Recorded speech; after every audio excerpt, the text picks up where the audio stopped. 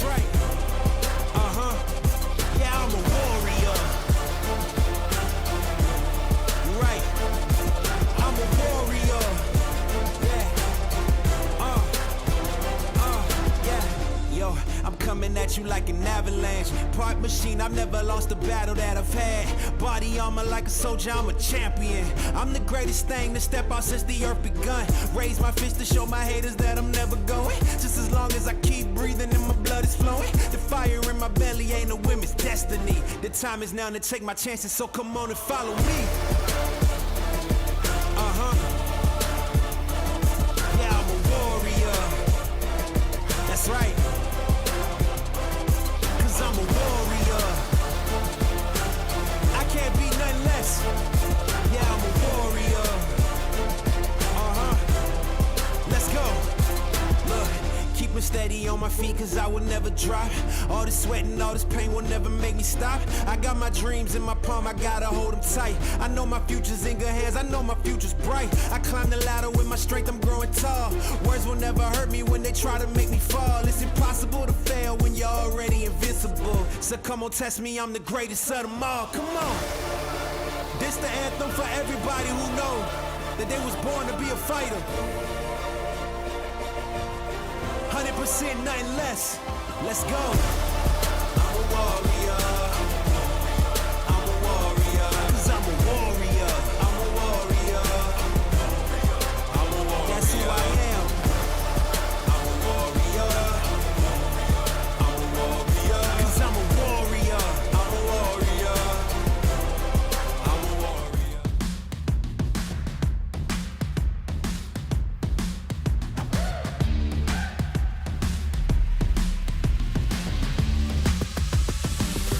We're gonna take on the world.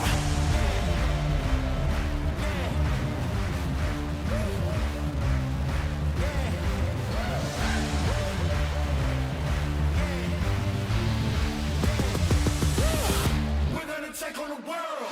Standing up tall. We gotta make it our own. No waiting around. Winners would never look down. No one can stop us, we got it. The future is right in our hands. Give it 100%. We're gonna take on the world.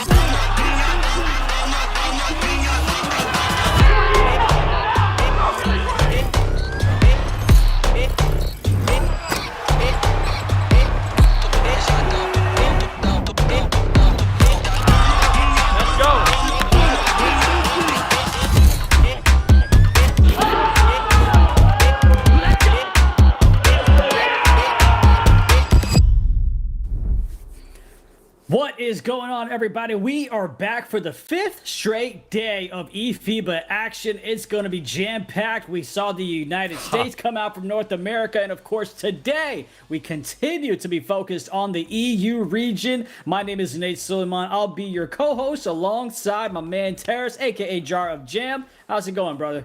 It's going great. If anything's jam-packed, I'm right there. So I'm right here. I'm right here for EU. Week long of Europe action. Sign me up. It has already been great on Monday, on Tuesday. Now I'm back. I'm ready to dive into it. You know, it's going to be great. We've got so much to cover. We're going to talk about the power rankings. We're going to talk about the brackets. We're going to talk about how it all works out, the teams and the nations that have already exited and the ones that might exit today and the ones that might punch their ticket a little bit closer to the playoff side of things as well. Before we dive into all that, though, man, what's been your experience? Because you called the games with Vince on the first day. Now you get a chance to watch with me as well. What's been your experience so far for the EU region? Already on the first day, the quality of the action has been so high, and as a matter of fact, we're getting better and better as the week progresses. Teams themselves are now know who they're up against, and it feels like right now the cream of the cream is rising to the top, and we're seeing the best of the best, and it's only the day 3. Yeah, it's going to be great, man. Let's go ahead and show the world map with all the regions that are participating. Again, you have North America that we went ahead and covered this past weekend, South America, Africa, Middle East, Asia, and Tarass, Europe, where you have 6 days worth of action to figure out the nations that are going to qualify. No surprises. We have 19 teams starting off. We have whittled down only to 16 to start off this week. Already lost 2 of them, but there's still plenty more to go. Only 8 are going to make it to the playoffs, yada, yada, yada. Matter of fact is, we had 6 regions all over the globe, 58 countries, but only 8 of them are going to go to Qatar. And you want to get that ticket. Europe gets 2 because there's just so many great teams that we can go through. And now we go ahead and talk about the ticket to Qatar. This is where we're currently at, right? So the host country is Qatar, so they already automatically qualify. And then from the Africa region, you had Algeria. You have Lebanon that makes it from the Middle East. They go ahead and beat Saudi Arabia. Algeria, of course, goes ahead and beats Morocco in the grand finals to punch their ticket. And then you have the Philippines. They got a little bit of chaos from Indonesia, but as always, the Philippines go ahead and come back on top, resilient as ever. Talk to me about the right side. Oh, the Brazil and their match versus Argentina was one to watch as well in South America. Again, highly competitive region. And there has not been a lack of chaos in the North American qualifiers either. USA dropping their first game ever to Puerto Rico, then meeting Dominican Republic in the finals, booking their ticket to Qatar. But originally it was not looking as easy as they would have expected. Still, the 2-time champs are here and are going for a three-peat. Now, of course, you are going to go ahead and get a chance to see 2 nations by the end of Sunday. It's only Wednesday, so there's a lot more action to cover in the European side of things. We'll talk about who's been doing great and who hasn't. And now let's go ahead and, has anyone from the European side, before we dive a little bit too deep into it, kind of impressed you? We're talking about Finland, ranked 16 and ranked quite low. They were the last team to jump on the wagon after going through the last chance qualifiers. And they have been doing incredibly well. Their wins, I believe, versus Croatia. And let me actually quickly pull that info up. Versus Croatia and then versus Poland were top-notch. We have not really expected such spryness from them, and yet here they are currently in the upper side of this Swiss system with 2 wins and 1 loss. They are doing incredibly well for themselves.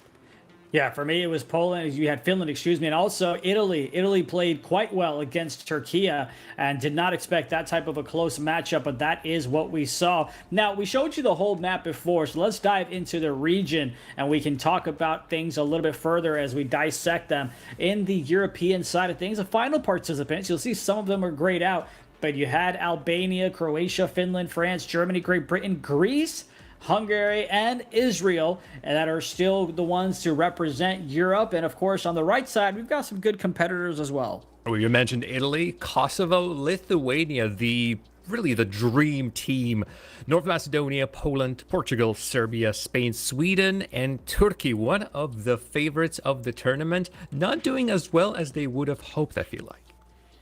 Not indeed, but of course it is not over yet. We still have plenty of games to go. And now, in the past, if you watch the games with us, we've done kind of like a upper bracket and a lower bracket format where you had a sum of two. But with so many countries and so many nations playing for the region of Europe, we had to go ahead and explain, or had to go ahead and go with a different format, if you will, and that is the Swiss way of doing things. Now, when we go ahead and take a look at the brackets, the way that it works is if you go ahead and win 3 games or 3 series, let's just call them. Some of them can be a best of 1, some of them can be a sum of 2.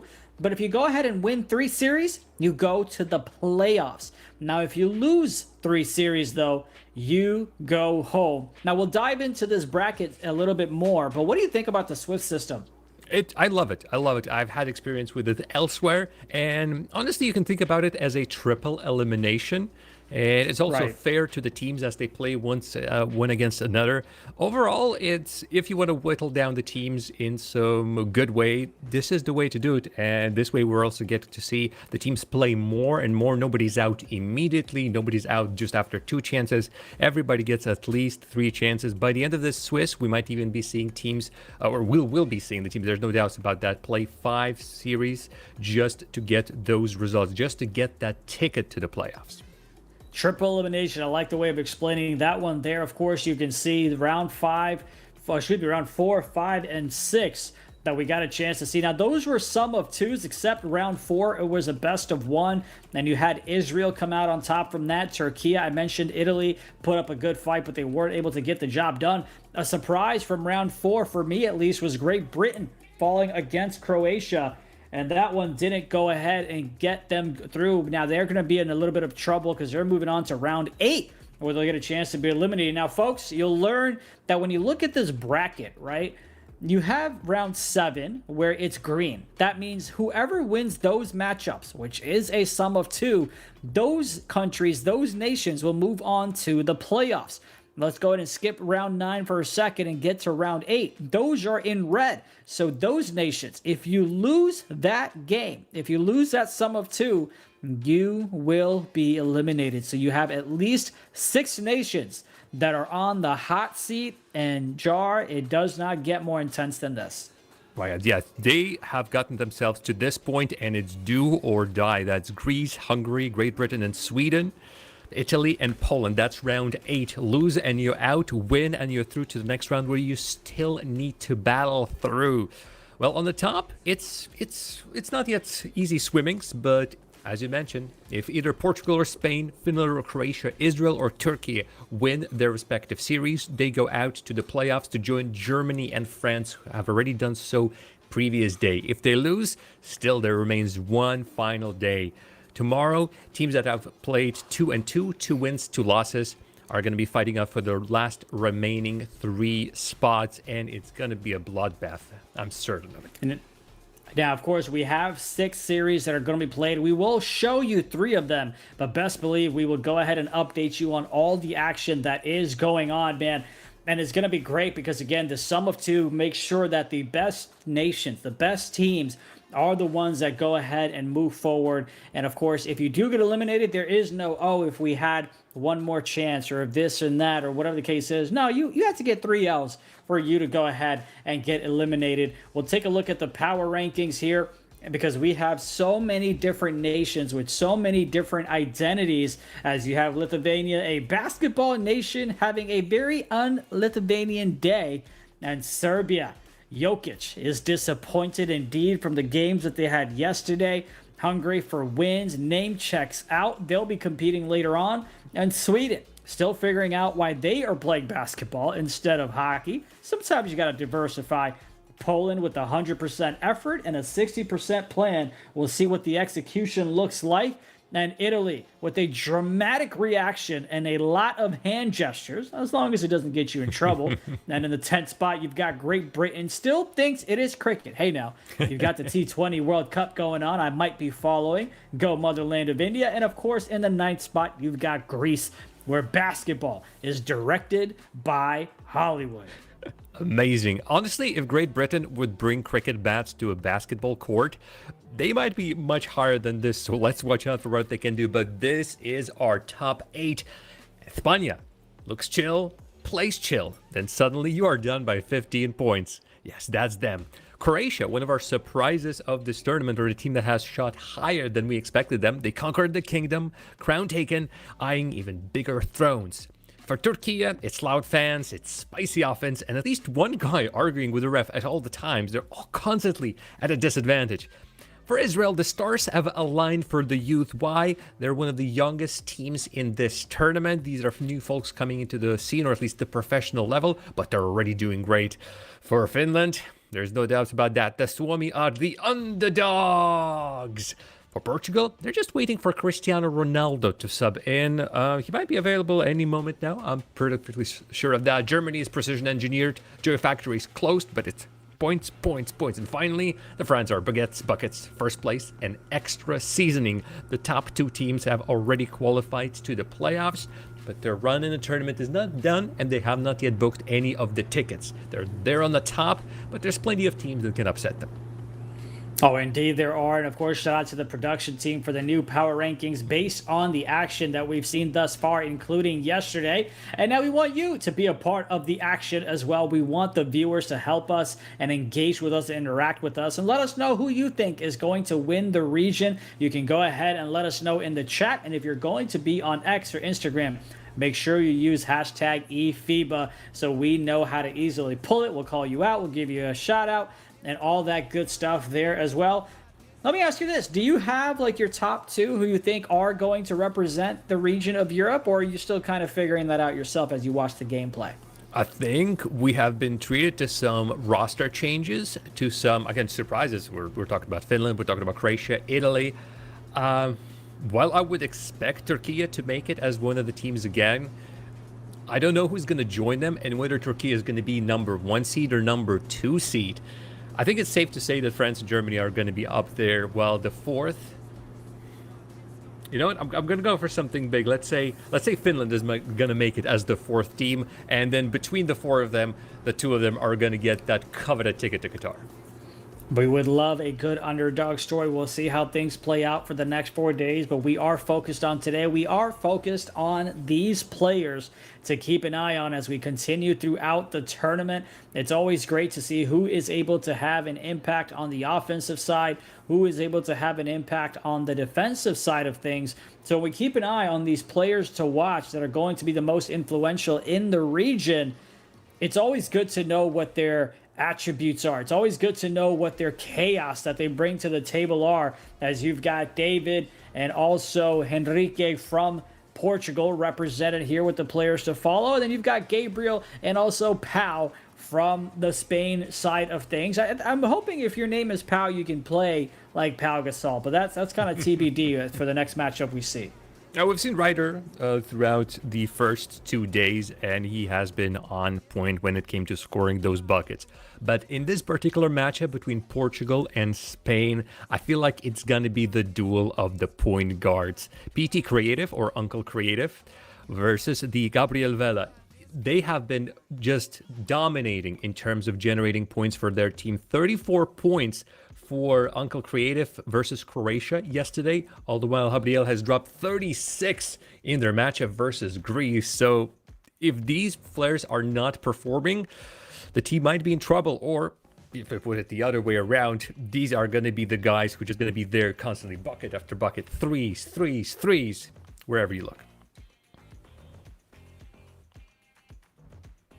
Alrighty. Well, Henry Jones and Ryder, of course, are going to be supporting the team as a whole, and it's 5 versus 5, folks. As a reminder, this is Pro AM mode. Every single player that you see on the court is being represented by a real player with their PS5 controller, and they're all sitting in communications and working. There's only 2 of us, so India, we're incredibly outnumbered right there on the court, but we're going to make do. Well, similar to the players like you mentioned that you see on the webcam, it might seem like it's just 2 individuals. We've got a whole crew in Latvia that helps us put on the show. So similar to that, you might only see 2 individuals on the webcams playing.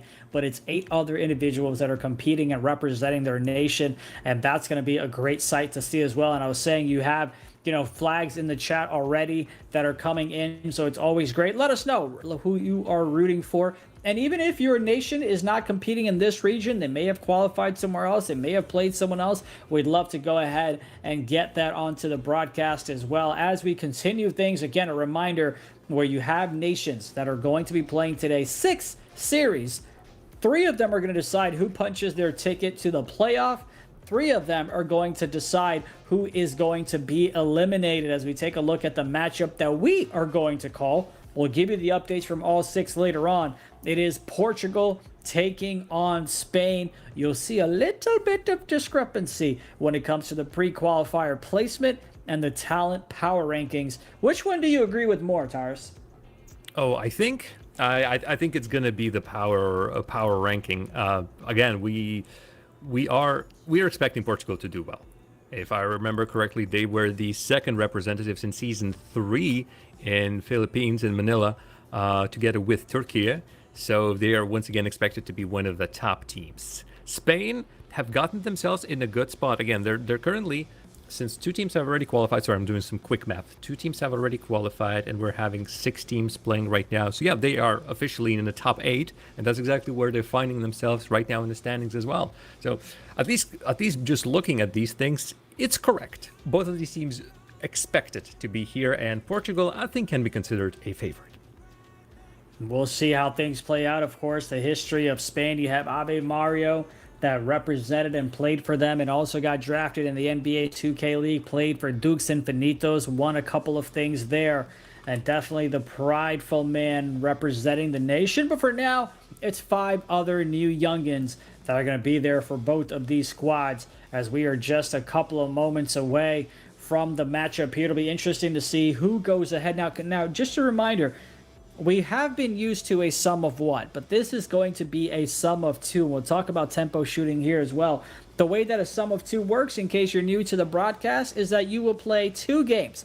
These 2 nations are going to play back-to-back games, and the point differential is going to dictate which nation moves on to the next round. So it's not just about the first game, it's also about the second game, which means even if you're losing that first game, Tarass, you have to make sure that the margin is razor thin for you to have a true chance to win in game number 2 and ultimately win the sum of 2 series. You have to mind every single point. You cannot relax in the last minute if the game is already done. No. As you said, you will have to fight that deficit back in the next game, and you might not be able to do it. Yes, they get 4 quarters of 5 minutes each, so that's 40 minutes of constant gameplay. It is not easy to necessarily adjust yourself very quickly. So they need to be firing it on all cylinders. And let's get the first tip-off of the day. Portugal immediately with the ball. Uncle Creative, PT Creative, the point guard for Portugal, is going to be starting it on with nothing just yet. But look just how quickly he moves. He's going to be trouble to deal with. Indeed, he will be. Goes ahead and gets it inside. Kicks it right back out. That shot doesn't go. Portugal is going to go ahead and get the rebound. Portugal is the team in red. Spain is the team in white. And it's Portugal that goes ahead and gets the bucket with the cut from the right side. Spaniards bringing it up the court, getting bumped around a little bit. The pass over to Ryder to get it past half court. Gets it over to the right side one more time. To the point guard who's looking to attack the rim, and a couple of back-to-back dunks from the early minutes of this one. Gabriel with a ring around the rosy. Him and Ryder, we've highlighted them as the players to watch before this series. PT Creative with a 3. And that's exactly what Portugal wants. Start strong, start building this point advantage, and definitely do not allow Gabriel to drop anything. Quick foul. That was a stop and a half. And Spain will be inbounding the ball. See how they can continue this attack. 18 on the clock. Shoot more threes is a strategy, but you got to go ahead and execute and make them as well. Portugal's already got 1 on the board. Getting to the right side. Steps inside to the right elbow for the midi. Knocks that one down. And Portugal, last time out, they had a 3 from the left side. This time, they repeat the same process. Copy and paste. Double up the score. 8-4 is the score. Something about that left side is just bringing dividends from Portugal. Gabriel just gets away from his man for 1 second, and the three is good. I guess I should have expected there's a term in another esport called Spanish Bim Bam, and since Portugal is so close to Spain, I think Portugal is also getting some of that Bim Bam action, which means just go forward, shoot, get the results, and we're currently seeing just that. Just 2 minutes in, both teams are exchanging middies, threes, and making sure that the scoreline is going to be high and entertaining. There's often a quarter where a nation is able to separate themselves. We'll see which one that is and who that is, as Portugal knocks down another three to extend the lead now to 4 with 2:38 left in the first. How will Spain go and respond back? They clear out the right side with the cut to give the guard enough space. Thought he might have tried to go for a 3, but he goes for a 2, and he's successful at it as well. That's created from the left side. Repeats the same process. Gets the midi right back. With 2:15 left to go here in the first. It's a mirror match, India. Every single time something happens, the other team does the same. Great 3 from Spain. And then, which now means by this point, Portugal is going to answer with a 3. It's like on a chessboard. You just mirror whatever your opponent is doing. There's a foul, a bit of an unnecessary foul, I would have to say, but it's only the start. It's only the start. It's perfectly okay. But I love that both of the teams are opting for 2s when they can, because if you can get 100% conversion 2, why look for a 3 when you can really just keep on getting the points? Every possession then counts. Every possession then brings you something. I'm glad you brought up 100% conversion rate, because both point guards are shooting at that rate. No one has missed a shot yet, as you have creative. Right now, it's Portugal on the right side, and there's that man we were just talking about. Creative 4 for 4, 3 for 3 from the three-point line. A big key to the offensive output coming in from Portugal. But now Spaniards have a chance. They're going to respond back, and they take a shot from the left side. That corner 3 doesn't go. Launching it down the middle. They know they want a foul, and they're trying to play hot potato, but it is Spain that goes ahead and gets the rock. You can see the output on the offensive side from Portugal and also from Spain. As creative knocks down both of those free throws. Still perfect on the day from the shooting side of things with an 8-point lead. 1:05 left in the first, and here is Spain. Dribbling to the right, they pass it past half court. Get it to Angel and Cap. Gets the defender in the air, finds the open teammate, but it's back-to-back misses off of that left corner. The timing is just not there for Spain, and that's costing them 6 points. Creative with deep bomber. Again, has not missed a shot as he wants to continue the hot streak here. He's got Bash, but he finally gets denied as he tried to go up inside the paint, but rejected by Spain. Here comes the inbound and a successful dunk inside. The lead has been extended to 10. Oh my God, India, just a moment ago we were toe-to-toe, each team responding with a bucket of their own every single time the possession switched hands. And then all of a sudden, Portugal, 1 or 2 steals, then scoring every single time. And we are now at 8-point advantage, but they just ran away with their play in a matter of seconds. And now as the first quarter is dying down, can PT Creative finish the first quarter with 100%? Oh, he's just gonna pass out. And it's gonna be start of the second quarter. 22 points, incredibly respectful result for Portugal. 18-20 point range is how you win games. And they've got the things on the offensive side. You need Spain to go ahead and match it as well, and they do a great job of starting things off in the third quarter. Portugal almost goes ahead and loses the ball. It's still loose, and it is going to be Spain that recovers it. They get the steal. Haven't seen too many of them in the first quarter. We'll see what type of defensive plays they come up with in the second, but for now, it's Spain with the ball. 5-point deficit. Looking to cut into it and make it a one-possession ball game if they can. Gets it over to the right side. Swings it to the right. Finds the open man. Knocks down the 3. And just like that, in a blink of an eye, we go from a 10-point deficit to a one-possession game as Portugal goes ahead and gets the 3 right back and gets the ball game to 5. These two teams don't fail to disappoint us. They are just going at it at highest of the paces. And where did that lead go to? Spain is on point. It has been a game of offenses, not because necessarily that the defense is performing poorly. It's just every single time that attack is happening. Oh, first miss by PT Creative, but he was looking so good on that approach to the basket. Strong side with the right side. No corner defender needed to pinch. He got the job done on the defensive end. Now Spain for a chance to tie things up here. They've got the opportunity. They've got the shot. They've got a tie ball game. A couple of misses coming in from the left side, but not that time as they knock down the big three, and we are all knotted up at 25 apiece. Great patience gets it down low to Henry Jones, who kicks it out to the right side. Doesn't go. 36% contested. Spain now. They tied it up last time out. Now they get a chance to take the lead as you have everyone coming on to make an impact here. 5 for 7 from the three-point line for Spain compared to the 5 for 6 from Portugal. So we've got ourselves a close one here. Spain down by 10 and now a chance to take the lead. Gets it over to the left. Had the open shot. Hesitated a little bit. Dribbles it to the right side. Now you got it something to work with. 5 seconds left. Angel takes the shot. Not going to go. Portugal with the rebound. Gets it over to the right side. And that's going to be a foul to slow things down. Spain slowly accruing those personal fouls on individual players, so better be watching out. For Portugal, though, we are in almost half of this quarter, and this is their 5th point of the quarter. They are not putting their best point outputs right now on the court. Better be starting it up. They are in the lead, but possession with Spain and 2 ties the game up again. They need more. They need more chances. Again, their shooting has been incredible. I'm pretty sure they only have missed about 2, maybe 3 shots. Okay, make that at least 3 or 4. But possession is still with them. They get to rebound. Morby Balling will be looking for no brain Salazar. Henry goes for an option under the bucket. They're running around to PT Creative. That point guard can do it all.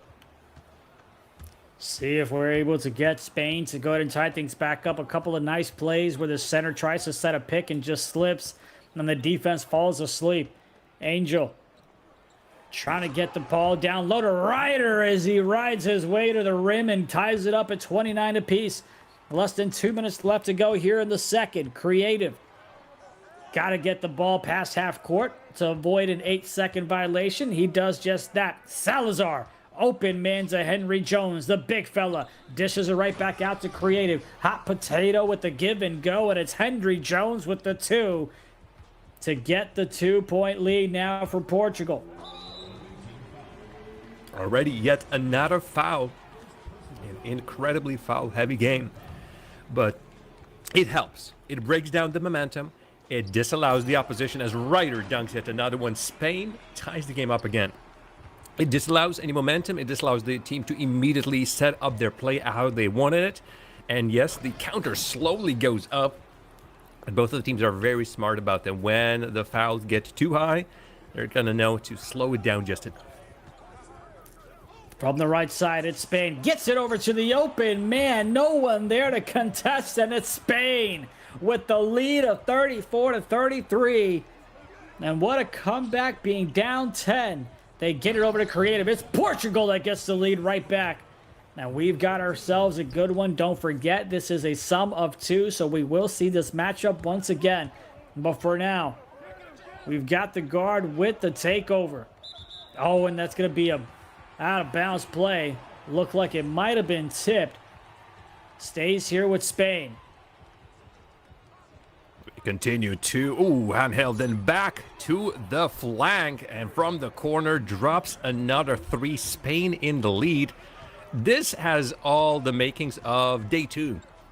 The same day, India, that you had yesterday with Vince, where the closeness of the game throughout the day, Tissot clutch time never left the screen, I swear. As we see yet another bunch of points from Portugal, it's a tie game. And we'll be looking at, I think we're going to be looking at this hotly contested match throughout the whole thing. First half is done. We are at 37-37. But let's not forget, we started pretty early with a close matchup, and then all of a sudden Portugal ran away 10 points To bring it all back, Spain has fought valiantly, and I'm interested to see how the second half is going to go.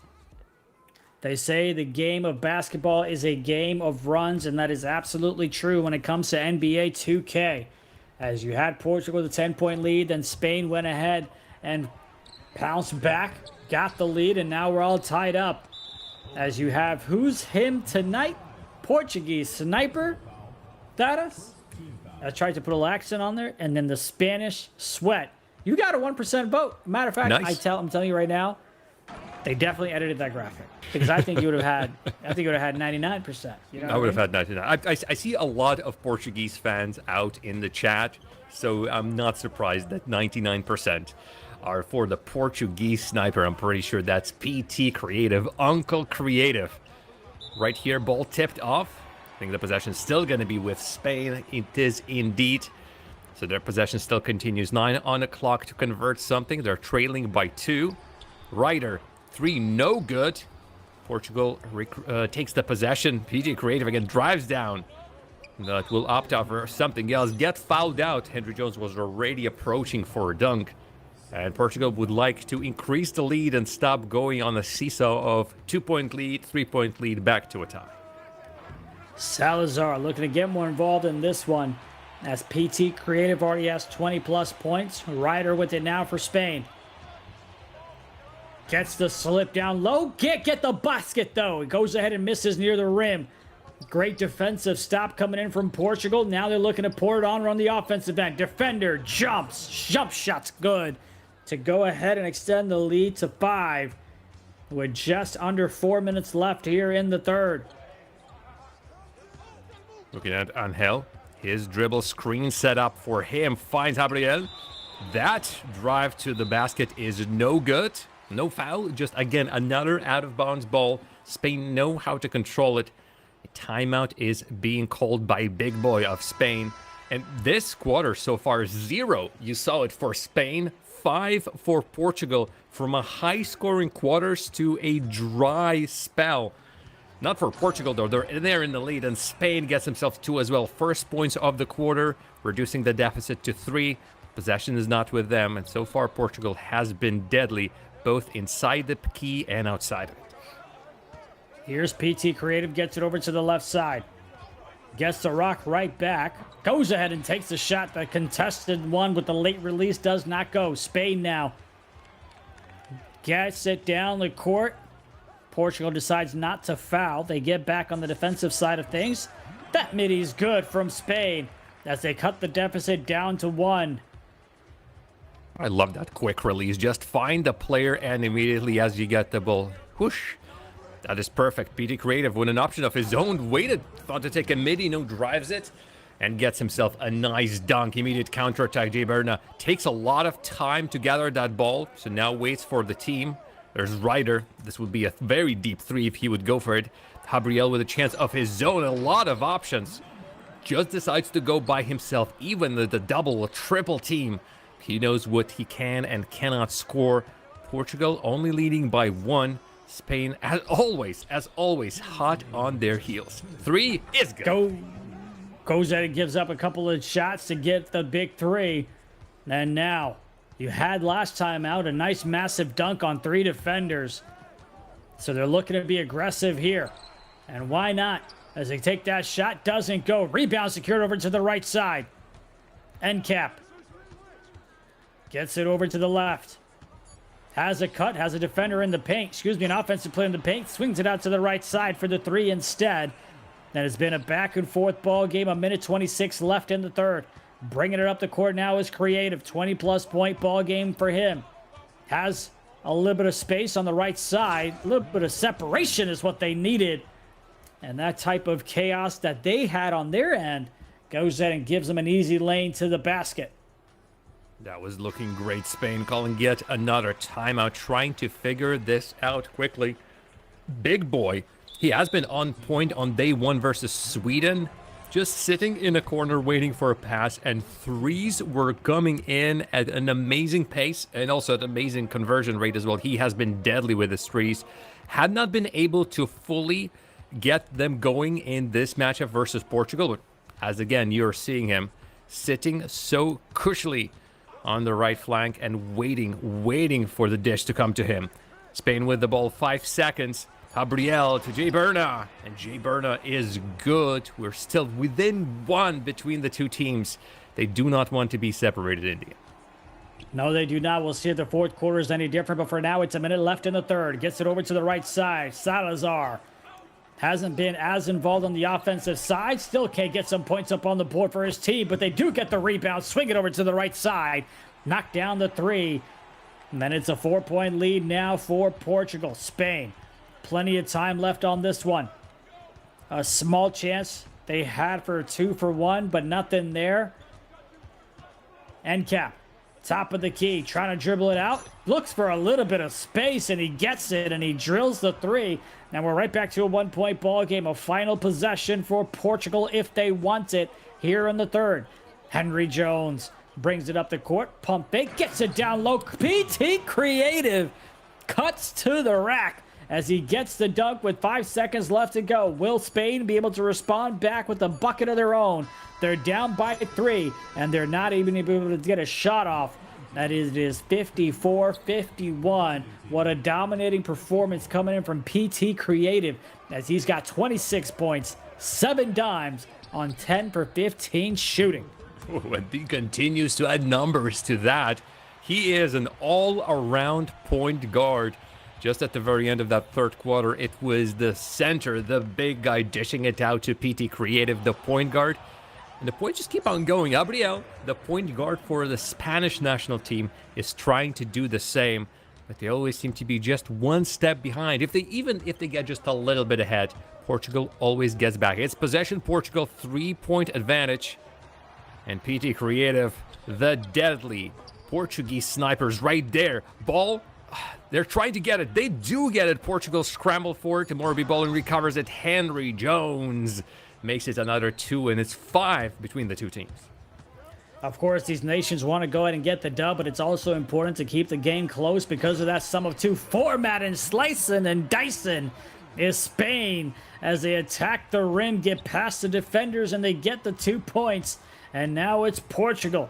PT Creative, with a dominating performance he's already had, continues to look to pilot on the offensive end. Gets the assist opportunity to Salazar, who goes ahead and knocks down a 3. Hasn't needed to be too involved as PT Creative has had the offensive output.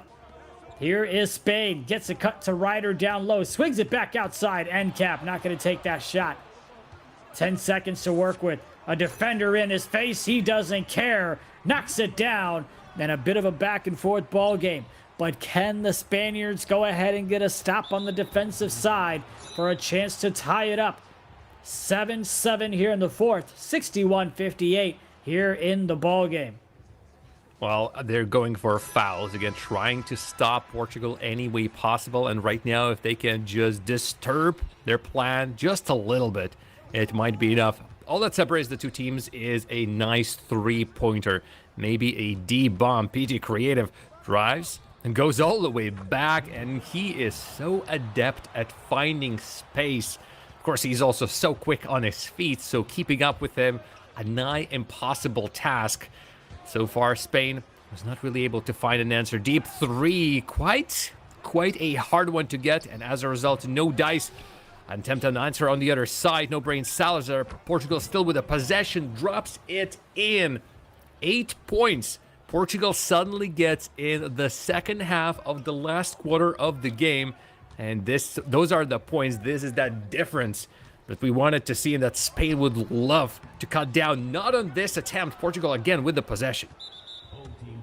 Anytime you think Spain is going to try to fight and get back in this one, Portugal just extends the lead. They're on a 5-0, making a 6-0 run here in the fourth quarter. And of course, after this free throw, they get a chance to get the possession right back and get another basket to add to this run. Here comes the inbound play. PT Creative still has Baz. The defense needs to step up on him at the early release. He can't get it to go. Henry Jones with the rebound and the putback to extend the lead and the run here as well. It's a 9-0 run since the timeout here in the fourth quarter.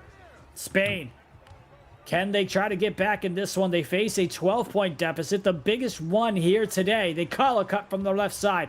Gets it over to the top of the key. 5 seconds to work with, facing a 12-point deficit.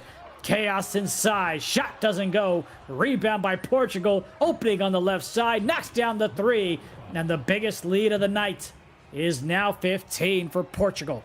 Oh, Henry Jones must be a postman. He has been dishing and delivering those passes. And he is looking smooth on the court. Spain with the ball. Going to be inbounding, but with a minute and 24 remaining of this game. Feels like best Spain can do is just to reduce this deficit. Maybe with this dunk. Something to take it to the next game. 13 points. Sometimes that's your whole output for the quarter of the game. And they'll have to be working with it and try to overcome it right here at the end of game 1. All the while, the dunks keep on crushing on them. Portugal are not shy about keep on pumping these numbers. 15-point deficit. Not the way Spain wanted this game to go, especially when multiple times they had it a close ball game. They also had the lead in this one. But for now, less than 45 seconds left to go. Portugal wants to continue to pile it on. Spin move, fade away from the right side. That man has had himself a ball game as the lead is now 17. Spain, can they make it a smaller deficit for the sum of 2 for game number 2? Over to the left side, dribbling it out, attacks the paint as he spins around and gets past the defender from the free throw line. What a pass, no brain. Salazar receives the pass from Henry Jones, and they just keep on accruing those points. Middies, dunks, threes. This Portuguese team can do it all. A Spain's effort, no good. To the other side, the 3 in response is not going to be good either. Portugal, nobody can get the ball. Portugal receives it. Dublin had a little bit of tip-off seemingly from Spanish player. With the last 9 seconds of the game number 1 of the 2 that we're going to be seeing between these two teams is heavily under the sign of Portugal. But if you would look at the results as the match has gone through, you wouldn't know that by the end of it, we're going to be looking at the 18-point differential. India, it just baffles my mind how Portugal crushed Spain at the end of this game. And it was all in that fourth quarter as well. The 26-11 output on the fourth quarter side of things, including a 9-0 run that Portugal had. I mean, the guards on both ends went ahead and played spectacular. You had PT Creative with 31 points. You had Salazar with 19. So it's a combination of those two guards having 50 points, and that is something that is just incredible to see on the offensive side of things. But it was matched the same way on the other end as well. The two guards for Spain had about 46 points, so that wasn't the issue. It was just the fourth quarter where they just ran away with that one. And of course, it was just an insane thing to watch what PT Creative did in this one. He lives up to his name. Was really picking every single time he needed to pick an option. He picks the best one. Going for threes, going for dunks like you've just seen. Looking for his teammates when it's needed. There's Henry Jones receiving a pass from PT Creative. And of course, when the time came, he was on point in defense as well. An all-around player. Uncle Creative, I think, has, by a small margin, but has won the duel of point guards that we outlined at the beginning of this game. But there's still a second one. Gabriel from Spain can still change it around, and we're expecting him to be fighting tooth and nail. There's a lot of points, though, to claw back. If anybody can do it, it's the hot Spain.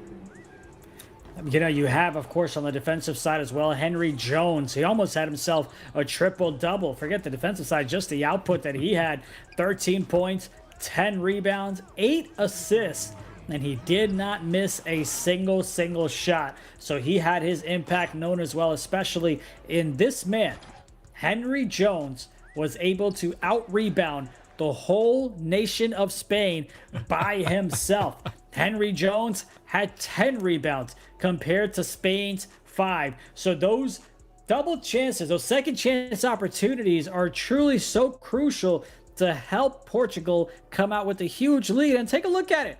It was truly the fourth quarter, 26-11. After the hot start that Portugal had, you had Spain go ahead and fight back in the second. But that fourth quarter can end up being the reason that Spain does not take the victory and ends up with an L, simply because the sum of two might be a little too much for them to climb back from. It's going to be tough. It's going to be tough. 18 points. Again, Portugal has managed to score 22 and 26 twice, but now all of a sudden they need to squeeze that plus the extra points that they're missing.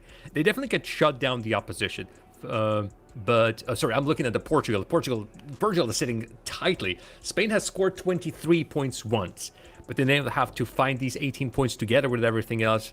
At the very least, they can shut down Portugal, India, and that second quarter has definitely shown that all of a sudden all of the output from Portugal was gone.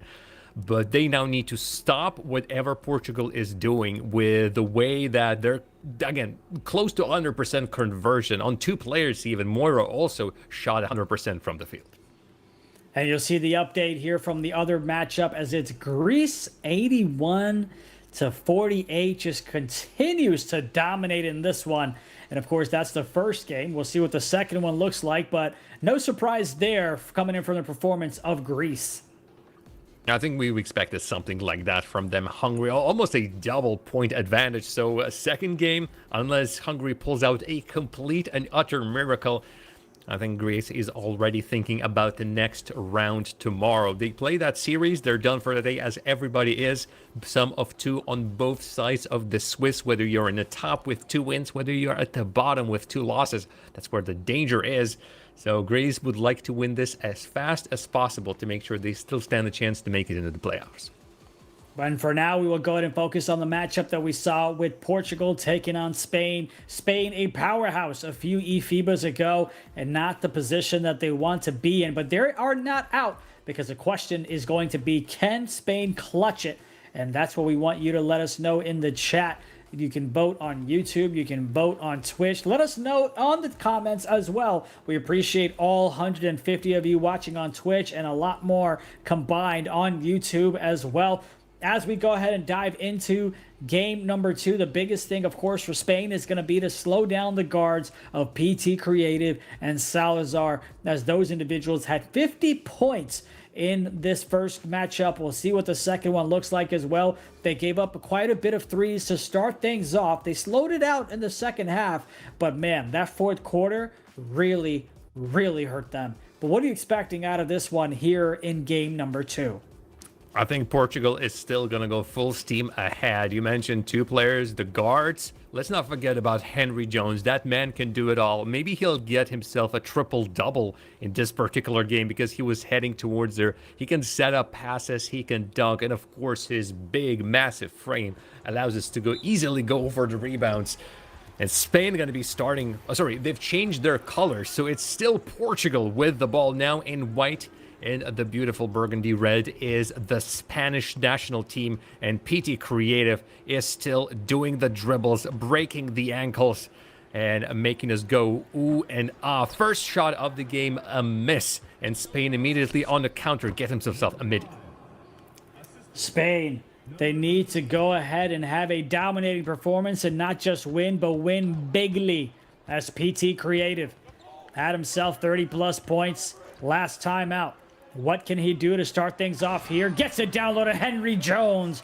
The perfect man continues the 100% shooting here for Portugal, as he almost had himself a triple-double. Couple of assists away from accomplishing that in game number 1. Great rotation coming in from Portugal, and that shot is not going to go, as Spain misses that one. Portugal now on the other side. Spain is going to go ahead and foul them to slow things down, and the inbound coming in from Portugal on the right side. Over now to PT Creative, who takes the inbounds. Henry Jones looking to set the pick. A little bit of pick and pop, and he cuts inside, comes back out to create some separation. Rap being called from the right side. That's tipped away. It's Spain with the ball. They've got numbers. They've got the 3. They've got the lead. Oh, big boy from Spain. At any given point in time, he is just ready to crush that 3, and he does just that. Maybe it's not his usual spot in the right corner, but he knows when it's needed of him. Another steal, a second turnover from the Portuguese side, and Spain will be able to get some extra possessions Those they are sorely needing right now. Maybe a drive. No, just again, another midi. But they're building up that lead, and it can snowball to something by the end of the first half. Barna with the quick shot there. Kriti Creative bringing it up the court on the right side. Passes it over to Henry Jones. Pump fake back over to the open man. He doesn't want it. Gets inside. Alley-oop attempt to himself. Ends up with the steal now for Spain. He tried to get creative. I don't know if he meant to do that. But my, oh my. That would have been great. Honestly, Indy, if there's time to style, maybe it's not when you're down by 5 points. Although overall, by the sum of 2, you are still in the lead. Looked interesting. If that would have gone in, I think everybody in the Portuguese camp would have lost their collective minds. We'll see how things go, but so far Spain is doing really well and playing just the way that they needed with a 9-2 points here with the scorer. Salazar gets a cut from the left side. PT Creative goes ahead and gets that one from the left cut. Ryder over to the left side to Berna. Jay Berna tries to go ahead and pass it out or even shoot it. Doesn't matter. Denied by Portugal. Shot from the other side is good. The corner 3 from Portugal. The 5-0 run from them makes it a 2-point ball game, but the Spaniards still have the lead and a chance to extend it with 2:05 left in this one. That shot doesn't go. The contest is there. The rebound is there, and the shot from the right side doesn't go. They might have rushed it because they did not want to get fouled, and that one now is going to have us to the inbound. Wow, just non-stop action. We're finally getting a little bit of a breather with a foul, but both teams just going fast. Great tip. And the pass does not reach the intended target. Answer with a 2, and Portugal has tied the game up. They needed a bit of a time to adjust their sights, but when they finally done so, it seems like things are going their way. Ryder immediately blocked out. Angel on the side, dunk comes in from Spain. And we're seeing that from the top scorers of the day too, it's mostly France, but one name still stands out over here. It's Gabriel. He has been on point 36 to be precise, and he has been really making the Spanish offensive output count. That's always some great things to see when you've got that many individuals from one nation dominating. No wonder that they continue to dominate the region as well. As that 2 goes, thought he got bumped from the back. No foul call. 4-point lead now. Spain, a good way to start the quarter, but they're going to need a lot more if they want to come out victorious in this sum of 2. Gets it down low to Henry Jones as Portugal, as he yams that one home. Less than a minute left in this one. Spain from the right side. Beautiful shot with the hand in his face, but he doesn't care as he knocks down the 3. And we seesaw back and forth. It's a 5-point lead for Spain. How is Portugal going to go and respond back? Dribbles to the right, over to the left side now. Salazar gets over to Henry Jones, who had a dunk last time out. Salazar loses that one. Spain with the steal, excuse me. Gets it over to the right side. See if they're able to go in and get a basket. You betcha. And boy, oh boy, they're continuing to dominate in this one as Portugal won't even try to get the shot off as they get fouled. Okay, less than 2 seconds to create something. PT Creative, oh, he's deadly, he's good. 19-13 is the result of the first quarter. And it's the amount of steals and turnovers that is surprising me a lot. Portugal has been, I think, more solid in the game number 1 right here, but every single given possession to Spain, and right now, okay, that's 9 points. They're halfway through the point deficit that they need to overcome from the game 1. Again, this is a sum of 2. The results from a previous game, 80 to Portugal, 62 to Spain, are also going to be added to the whatever points they score in this one, and whoever has the most is going to be moving to the next round and actually straight to the playoffs as we're in the upper side. Henry Jones collects the offensive rebound. Salazar, that's Moira, Henry Jones, and here we go again, India. Somehow the ball just does not want to stay in the hands of Portuguese national team. Spain needs to win by 19 or more. They are on pace to do just that. Portugal might be in trouble This would be such a great upset, not in terms of the nations, Again. but because of the point differential that they need to win by. The steal leads to the easy basket. Easy 13-point lead here for Spain. They need to win by 19. They're doing a great job of keeping that pace, but Portugal is not looking to go away that easily as they get the slam right back on the other side. 3:35 left to go. Spain brings it up the court, gets it to the guard on the right side. That shot's denied, blocked at the three-point line, but it's Berna that has it. And a foul there coming in from B-Ballin, which I'm curious if he didn't foul, if Berna would have stepped back court, that would have been Portugal's ball. Nonetheless, it's 10 seconds left. Over to the left side, gets it to Big Boy with the big dunk, and the big lead for Spain is 13. Let's not forget Big Boy's huge afro as well. 28. My goodness, India. The output from Portugal is non-existent. Somebody just turned down that tap and it's at most dripping right now. And the amount of times that, honestly, both teams by this point have lost the ball as the spinneroonie from PT Creative gets 2 points for Portugal. I feel like the ball is maybe slathered with lard. That's how slippery it is. And it's not even about steals for Spain. They literally just put the bodies on the passing lanes and keep getting these rebounds. Put the bodies on the floor. That's the type of lyric I don't want to continue. There you go. See? There you go. See, Vince, I know a thing or two. I know some pop culture. As I'm sure he's lurking in the chat on his eFIBA day off. Cut from the right side. Defense fell asleep as they get the easy two. But it's still Spain with the 13-point lead. As now Salazar for Portugal. Had himself 20 points last time out. Gets himself an assist as Jones continues his domination down low in the paint. As Spain gets it over to the right side. Careless pass, but they still have possession. Endcap on the right now. Goes ahead and dribbles that one. Somehow, some way, knocks down that midi from the right elbow. I have no clue how. It's magic. But it's one of the greatest skills that you can see in traffic with so much contest. I've seen PT Creative earlier have 2 players on him, and yet still he managed to get a 3. Henry Jones with a rebound. But can Spain clutch it was the answer that we asked. And you folks said reverse sweep or close, but no. Definitely not Portugal destroys them again. Clearly, it is not happening. We are at a difference of 10, make that 12 as Jay Burness drops in yet another one. Please, somebody save that basket. It is hanging by a thread. Spain again needs to win by 19. You can expect them to be a little bit more aggressive in the second half as Portugal is going to try to use up that clock. Denied once again at the rim. The big defensive stop coming in as they need to go ahead and come out victorious on this one. They lose the possession, and it's going to be Spain's ball as they go ahead and try to continue piloting it up and end the quarter strong here in the second. From the right to the left, they try to find an opening, and 3 defenders on him, but he rides them all the way to the paint for the easy 2. I think lost possession is the phrase we have mentioned so many times in this particular game. Henry Jones cannot drop for the ball, and I think you can put yet another one in a column for turnovers.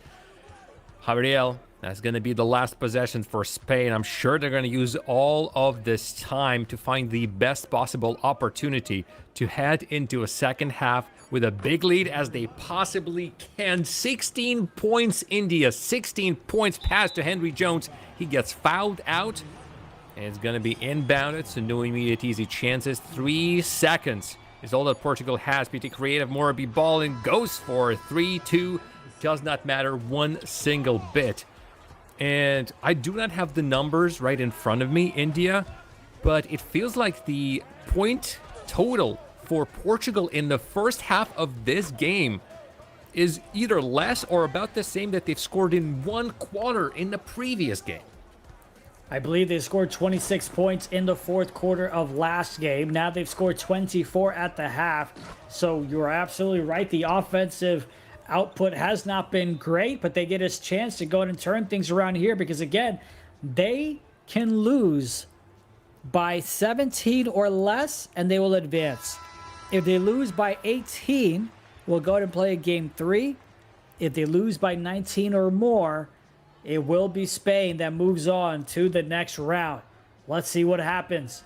We have a whole half left to play. 10 minutes of virtual basketball to figure this one out.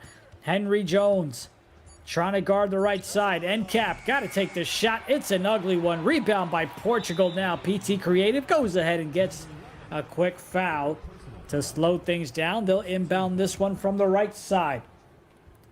Gets it over to PT Creative. Oh, I thought he had an easy open, but to get over to Salazar. Salazar now gets it down low to Henry Jones. The defender doesn't jump in the air in the paint, so they kick it right back out to PT Creative, who had the opening shot, hesitated, didn't realize it, but Henry Jones is there to give him another chance, but he loses the ball. That's Big Boy. Get the steal for Spain, and it has been that type of game so far here for Portugal. Oh, that dunk does not go in. Spain would love to get a tie game overall across two of the games we've seen so far. PD Creative has been dispossessed of the ball more than anybody else in this game. By this point, they must be up to 8 turnovers. Majority of them is PD Creative. The problem is, his points are nowhere to be seen. 8 by this point. There's only 4 players that have scored on the Portuguese side, all of them scoring, or actually, math does not check out if all of them have scored 8 points, but it is not what we expect. Okay, it's 3 players on Portugal who have scored all 8 points, and it's not biting well for them. Incredibly low-scoring game, but Spain is in the lead, and they are this close to getting a reverse sweep, India. Amazing. We'll see how things play out. You have Henry Jones, PT Creative, and Salazar. Those individuals have 8 apiece. I believe that's what you were referring to. Exactly. Where the math does check out to 24. That's going to be stolen away. Yes, Spain now continuing things on the defensive side as they get the big slam on the offensive end. And ladies and gentlemen, there is your 18 points. But now, it's basically a 0-0 ball game if you're Portugal. Back-to-back steals from Spain. This time it's Big Boy. Brings it over to the left side. Last time out, they converted the steal into a dunk. What do they do this time out? As you have 10 steals. 10 steals. And we're not even halfway through the third quarter for Spain. That is a 5-to-1 ratio. And Big Boy has been a big part of that. As Spain gets the inbound from the left side. Gets the clip, but nothing to ship just yet. Gets the midi from the right elbow. And Spain is up by 20. And in the sum of 2, they are up by 2. Amazing, India. Amazing. And this quarter so far, Henry Jones cannot dunk. Gets blocked and denied, and Portugal are still scoreless in the second half. Spain only has 4 points, but these are the 4 points that are currently keeping them in the lead across the whole of the series, and possession is there, so they can add yet another one. Gabriel with a dribble gets away from his defender with the help of a screen as well, and the lead increases. Portugal, has something happened? Where are all of these points?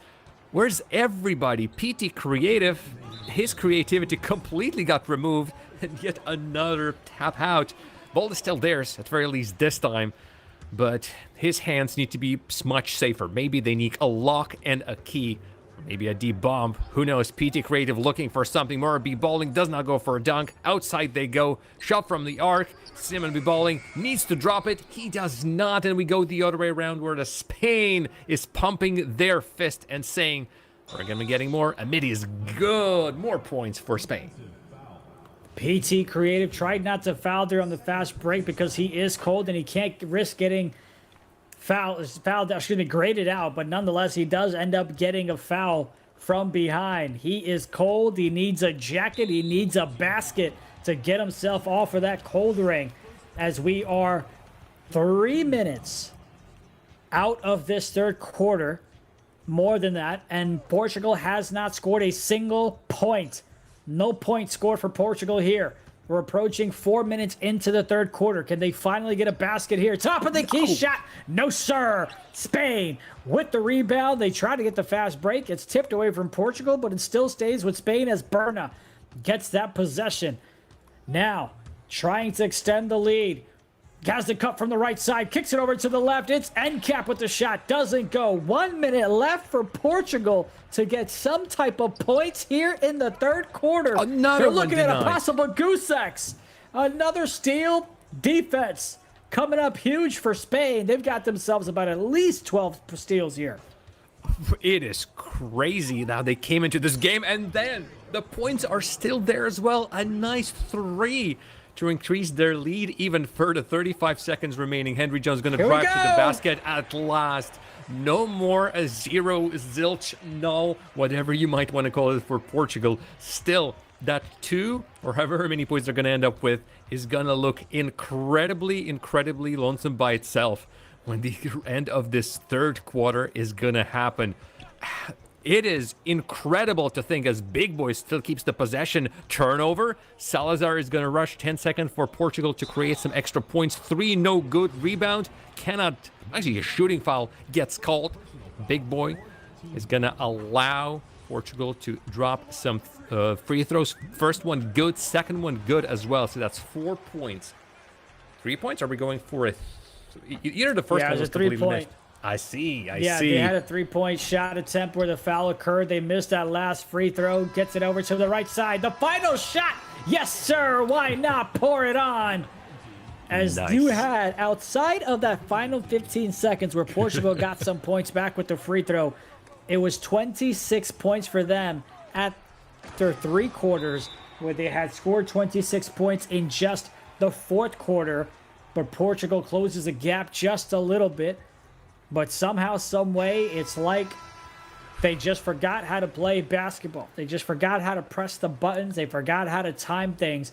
But the sum of 2, with this being a 2-point matchup, with this being the second game, it is a 2-point game, even though you see a much bigger discrepancy.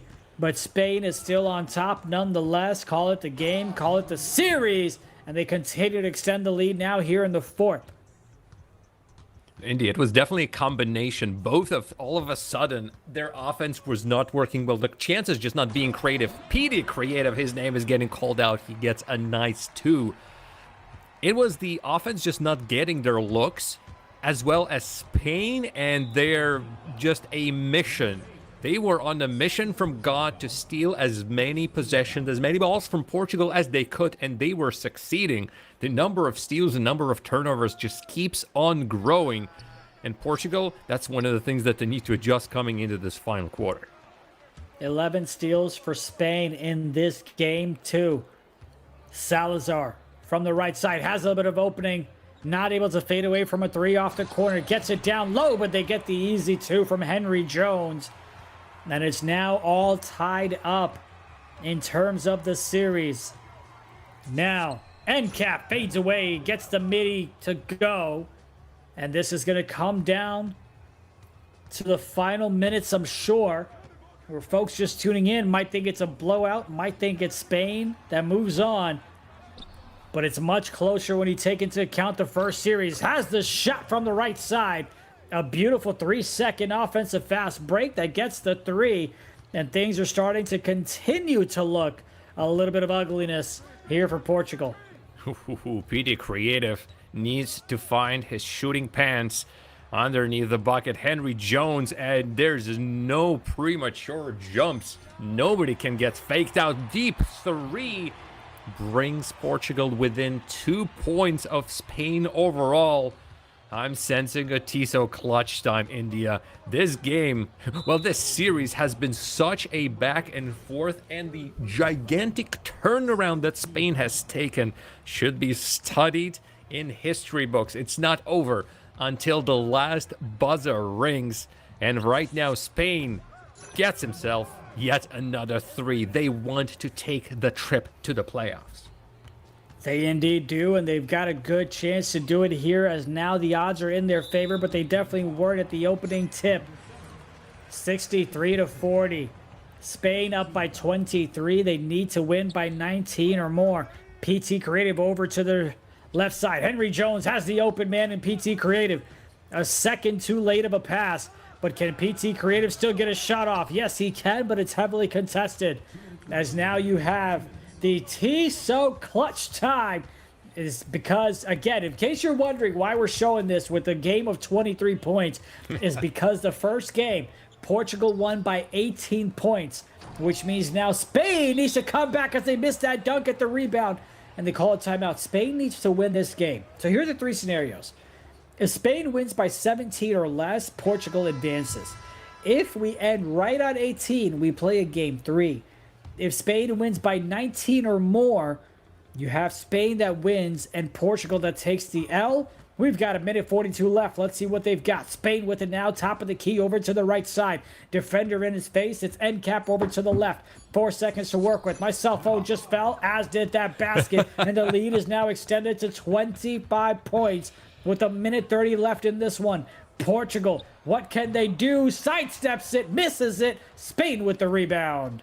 We're talking about 7 point of advantage, minute and 20 remaining. Spain with possession, and they have been deadly. And Angel should not be allowed to just drive and dunk that in. Spain with an even bigger lead. Okay, Portugal, if you have been keeping your threes somewhere deep in your pockets, this is the moment where you need to find those. PT Creative needs some help. He is surrounded. At least he gets fouled out and gets a trip to the line.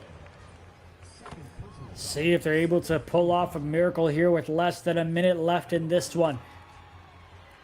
Creative goes ahead and knocks those down. Still trailed by, call it 7 in this one. They're trying to get the ball away, but it is going to be called a foul. Their 4th one. And since that's the first one under 2 minutes, the next one puts them at the line. Here comes the inbound play. You can see the excitement coming in from the folks from Spain on the webcams as they're celebrating the great game 2 victory. It is not easy to win by 20 or more, especially to a team that you just lost by 18 points. But they look to have done just that, as we're 45 seconds away from making it official. Nice shot there from Portugal, as they're looking to continue fighting, but they've got 45 seconds to make something happen. They're trying to trap him, gets it over to the left side. Easy open. Great job not shooting that one. No reason to risk things, and they lose the ball, and it goes out of bounds. And it's Portugal's ball. Wow, they are still keeping their chances alive. It's not over until it's over. Henry Jones, Salazar, outside at the arc. PT Creative gets denied, but recovers the ball quickly. There's the foul, defensive one. So we are going to be seeing a couple of free throws. Henry Jones, the big man himself. First one is good. Let's look what the second one is going to land him, but they need more. I believe it's a 4-point differential just to bring it to a tie for Portugal. And the time is not their friend. It is not, but they would get it to a third game. But for now, it's Spain, who of course is going to get fouled from Portugal unless they're able to get the steal. Portugal tips it. Steal. Need the 3, but they get fouled. Boy, oh boy, if they pulled it off to where they knocked down a 3, things would have gotten real interesting. But for now, it's Portugal that knocks down both of those free throws to make it a 20-point ball game. Spain in the series is up by 2. Can Portugal get another steal? Oh, looked like they might have had a chance. See, at that point, if I'm Portugal, I'm not fouling. I'm letting Spain either force a pass, which could go out of bounds, or I'm going to try to see if they get an 8-second violation. I understand there's no shot clock, right? So they could run the game out, but they still have to get it past half court. Indeed. So I'd see if they're able to get the 8-second violation. But nonetheless, here is Portugal, 17.5 here in the 4th quarter in the second game. And they go ahead and get a quick, easy cut. Take the dunk. Down 2 still, though. Here they go. What strategy are they going to go with? Gets it to Attaboy. End cap with it now. Got a foul, and they do with 10 seconds left. A big boy so far. Good. Well, that's Angel and Cap actually on the line. Gets the first one going. Reinstates the 4-point differential across the series. Timeout call from PT Creative, and Portugal is going to be restarting this as close as they can. 10 seconds, 4 points just to bring it to a tie. 5 to make it a win for Portugal overall. Anything else, and Spain is going to move on through. They're getting those 2s. The problem is Spain keeps getting fouled on, and you keep getting those trips to line. No 8-second violation, another foul. seventh team. I think Murphy Balling is going to be out now. And these free throws for Spain just too deadly. They are forced to bring him to the line. Last 5.5 seconds, India, what is it going to be? It's going to be a turnover, and that's going to pretty much do it. It is going to be Spain that comes out victorious. Wow. What a Game 2 performance by them. Are you kidding me? They lose the first game with a blowout in the fourth quarter of Game 1. They lose by 18. Then they come back in Game number 2, and they win by 22 points. Vamos! Are you kidding me? Not at all. It's no joke. It's reality. And everybody who has been cheering for Spain in the chat, you've got what you wished. My God, what a game. And it's impossible to just put into words how big this turnaround has been for Spain. 18-point differential. Team that has completely dominated them. Portugal all of a sudden getting shut down to 7 points. Pretty much all of the 7 points they scored in last minute of that quarter, and then they keeping them at the hand's length. And in the end, Spain perseveres and wins against the expectations, against their power rankings, against how we seeded them. Spain is getting the ticket to the playoffs, joining Germany and France, while Portugal is going to be fighting in the last matches tomorrow. Oh, they're going to be angry. Oh, they're going to be hungry for a win. But for today, that's it for them. Now, you also have to point out the fact that PT Creative and Salazar, they scored about 50 points combined in game number 1. They didn't play terribly, but nowhere near the level that they needed to, as they put up 30 points combined in the game 2 effort. But ultimately, it was the steals that came to a 3-to-1 ratio. The defensive side of Spain created so many more opportunities for them to get the victory. They were able to take 5 more shots than Portugal did. And when you think about the series score, that's pretty much all they needed. Just a dominating performance from the guards of Spain as they put up a combined 46 points, with NCAP having 22 of those, 8 for 12 from the field. Just a dominating performance from Spain. And I still cannot believe that they won by 19 or more to get the series victory. What a turnaround. Yeah, let's take a look. And it's really just diametrically opposite. We've seen Spain in the first game barely getting past the 15-point mark in each quarter. But right here, the story is completely different. PT Creative and No Brain Salazar managed to claw 15 points. Henry Jones again with a double-double in the first game, almost hitting a triple-double. Everybody on the side of Portugal was left quiet. And the fact that there were 12 turnovers, without them, Spain will be cut down even to the half of those turnovers. Spain's creative output and shot output would not be the same, and Portugal would stand a chance of winning. This game was the diametrically opposite of what we see in Game 1. And bravo to Spain of managing to turn something like this around. Oh, it's going to be great to see how they continue to perform in this tournament. Congratulations to Spain as they continue to move on for a chance to represent Europe. It's been incredible to kind of see it. And you mentioned it, right? The quarters that really hurt them, the second and the third. And don't forget, that third quarter for Portugal, I think it was under a minute. And they barely went ahead and scored a point. I mean, that is just kind of incredible to see that type of defensive performance from a team that just lost by 18 points or more. We'll see how things play out for them. It's just incredible to see. And of course, we appreciate all 200 of you. Because look, a lot of folks said that you would go ahead and reverse sweep them. So you had some fans. I see some of them in the chat as well. But just incredible. I mean, what else can you say about that one? Amazing. This is all what eFIBA is about. And as a reminder, we're only in day 3 of the 6-day thriller That is the European Regionals. Let's also quickly mention the other series that has been going at the same time. In the game number 2, Hungary has defeated Greece to the score of 78-75. Unfortunately, overall in the series, as the first game of that one has ended 81-48 in favor of Greece. Greece is going to be the team that's going to be moving forward into the next round. Might even meet Portugal over there. Who knows? One important thing is that Greece is now out. Oh, sorry, the other way around. The Hungary is now out and Greece is moving on forward. And what a series that must have been. Folks, we also always have a series running on the other stream. So if you want to see whoever is not currently being displayed, you are able to watch both of the streams on YouTube, one without commentary, one with us. And of course, on Twitch, it's us all front and center calling the biggest series of the day. And of course, great job by Hungary to come back and win that game number 2. Unfortunately, unlike Spain, they were not able to win by enough of a margin. They started to lag a little bit, as I think my internet's starting to do a bit more, and they just weren't able to get the job done. But nonetheless, again, a reminder, my name is Zunaid. That is Tarass, a.k.a. Kilometers, where I like to go by miles. Fun fact, I was in Canada coming to the U.S. I had to go to the airport to fly down. And I see my Uber driver at 4 a.m. driving like 130 kilometers. I thought it was 130 miles per hour. And I'm like, 1, it doesn't feel that way. 2, I might not make it back to the States. But nonetheless, my brain figured out exactly what was going on. But we'll go ahead and call some more games. I know we've got some things coming up as well.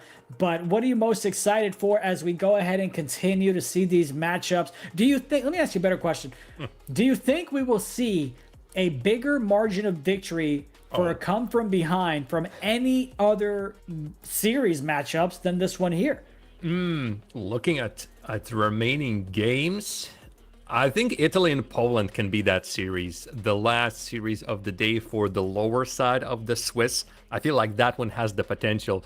Up here, where there are 2 wins and 1 losses, Finland and Croatia, I think it's going to be a close one, no big runaways. And Israel and Turkey, I don't think it's going to go that way. But there's always chances for upsets. I think the day is not going to disappoint. That's, I think, we can guarantee, India, that whoever is cheering for whoever, I think they're going to be happy with the games on display. eFIBA is right here in full swing. Of course, for us, it doesn't necessarily matter who wins, as long as we have close and competitive games.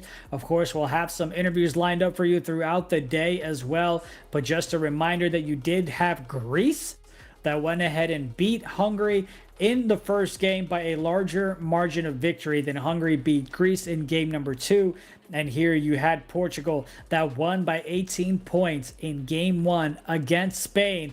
But Spain came back and won by more than 19 points to secure the series. And now we talk to the man who is the head coach and leading the way. Rafael, how's it going, brother? Yeah, I mean, I'm shaking right now. You know, what a game, what a feeling. So, yeah, I can't believe that, to be honest.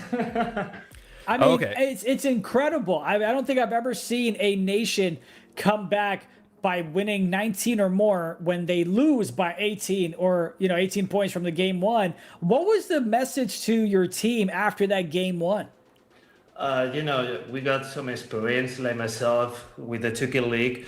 So I know 2K is a game that you can come back when you want. When you believe, when you play together, when you're a team, you can come back. If they beat us with 18 points, we can beat them back. It's a fight back. It's a die fight mentality.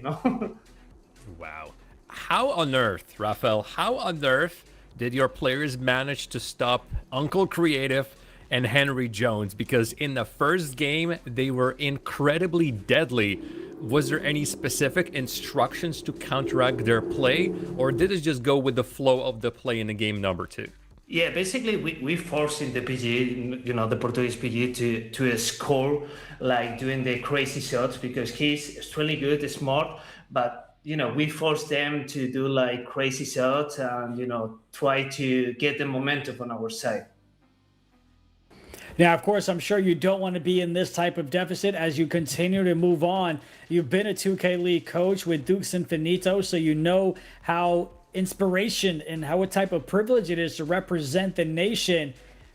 Has there been anything that you've been able to bring from your experience from the past into this type of group of individuals, especially because this is a bit of a different squad than what you've been used to playing with for the country of Spain? Yeah, I mean, the first thing is believe with your teammate, maybe do like the underdogs thing, something like that. And also believe in your work. I mean, if you work like every single day, I mean, it's playing the game. It's nothing crazy, So basically, it's like creating a team together, playing like a real Spanish team in basketball. All right. What is the routine for the Spanish national team in NBA 2K? Do you do just the regular games? You constantly have some matchup versus the other teams. How do you prepare just on the day-to-day? How does your week look like when you're preparing for a tournament of this caliber? This is a very good question because, people really think that playing 2K or maybe, like playing competitive is playing matters. And that's not true. This is only one part of the routine, I'm preparing, the team to like psychological, watch films, talking with the players, creating relationship, like good relationships, and playing every single day, like 2 hours, 3 hours together, creating, and copying some plays from Dux Infinitos and also from, for the 2K League things, and being like a good teammate, speaking with everyone. I remember like we got like some meetings, speaking like the bad blood with the with the teammates, something like that. But it's simple. It's like play, watch, speak. Okay. Yeah, it's a kind of great to see the comeback that you've had. Congratulations on that. Before we let you go, we got a chance to hear what you said to your team, but now you get a chance to talk to the 200 plus individuals watching on Twitch and YouTube as well. What message do you have for them? First of all, thank you very much for tuning in. Like every single video, comment, and that kind of social media. And thank you very much to eFIBA, to you guys, to support the competitive scene of 2K. I really love that, and thank you very much for the opportunity. That is my man Rafa, coach of Team Spain. A lot of experience, and it showed in that game too. Congratulations again. What a victorious comeback in that game number 2.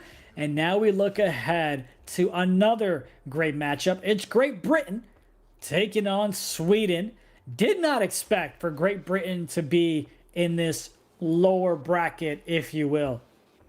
Yeah, we have been putting them pretty high. Some folks have been saying, yeah, they're going to be right there on the top. They placed second in a pre-qualifier. Somebody said, they need to be number 1 in your power rankings. What on earth are you doing? But their performance has not been up to their standards. I'm pretty sure they would love for themselves to be performing even higher. But loss to Finland, a win versus Lithuania, and then loss to Croatia is how Great Britain are finding themselves here. Well, on the other side, a loss to Spain, a loss to Greece, and then finally a win versus Lithuania is how Sweden has gotten to this stage. Both teams are fighting for their survival in a tournament, as one more loss sends them out, while the winning team is going to move on to the final round tomorrow. You can go ahead and see the pre-qualifier placement, not reality in terms of the talent power rankings, as both of these nations have been struggling and playing underwhelmingly, especially Great Britain. Expected them to play a top-notch virtual basketball, as they were in second place coming into it. Now they are in 10th. But man, it's going to be great to see what adjustments they have made, because like you said, in this sum of 2, if they lose, that's it. You get to stay home. You get to go home. You get eliminated. And we are going to go ahead and play that matchup here in just a couple of games. And what do you think? Like, for me, it's still a little diabolical, which, again, we just saw the previous matchup. But for Great Britain to come into the after the pre-qualifiers, to come into the qualifiers as the second-ranked team, and now to struggle this way, I wonder if it was the games that they played in the pre-qualifiers where they were just playing against teams that just weren't as good, therefore it kind of inflated a little bit what their skill set was, or if Great Britain just took a little too long to go ahead and get the rust off and the butterflies to get over. I think it was easier at the very least in the pre-qualifiers. All of the teams have been split in 4 groups, and I wouldn't be surprised if Great Britain was seeded pretty high as a result, and so their opponents were not a stuff.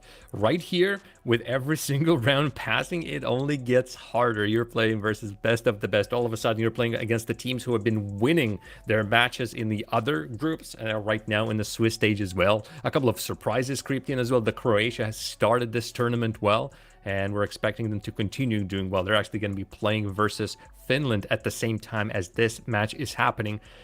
It's going to be tough to recover, but we are relying, the team is relying, we are impartial, completely impartial.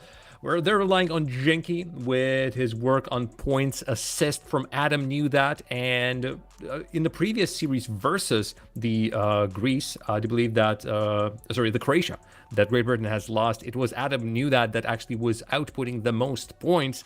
So just take at least that and bring it to this game versus a Swedish side, India, that has been also touted to be maybe on the up and up, the underdog, the team that you should be watching next. They might surprise us still. Well, let's go ahead and check out the players to follow and see if there are any surprises coming over from them.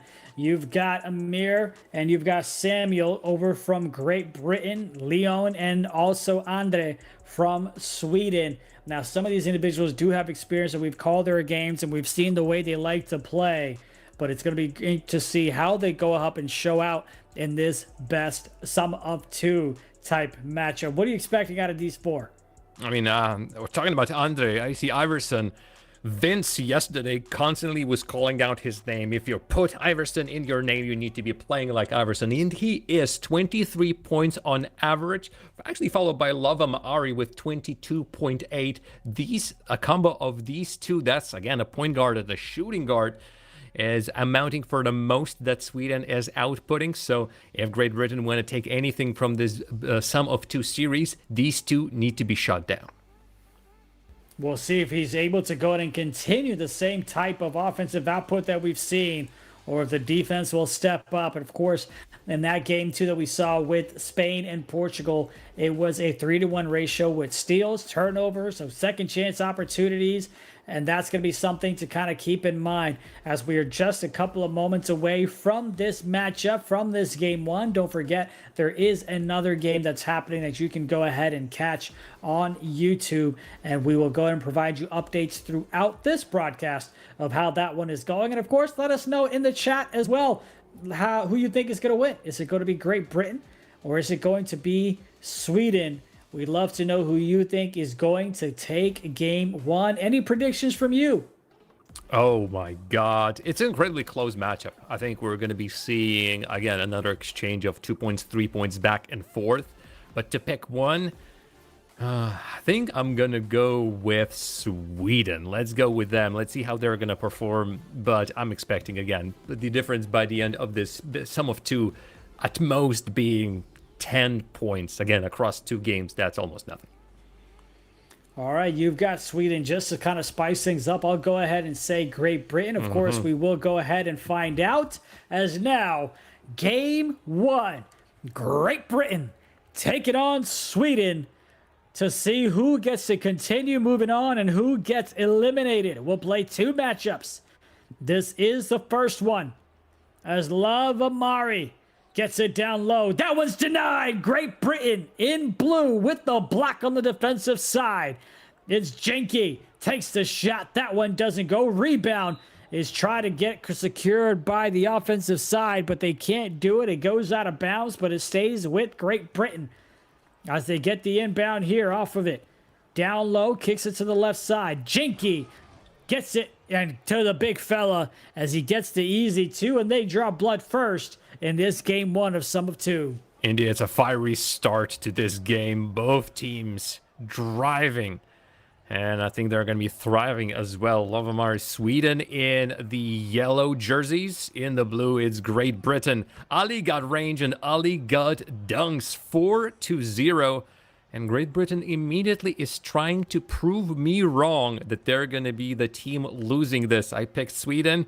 Well, Sweden so far looking for the first points. Tip off, and it is off the other way around, going for a 3. Mamzinho, no Sam the Ruler. Midi not going to go for Jinky on Twitch. Jinky is not going to get it. Still possession. 12 seconds. Sam the Ruler with a rebound. Great Britain is still continuing. Adam, one of the top point leaders for Great Britain. I think it's going to be a twofer. It is indeed.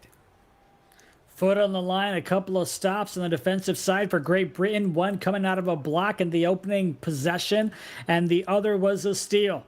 6 points for Great Britain. Gets it over to the right side. Sweden looking for their first points here in this ball game. As we are 2 minutes into the first, and that's another stolen away. Great Britain with the ball, with the jam, and a quick 8-0 run and a timeout called by Sweden.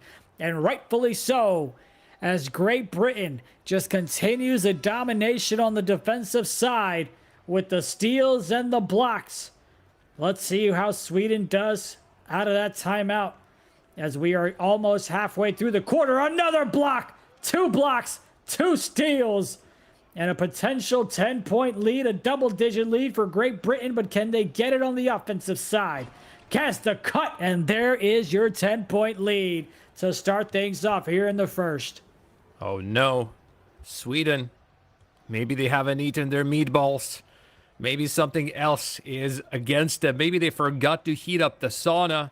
Iverson not going by himself, and yet another steal. Mamzinho to Sam the Ruler waits. And that's 12 points for Great Britain. And you can see their players on your screens on the left side. Sam the Ruler and Jinky. All the while Sweden is represented by Lavamari and Violissimo. What they need to be represented also is by points, but it's still nothing. Nada for Sweden. 3 minutes in first quarter. Sweden looking like Portugal did in that third quarter, which of course Sweden wants a different result than Portugal had. Lavamari looking to get the first points of Sweden up on the board. Gets it inside. Calls it cut. Gets it outside now, as that's going to be a foul on Ali. Got range. Here's the inbound. Coming in for Sweden. 10 seconds to work with. Calls a cut from the right. Doesn't go for the dunk. And they lose the ball, but they reclaim the possession. What in the world is happening on the offensive side as they finally knock down the midi to get the first points of this ball game after 3.5 minutes had passed by? Let's hope, India, that when it rains, it pours when they finally got the jitters out. They might score more, but Adam, you just don't leave that man as easily. He knew where to shoot from. Adam knew that. 15-2, and it continues to be a Great Britain domination. Iverson gets away from his defender, but the 3 is no good. Rebound, Sweden gets fouled out. A trip to the line in the last minute allows Violissimo to start, hopefully putting some extra points, but first free throw is no good. Second out as well. And all that Sweden is seeing is 2s. Quick 3 on the other side. Quick rebound and turn the other way. Lavamani denied on the block. Still possession with Sweden. Look at the onslaught that is happening for Sweden. Great Britain now on the defensive side. They've already had a couple of blocks and a couple of steals and a bunch of stops. Lavamari down low. Great patience there down in the paint, but he can't get it to convert into a basket just yet. Amari looking to attack. That one doesn't go. Rebound secured, and the putback is good as they double up their points with half a minute left to go in the first. Bringing it up the court now is Great Britain. Gets the cut from the left. Jinky denied at the rim. Rebound secured by Sweden. Iverson with something to prove here with the slow start that Sweden has had. Amari over to Zimo. Amari working from the right side. That one's going to be tipped. It's going to go out of bounds, but it'll stay with Sweden. An 11-point deficit here for Sweden to overcome. The shot from the left. Yes, sir, and please. Heavily contested. Did not care, as they've done a great job to close out the first quarter. And we'll see if that momentum continues here in the second. It's best thing that they could bring into the second quarter. India, a buzzer beater 3. Momentum is with them, but an immediate 2 response from Great Britain to start the second quarter. And so far, Sweden has been playing a bit stuck, slow. They're bogged down by the opposition. More points, already starting better than in the previous quarter. Again, we've had 12 points to nothing. That was the run that Great Britain had. It has improved somewhat, but they're still looking like the dominant force. Gets it over to the left side. Jinky. To the right now. Trying to work something out. That's going to be a foul, but it's going to be a blocking one. 4:11 left to go. Here's the inbound coming in from Great Britain over to the left side. That's going to be a violation. Out of bounds. At 17-9. 4:08 left in the second. That's tipped away. It's Great Britain with another steal. They continue that on the defensive side of things. Swing it over to the left. It's Jinky. Top of the key. Takes the shot. That one is good. Knocks it down. 11-point lead. Solid 3, and they continue their run. Iverson to the corner with Chris's. He goes for a midi, and this is something that's been sorely lacking from Sweden's play. Not going for these easy mid-range shots when you have the opportunity. We've seen Portugal utilize this to the great effect. Yes, they lost that series, but they lost it through some other means. Matter of fact, you don't always need a 3. Better convert a 2 that you have versus the idealistic 3 that you might not get. At Sander Ruler, Adam knew that. They tried to look for a 3 opportunity. That particular one does not go in. And Sweden, which every single possession are trying to get even closer, but they need to open those floodgates. 3 no good. Tip in, no good either. Violissimo with a rebound. And immediate timeout. Lepontis wants Sweden to start from a more advantageous position with 12 seconds on the shot clock. Bro went ahead and tried to get that one back, but he couldn't do it. Calls a timeout before he has a turnover.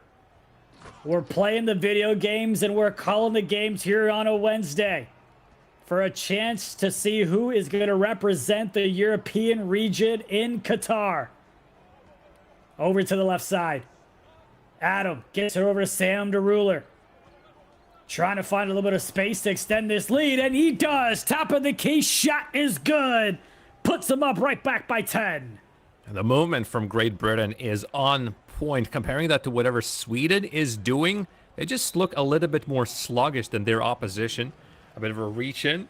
So we're going to be starting from the sidelines. What can Sweden create on this particular possession? Love Amari. We look for him to create and get points. Violissimo trying to be his screener, but this 3 is no good. Already a breakaway, a dunk from Ali Gach range. That range mostly is up close. We're already seeing a 3 from him as well. Sweden will have to return to the other side of the court and look for something. Maybe another opportunity, but look how well everybody is covered. Man coverage. And Great Britain is doing well. Chris keeping with the ball. 5 seconds on the shot clock. Iverson has to shoot. Barely gets it off. And it's a 3 for Sweden. Much needed. Goes ahead and knocks that one down. I just had a buddy of mine realize what I was doing. And he texted me and he says, y'all are just playing video games on a random Wednesday. I'm like, sir, it is for a chance to represent your nation in Qatar and play for the prize pool of $50,000. This is more than just your random Wednesday video game session. You sound like my mother. Honestly, it's a regular Wednesday for me. Every single Wednesday, just $50,000, nation pride. On Thursdays, maybe 25,000. I'm living the life. Never got any of them, but I'm living the life, India. No good. Love that. Love that. Goes ahead and gets that shot. Rebound secured. Who takes game 1? The results, Tea Drinkers, a.k.a. Great Britain, 50%. A DOS attack. A DDoS attack. A DDoS attack. I was like, what kind of language and country is that? 50%. I don't know why you would put that juju out there, because now if I lose my internet connection, we know exactly the reason for it. As I started lagging right when I said that shot from the right side. That one is good. Then I will say Sweden who started things off slow. I don't think they got their first points till about a minute or so left in the first one. Have climbed their way back to make this a 6-point ball game in a second. With the defender down, gets the opening teammate for knockdown to 3. Don't know what happened there. But it looked like he just fell. Man down. Well, Great Britain is going to take that 3. Violissimo is going to take the dunk as well. 7-point between the two teams. But Sweden has managed to get back into this game. Finishing the first half, probably still trailing their opposition. They're looking better and more on fire. Sam the Ruler is going to kill the time as much as possible. 3 no good. Rebound Sweden. Going to find player on the other side. Lovamari tries to drop his defender. My God, he's so quick. I barely know where he's going. Put back, not going to happen. And it is Great Britain finishing the first half in style and with a solid lead over Sweden.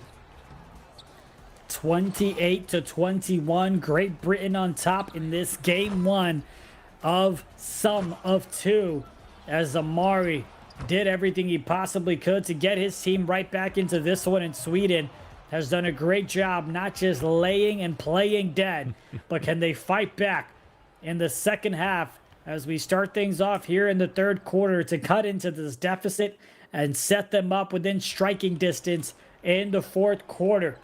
Sam the Ruler gets it down low as Adam knew that, gets the dunk to extend the lead in the opening third quarter to 9. All right. Sweden with Lovamari once again with the ball. AC Iverson covered by 2. Violissimo tries to get back, but there's always a cover. 3 from the corner is good. And Sweden is dropping these threes like the IKEA meatballs. But versus them is Sam the Ruler. Waits for one. Nope. Does not fake out the opposition. Back to Adam. And Sam the Ruler is going to put it in. Took them a little bit of extra time. But they've got time. They've got all the time in the world. Did you make that IKEA reference because of Sweden? Yes. Nice. Well done. I didn't know that till last year, where IKEA is based in Sweden. From Sweden. Learned that little Jönköping fact as well. Look at that with the trivia. Oh, he got range to Jinky with the 3. That one is good. As now Great Britain continues to extend their lead just a little bit. But is Sweden going to be able to fight back here? Amari gets it to down low. Met with the defender in the paint. Back over to Iverson. Dribbling to the left and to the right. Gets it all the way across. Amari wide open. Shot is good. This is the kind of 3 they're looking for. Deep. Undefended. Great Britain plays just a little bit closer. Yeah, nice step back. And they're working well with that. Adam to Mamzinho. Back to Adam. Adam is deep, but interception. And Sweden goes the other way, denying the opportunity for Great Britain to increase the lead. They're looking. Love Amari. There's a screen set up. Goes. One player still on him. 3 is good. And he gets dropped down. So how about and 1 4-point potential? That's exactly what Sweden wants. It is. India, we're only within 2. And Sweden's perseverance is giving me the colors of what Spain has done in the previous series versus Portugal. It ain't over until the fat lady sings, and she's not planning on singing anytime soon. Sweden fighting back into this one. Can they get a stop? Great rotation, great movement to cover the corner. Takes the shot. That one doesn't go. Sweden with the rebound. Sweden with a chance to tie it up or potentially take the lead. Oh, Iverson misses, but the rebound is secured. As Great Britain's going to foul him. I thought we had a Fox sighting in the chat, but it might just be Joe Vegas, which is still nice, but not as great as Fox. That one stolen away. Great Britain with it now. Dribbling it up the court. Thought they had numbers, but now Sweden, discombobulated, goes ahead and gets the foul to slow things down right outside of 2 minutes. Great Britain now with it. Adam knew that from the left side. Clickety clackety goes ahead and misses that one. Rebound secured. Sweden. Oh, great job. Oh, they get another foul on the 3-point attempt. And now a chance for Sweden to take the lead if they can knock down their free throws. Wow, and a timeout just to make sure that any of the jitters are being thrown down with a chance to take the lead are the Swedish national team. Chris goes for the first one. It is not good. About to be adjusting his sights on the second one. Great attempt. And only 2. I could swear he would be going for a 3 on this particular one. Might have had a foot on the line, but nonetheless, they had a chance to tie it up. But here's Adam knew that. Gets it over to Sam the Ruler. Has a cut from the left side. Kicks it over to the right. Now it's Jinky.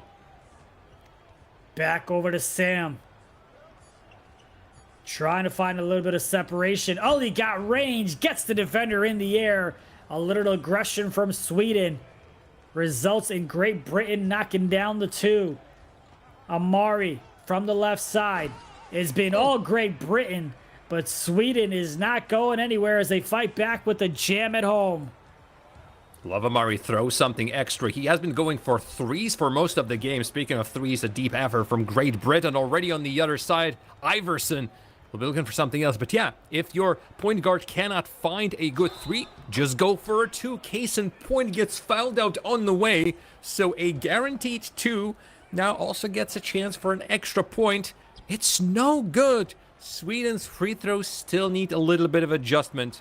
Maybe that little bit of furniture is just screwed a tad loose. Sam the Ruler gives Great Britain the go-ahead bucket. Only 1 point between the 2. Sweden goes ahead and gets their first lead of this one, but they give it right back as Great Britain gets a basket. But now it's Sweden's turn to get their lead, and they do so right there on that shot from the left side. No foul this time, but it's been a back-and-forth ball game. Sweden struggled in the first, but they've come out strong since then. Got the lead here in the third. Great Britain fights it right back in a back-and-forth ping-pong ball game we've got. Sweden, it's Amari dribbling up the left side, calls a wrap. Look for some cuts happening on that side as well. 2 defenders go inside, trying to defend it. Iverson on the left. Tries to step up on the defensive side as Great Britain, and they get the stop, but not the rebound as Sweden gets the offensive board. Amari with the jam at home to regain the lead. Incredible patience from Sweden as we end the quarter, entering the 4th and the final one. And as a reminder, this game started with a 12-point run from Great Britain. Only then Sweden scored their first points, and now look at them. Look at them, India in the lead. Iverson with a 3 to bring Sweden ahead by 4 points.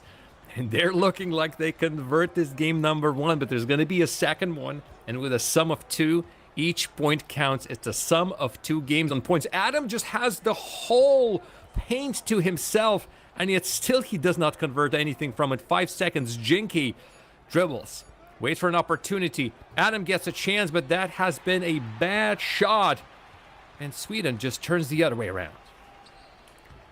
Great Britain just can't able to convert on that one as they go ahead and get called for a foul. It is going to be a transition take as Jinky's going to head to the line.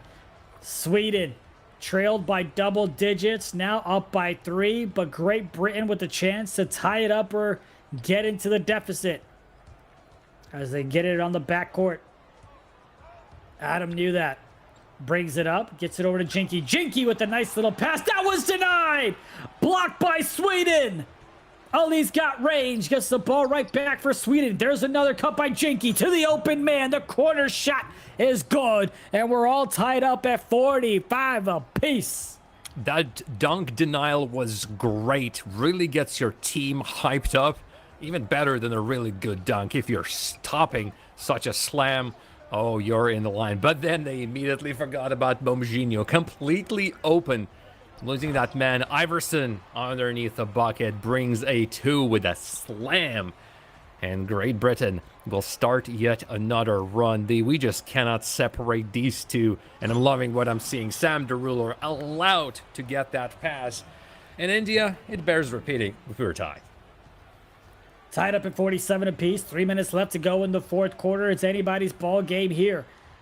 Sweden goes ahead and loses that one. Great Britain with the possession. And they're going to get fouled and take it out of bounds here on the left side. Here comes the inbound. Over to Ruler. Ruler to Jinky. Jinky with the shot. Early release doesn't go. Rebound secured by Sam, who gets it to the right side. But a timeout gets called. And that one is going to be Great Britain out of this one. See what play call they have with 12 seconds left in the shot clock. Got range. Over to Adam. Adam now kicks it up to the left side. Ruler doesn't get that one to go. And now Sweden with the chance to reclaim the lead. Amari, top of the key shot. Yes, please. Give me 3 of those. Oh, well, you would love to get 3 of those. A 9-point advantage. Oh, that would be a dream. Adam, though, immediately returns it to the other side. All right, so dribble everybody. Blocking foul by Lepantos. And Great Britain still in control. But now everybody's sitting in their rightful spots. Adam could shoot.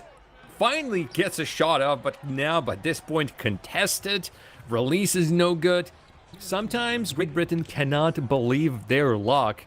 And as a result, some of the easy takes are just not going ill. All the while Sweden does a dance and another 3 goes in. Back-to-back threes to extend the lead to 6. Great Britain, plenty of time. Jinky moves to the left, sidesteps, gets the 2 to go. The tough shot, much needed for Great Britain. Sweden bringing it up the court. Started to struggle, but they've come out strong. They're looking to finish with a dub. Looking to reset it over to the next guard. It's Iverson. Working out from the right side. Top of the key shot. Left corner is open. Got that shot. Got that pass to him a little bit too late. Amari, though, from that same left side. Knocks down another 3. Back-to-back-to-back threes for Sweden. As Great Britain now trailing by 7. Jinky, top of the key, gets it down low to Sam DeRuler, who swings it to Adam. Jinky back again at the top. Are they going to try to get the easy 2? Yes, please. And it's a 5-point ball game. Sweden on top. Minute left to go. They're driving that ball around the arc, but once they get an opportunity to just drive it in, they take it. And indeed, why not? Yes, there's 3s from the Sweden on the other side, but they are not guaranteed. Oof, Ali got range. Well, definitely had enough range to do a reach-in foul. So the Sweden is going to be restarting from the side. Amari. Sweden. Oh, sorry, that's Great Britain on the left side. Quite animated.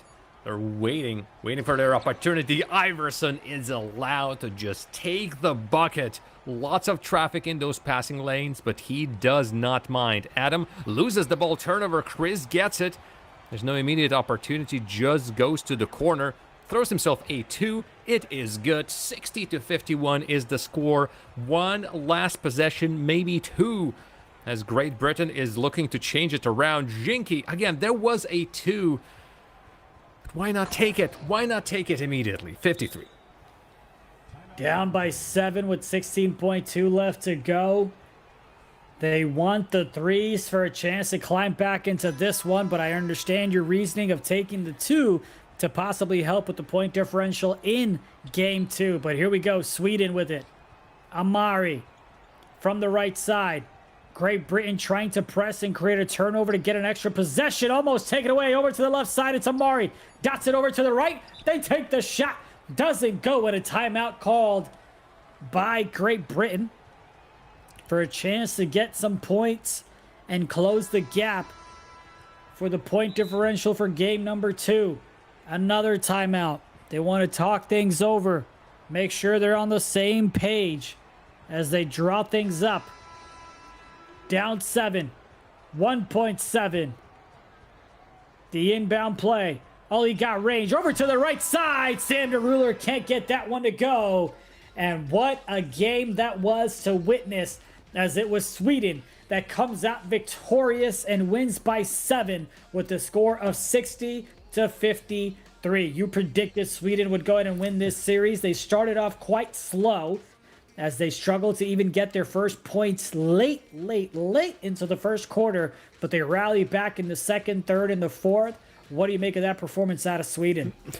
I feel like we're just seeing a condensed, abridged version of the match between Portugal and Spain, where across 2 games, we've seen first Portugal dominate and then Portugal being dominated by Spain. And here, We just done it in 2 halves. Look at that, 15-2. Finally, extra some 4 points from Sweden, but that's at the end of the first quarter.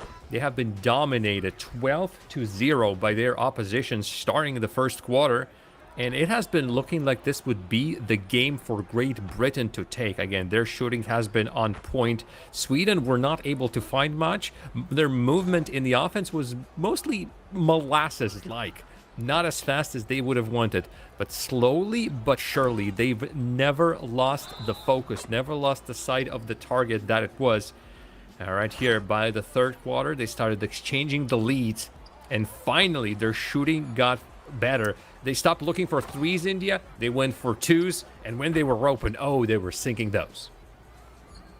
You have folks in the chat, Rende Season, NBA 2K Film Room, talking about how this is an upset. They did not expect Great Britain to fall to Sweden. They're down, but they're not out, as it was all Sweden in the later halves. As you see the box score, 15-7 was the first quarter performance by Great Britain. Again, Sweden did not score until the final minute and a half of the first. And then the third quarter, Sweden just turned it up a notch. And that second half as a whole, 8 points in the 8 points in the third, and then 6 points in the fourth. A 14-point victory in the second half gets Sweden the 7-point victory in this game one. And you take a look at the box score, just what a performance by Amari. 26 points, 6 dimes, 10 for 15, 5 for 7 from the three-point line. He had almost as many threes as Great Britain did as a nation.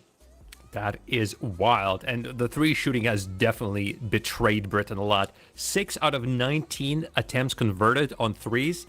That is just not good. Adam, one of the top scorers for the team, only with 5 points. Yes, diming out those 6 assists, but it's just not enough in that particular case. Even 7 steals that Great Britain have accrued were not enough to turn this game from a 7-point deficit into something better for Great Britain. But there's always the second game, and 7 points are easier overcome than 18 points we've seen between Spain and Portugal. But apparently even in that case, it was possible. We are seeing some records being set over here, at the very least the repeat of what we've seen. How about that scoreline? Incredibly close in a first game in the upper side of the Swiss. Croatia by 2 points overcome Finland, one of our dark horses of the tournament. Actually, both of them are a bit of the dark horse material, and I would love to see what's going to happen later on. I predicted Finland to be the 4th team in the semifinals. Let's see if they can make it. Well, the performance it is by both of these nations. Coming back to this one here with Great Britain and Sweden, Adam knew that. Needs to step up a bit more on the offensive end. He only had 5 points on 2 for 9 shooting, 1 for 7 from the three-point line, and didn't get much help from Jenke, who was 2 for 7 from the three-point line, although he did go ahead and sprinkle on 13 points with 8 assists. When you have offensive output where the one guard, the point guard, Amari, is scoring 26 points, and that's more than your 2 guards combined on the other end, that's going to be trouble. And of course, Sweden has they got the victory, yes, but they got it together they got to get it together when it comes to the free throws, as they only made 2 out of 6.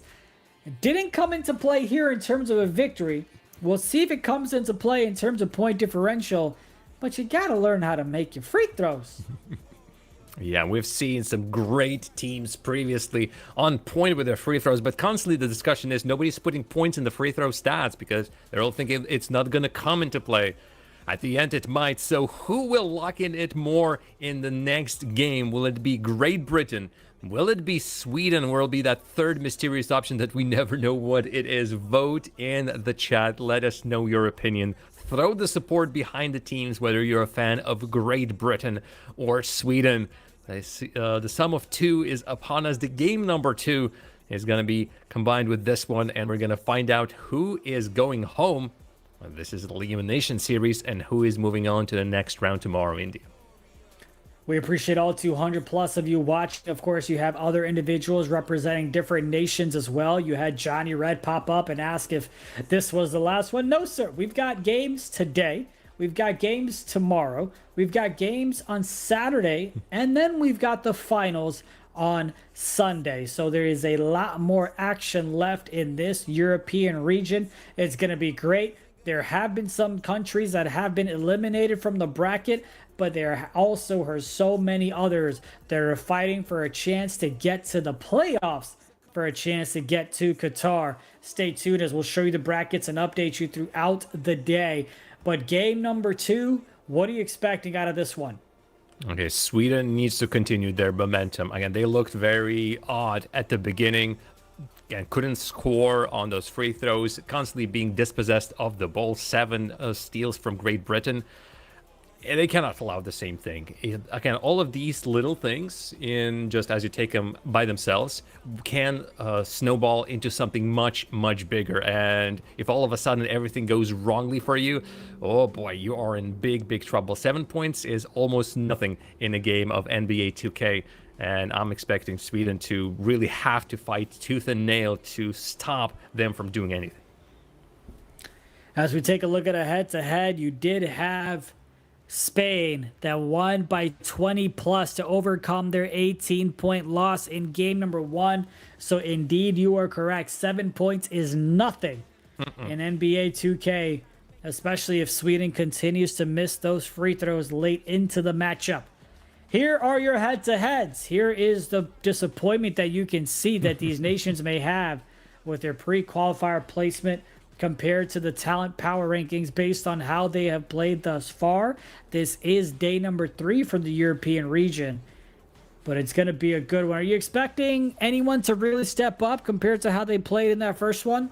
I mean, they have to. They absolutely have to. Great Britain is expecting their guards to step up and do much better than what we've just seen. And again, so that just puts pressure. Adam knew that on Jinky on Twitch, the point guard and shooting guard respectively.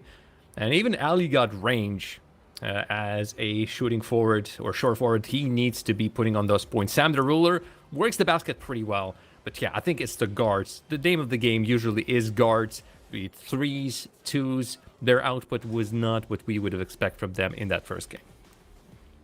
As long as Sweden does not get off to a slow start, they will be in good standing to come out victorious in this matchup. If you're just joining us, let us just replay to you in terms of what happened. In the first game between these two nations, you had Sweden that won by 7. They got off to a slow start. Didn't get their first points till late into the first quarter, but they had a great second half as they won the second half by 14 points to come out victorious in game number 1. Up top, you see Croatia taking on Finland. Croatia barely squeaked by in game number 1. And after the first quarter, it is Finland that is up by 3. So point differential might come into play there if Finland is able to keep that one close. And I think it'd be great to see both of these nations move on to the playoffs. Slightly still a possibility with their records, but for right now, it's Finland that's looking to win game 2 and come out victorious for the series as well. Here we go, folks. Game number 2. Great Britain taking on Sweden. Sweden did win by 7. So Great Britain now needs to win by 8 or more. And here we go. Great Britain in white. Sweden in the navy blue. And we're going to start things off the way we did in game number 1 as it's a steal. That's going to be a foul and a clear pat foul. So it's going to be free throws and possession for Great Britain. Alrighty, they get 1 and might add another 2 or 3 to that. Let's see how the shooting is. Adam knew that, expecting more points from him. Great pass to Sam the Ruler. And Great Britain would like to create the same thing that they've done in game number 1. A great run, 10 points, 12 points, just to stop Sweden in their tracks and not allow to bring the momentum from the first game right here. Chris, option for a 3, waits. Lavamari already covered, step back. No shot up, Violissimo. No screen, no run for a pass, and in the end, that particular attack does not work out. Break off to the other side, and it's 5 for Great Britain. Keep on adding those numbers. We have seen this movie before. Great Britain with a quick start here in the first. They are up by 5. They need to win by 8 or more. That's the magic number for Great Britain. Amari for Sweden gets their first bucket here with a minute or so into the first, as Adam knew that. for Great Britain. Gets a pick from the lock and a little bit of separation, but the lock comes right back. Top of the key shot is good. No one pinches. And he knocks down the 3 to extend the lead to 6. Alrighty. No easy buckets can be allowed for Great Britain. They're going to grab every single one of them and go. Lavamari, and he grab another bunch of players. Well, he got range fouls on Lavamari, so we're shortly restarting this. And Lavamari, can he get all 3 or 4 players of Great Britain on top of him, just following him as he dunked yet another one? Around the arc they go. Iverson, with a good amount of points in the first game, goes for a very hot 3, but it's not good. But options were not created anywhere else. Jinky with a 3 of his own, and now he's patient, and he gets his 11-12 is the score. And we're looking at Great Britain of trying to get a lead in the game and in the series overall early and continue running with it. Lavamari to Violissimo. That's a good dunk. 4-11. Great Britain with a hot start early on. Just what the doctor ordered, but can they continue this type of momentum? Had a little bit of a double screen attempt at the top of the key. Adam knew that. Loses a defender. Gets the switch. Got the shot he wanted, but a late release and a rebound there by Sam DeRuler. Over to Jinky. Jinky has some options. Takes it up with the easy layup. And now it's Great Britain that needs to win by 8 or more. That's currently up by 9. As you've got Sweden looking to respond back. 2 minutes left in the first quarter of this game 2. Iverson from the right side.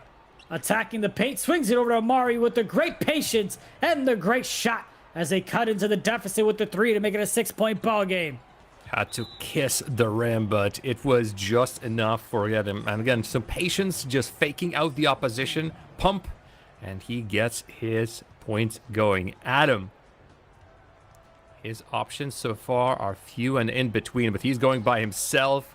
Mid-range shot is not going to go in. Immediate counter, a huge Hail Mary to the other side. It gets poked out. But Sweden controls the ball still. And they're going to be entering from the left side. Lavamari. Violissimo. Tries for a screen. Still open. Receives the ball. Violissimo, the big man. The center for Sweden. Lavamari. With options running out. 6 seconds. Iverson goes for an easy 2. Gets an easy 2. 4-point between them. A minute left to go in this one. Sweden trying to stay within striking distance like they did the last time out. Great job by Great Britain to find the open man as they knock down the 3. A minute left to go in the first quarter of this game 2. Amari brings it up the court, gets it over to the left side to Iverson, who has a cut from the left. Nothing there. A couple of teammates in the paint. Got to get it out before the 3 in the key. And they do so to the right corner. 5 seconds to work with. It's Amari trying to find a little bit of space. Gets it over to Iverson on the left side. And he goes all the way back. That's going to be a violation as the shot clock ran out. As just a great job on the defensive side by Great Britain to not give any opportunity to Sweden to get some points up on the board. Can they extend the lead? They need to win by 8. They're up by 7. That one doesn't go. Sweden now with the rebound. About a second separating the shot clock and the game clock. You got it right, India. One last possession. And Sweden is going to go for as long as possible. And that's how, for the most part, their attacks have been going. Okay, this is just a little dance, a little shuffle in one spot. 3 seconds. And honestly, that time ran away from them. That too is not going to go in. No time for a putback. And 24 seconds for Sweden end up with nothing. An incredibly low scoring first quarter. But it is Great Britain ahead by 7. They need more to win the series. And they still have plenty of time and definitely have their control over this game. Assist leaders of day 2, where you had individuals from France, Lithuania, Croatia, and then our own Love Amari with 12 assists. Joven for 9-4. Serbia, excuse me. You're right, an epic from Lithuania. Funnily enough, both Lithuania and Serbia are now out of the tournament. But we're seeing that Love Amari, and of course the France player who is already qualified for the playoffs. Yeah, you better be aware of them, that they're going to be diming all over the place. Another shot clock violation. Sweden unable to create an opportunity in 24 seconds. and Great Britain is just keeping them on the lock. Now with possession, Adam to Sam Derulo, that 3 is good. India, they just keep on building it up. 10 is good for them to take the whole series. Indeed it is, but let's see if Sweden has something to say about it. Has the open shot. Iverson decides not to take it, gets it to the teammate. The result is the same, but the hesitation is not what you need in a crucial game like this. You got to be able to pull up and knock it down and have it with some confidence. As Adam knew that, does just that, as he gets the midi to drop. Sweden looking to bring it up the court, and they do with a pass to Iverson, who passed up that last shot. What does he do this time out? Had a little bit of separation. Yes, sir. Just like that. That's the confidence Sweden needs, as that 3 makes it now a 6-point ball game. I think that's the key word, confidence. Sam Derulo receives a very confident dish right underneath the basket and converts it. And Sweden has been getting more confidence with their shots, but it's still a swing, a roller coaster of one possession. They have that confidence. The other, all of the time, Great Britain just shuts them down. Iverson receives a fantastic pass, but does not opt for it to go to himself. Violissimo, the big man, not getting it. Center, Iverson barely getting the shot off, so another 13 seconds. The rebound goes for Sweden. The timeout is called by Pontus. Low on scoring, but still an integral part of the team for Sweden. We'll see if they're able to go to make something happen here with the final 2:32 left in the second. 12 seconds on the shot clock as they inbound the ball to Amari from the right side. Gets a little bit of a slip. Easy route home as they get the dunk. And a 6-point deficit now for Sweden. But it's Great Britain on the offensive side. They gave up the 2. They get the 3. And that's the type of math that Great Britain is okay with, as they go ahead and continue to get some baskets on the offensive side. Now it's this defensive side. They've got the steal and they've got the easy jam. Great Britain up by 11. And as you're looking at the score at the bottom of your screen, bottom left, put these 2 results together and you get the result of the series. And again, we can do the math for you. Great Britain is up. Jinky Mamjinho fakes. Goes for Ali, got range.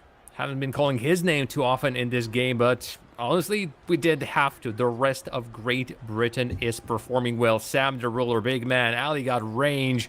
Goes away from his defender. Barely in the court. Still on 13 points is what Great Britain currently has over Sweden. And that is still not a fully uncomfortable lead.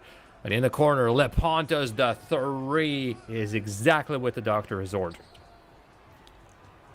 10-point lead now for Great Britain. A minute left to go in this one. Adam knew that. Dribblings from the right all the way to the left. Gets it to the left corner. It's only got range with the midi. He's got the late release. Doesn't go. Rebounds that by Sweden. Amari from the left side. Top of the key. Iverson gets it down low. That one. Extra pass to the corner to the open man. Doesn't go. Adam knew that. Jinky now for Great Britain. They've got a 10-point lead. They've got the ball. He's got Bash looking to boost up the attributes of his teammates. Jinky knocks down the midi from the left elbow. And the lead has been extended to 12 with about 20 seconds left to go in this one. That's a loose ball. That's going to go out of bounds. It's going to stay with Sweden as they look to cut into this deficit to close out the half.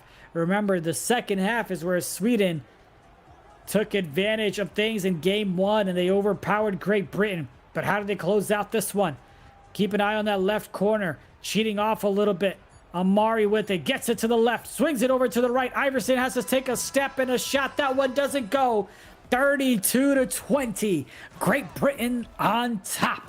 Their defense has been tremendous throughout this game number 2, denying Sweden any easy looks on the basket. And unfortunately, even when Sweden gets a clear-cut chance, they're not always ready to execute it to the fullest capabilities.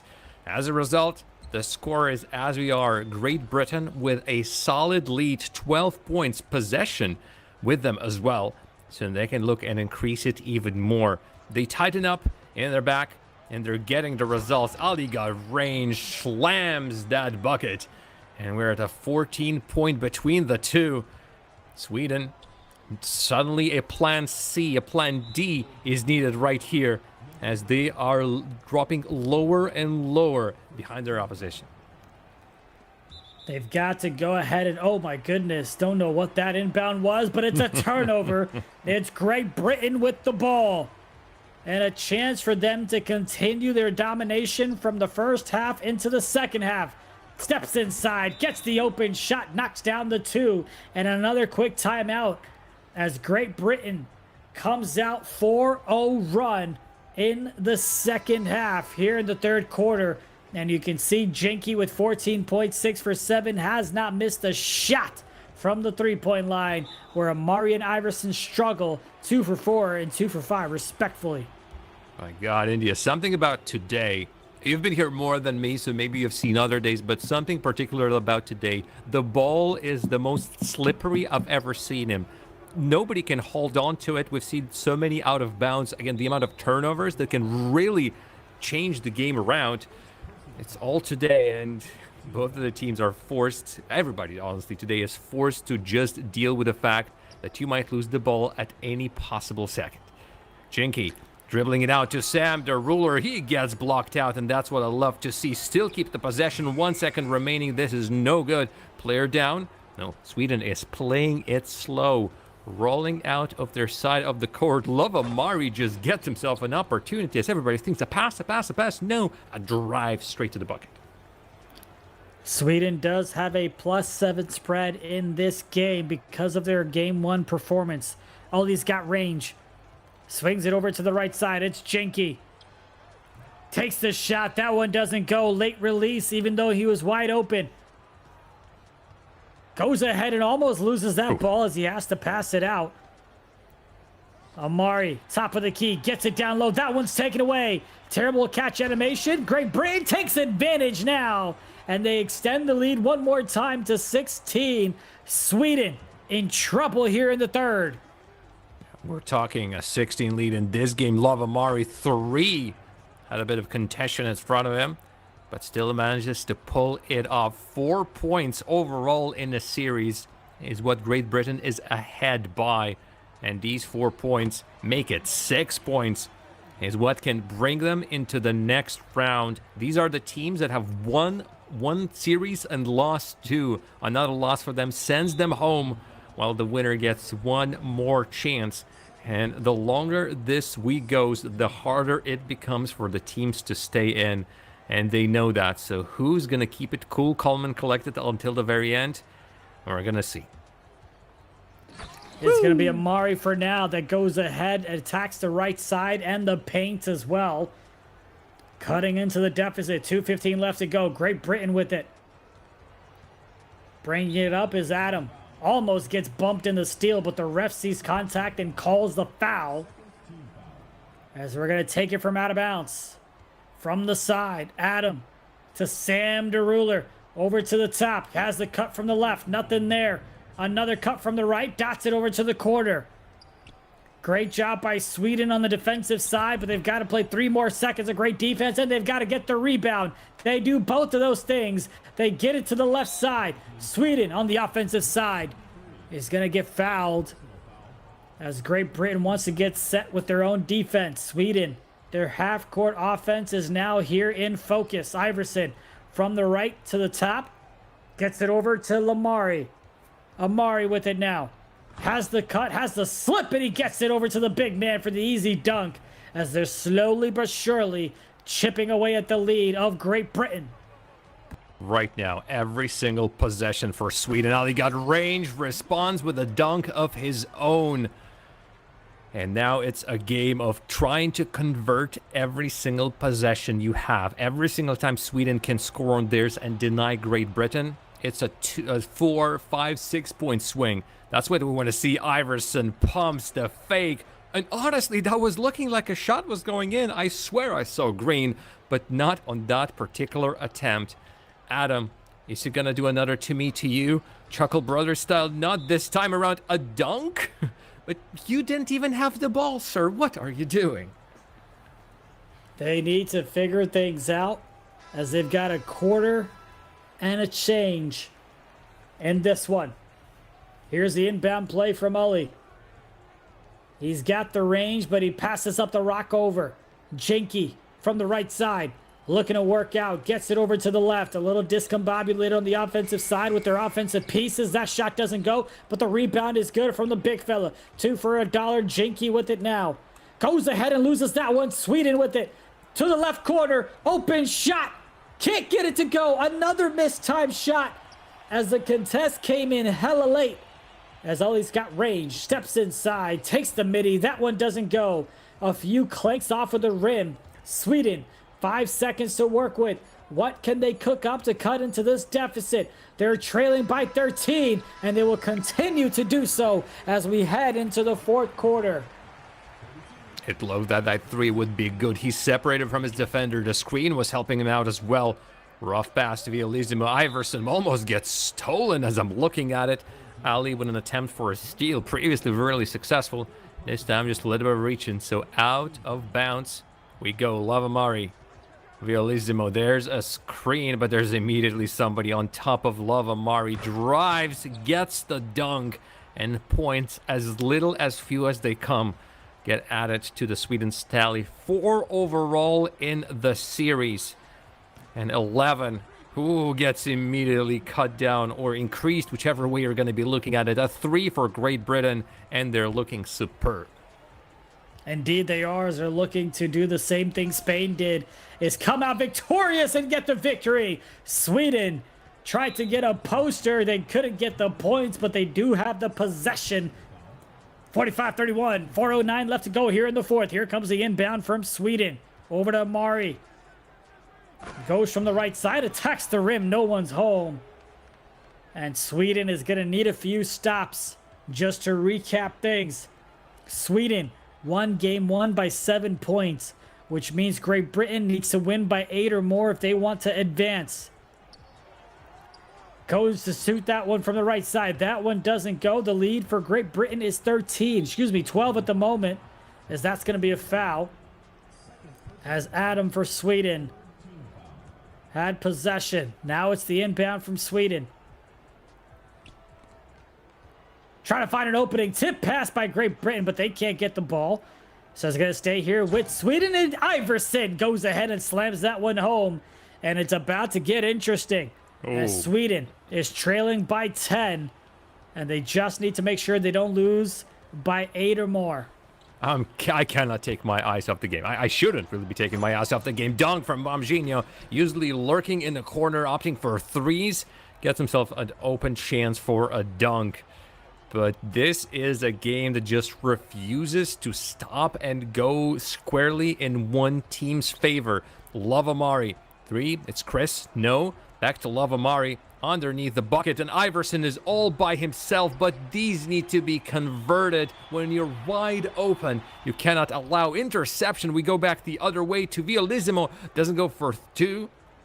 Is he going to get a 3? Guess a pick and roll to Lavamari, but that was so dangerous. Already I was seeing Great Britain on top, and Lepontis just gets the ball out there, or rather, they keep the ball in. 8 seconds.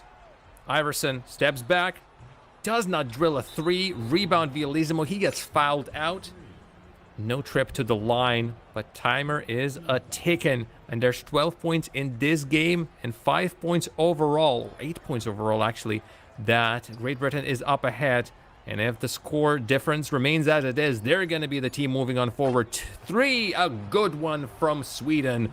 And they are closer, but no cigar just yet.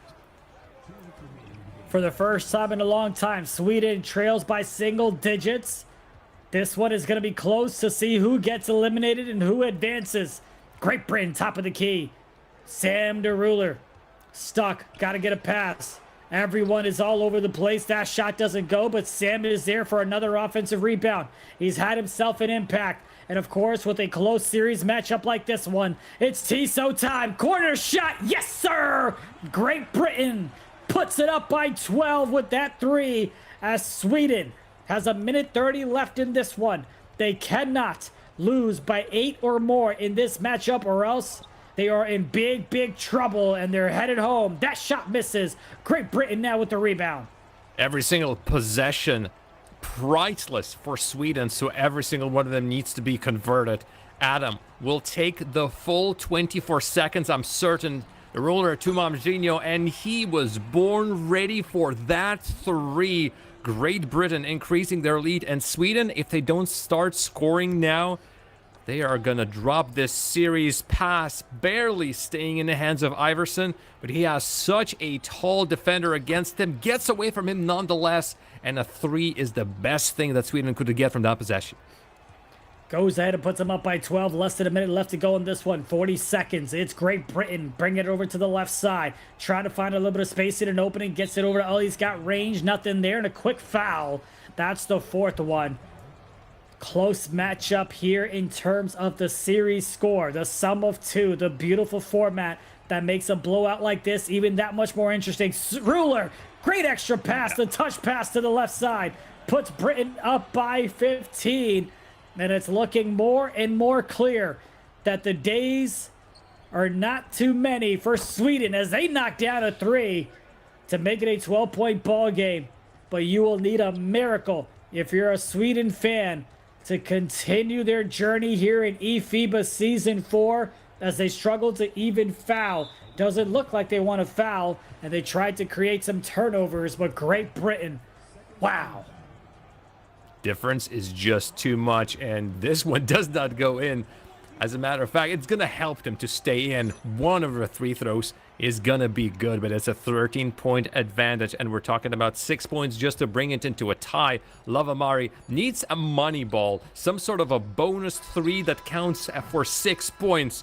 That's not gonna be it. And at the end of game 2, and overall in the series between Great Britain and Sweden, no matter what we've seen in game number 1, Great Britain comes from behind, 7-point deficit eradicated. And seriously, in this game, they just kept Sweden dry. Their shots, or their possessions even rather, quite often just went to nothing. Shot clock violations or just running out of time altogether and forced to take hard shots that were not prospective in any way possible. Bravo. Great Britain in that first game early on, they had the lead and the momentum, but they gave it up in that second half to Sweden. This time, when Great Britain got the momentum and the lead in the first half, they did not give it up that easily. They had Amari struggling. They had Iverson struggling as those two could not get things going for Sweden. And you got to give credit to where credit is due. Great Britain on the offensive side knocked down the big shots when they needed to, and they also got the stops and made life quite tough for Sweden, if you will. That was incredibly tough. Again, we're watching. Yes, there's a couple of great defensive stops. Lavamari, when he was not hunting for threes, could find himself some opportunities to just drive to the basket. But it did not happen every single time, and so more often than not, everybody on Sweden was covered. Really, like, man-tight covering, and it was just no breathing room for Sweden to create anything. All the while, with every single possession, Great Britain just continued on putting on force. Another thing, just straight up going out of that, is every single time Great Britain attacked, it felt like they could get up points quickly. All the while, for the side of Sweden, it always took them almost the full possession, 20 seconds, just to create something. You can see the box score there. It looked like a close game, but it was indeed Love Amari that went ahead and caught up later on in the matchup, but struggled in the early parts of it as he put up 19. Iverson 10, shooting 4 for 11. And on the other side, just about everyone for Great Britain scored double digits, 1 point away from Adam, 14 points coming away from Jinky as he was 6 for 9. And it was the steals, just a couple of extra possessions, the threes that Great Britain made, one more than Sweden, and those second chance opportunities that helped Great Britain come out on top. You can see 37, so 5 extra shots taken and made by Great Britain compared to what Sweden was able to do. Those are the extra possessions we're talking about. Possessions, going for mid-range shots, maybe straight dunks, and again, the 2 free throws also add up to the whole thing. They've converted only 50% of the chances, Great Britain, but it counted to building those blocks of a victory and overcoming the deficit from a previous game. Again, Sweden has won that by 7 points. And right here, it has been a great turnaround for Great Britain. Adam, again, a little bit quiet on the offense, but point guards, if they're having a bad day in offense, at the very least, they're dishing out the passes, and that's exactly what he did. 8 for him, 7 for Sam the Ruler. So these opportunities have been created by just moving the ball around quickly, where Sweden were not able to get it. No, they were not, but you got to give tip to the cap to Sweden as they exit the tournament. A great effort, a valiant effort for them to continue their journey, but they come up just short as Great Britain finally gets their first dub and eliminates Sweden from the tournament, from the eFIBA Season 4. We appreciate Sweden for showing up, but Great Britain will continue moving on. As we go ahead and check out what's happening with the other game, we will go ahead and keep you posted as well. Of course, that one is also something to keep an eye on in terms of who moves on and who takes the L. And another close one. Look at that. Finland.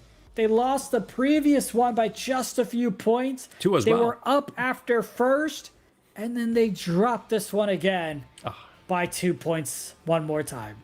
Wowzers. 68-66 and then 58-56. Croatia winning both of the cases, which means that Croatia has booked their ticket to the playoffs, while Finland is going to be playing tomorrow for the last remaining spots. They might meet Great Britain in those matches, or we're going to be figuring out how exactly they meet up. But that series is over. The Great Britain series versus Sweden is over. We literally only have 2 more to go later on. Israel versus Turkey, Italy versus Poland. But let's talk about more about this series. And again, a great turnaround. Great Britain just locked Sweden down. All of these top names, again, we thought it's going to be a game of guards. And for Sweden, Lavamari, Iverson, they were not able to perform to their fullest.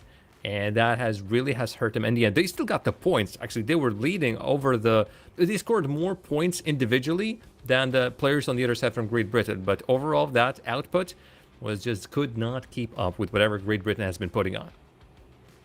And of course, we'll get a chance to see and have some conversations here shortly. But if we could throw up the bracket, perhaps we can talk about a couple of things that are going on. You have other things that are going to be happening as well, right? You had 6 series that were going on. 3 of them were to see who was going to punch their ticket to the playoff. The other 3 was who was going to get eliminated. We just saw Sweden, who dominated the last time out they were here in eFIBA, but this time out, unfortunately, they do get eliminated. Then the other side, you had Great Britain, who came in as a top 2, top 3 nation, but then they go ahead and struggle with back-to-back losses, and they end up in the elimination side of things, but they do come out victorious. They do stay alive. They're not in the playoffs just quite yet, because they do need to play another sum of 2, something that you'll get a chance to watch tomorrow. But man, it's been a roller coaster ride for both of these nations the past 12 months. I'm grateful that I'm not a direct fan of any of these teams. I would be cheering for Latvia, and previously was cheering for Lithuania, I suppose, but now neither of them are in a tournament. I'm just a neutral spectator. I just hope both of the teams have fun. And to ensure exactly that, folks, we are going to be moving to a short intermission. When we come back, the final series of the day to figure out who is going to get another trip to the playoffs. Will it be Israel? Will it be Türkiye? Stay around to find out.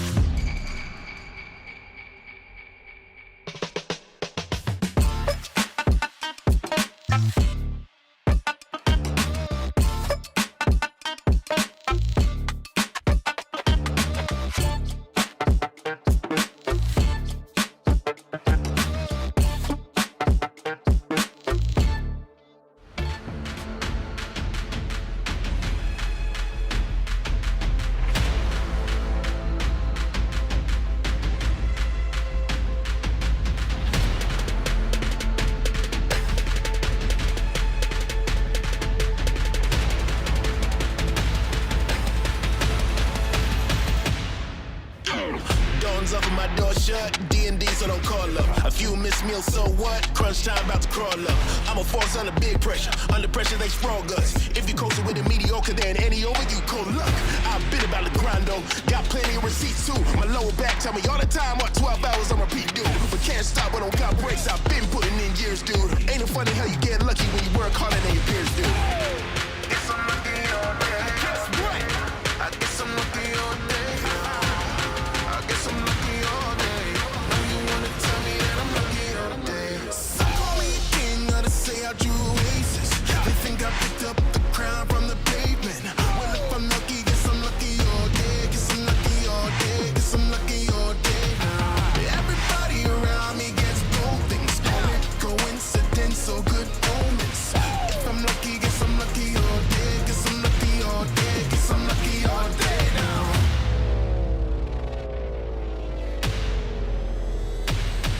Yeah, they wanna see my decline. There's a whole line of them, that's fine. I stay posted up in they minds and don't pay a dime of rent.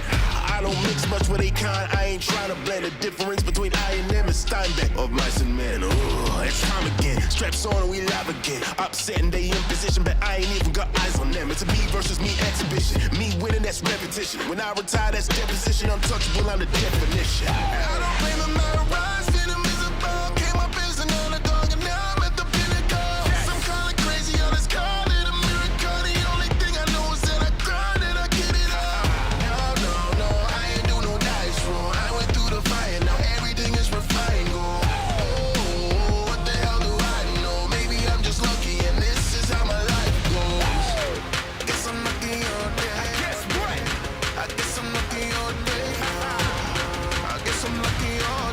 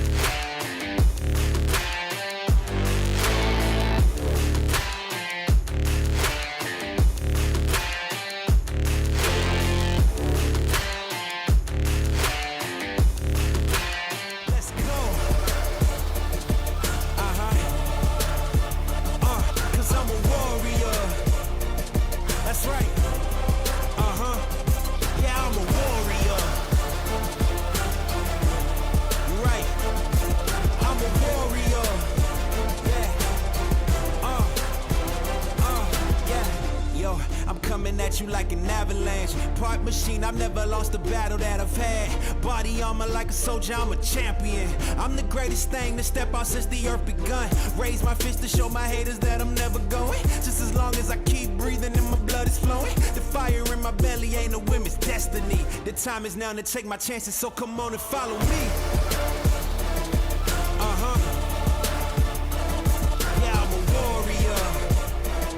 That's right. 'Cause I'm a warrior. I can't be nothing less. Yeah, I'm a warrior. Let's go. Look, keep me steady on my feet, 'cause I will never drop. All this sweat and all this pain will never make me stop. I got my dreams in my palm, I gotta hold them tight. I know my future's in good hands, I know my future's bright. I climb the ladder with my strength, I'm growing tall.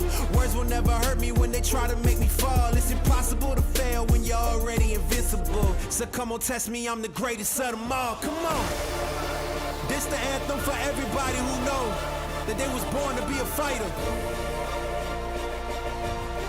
100%, nothing less. Let's go.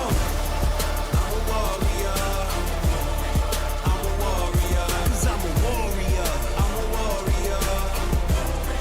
I'm a warrior. That's who I am. I'm a warrior. I'm a warrior. 'Cause I'm a warrior. I'm a warrior. I'm a warrior.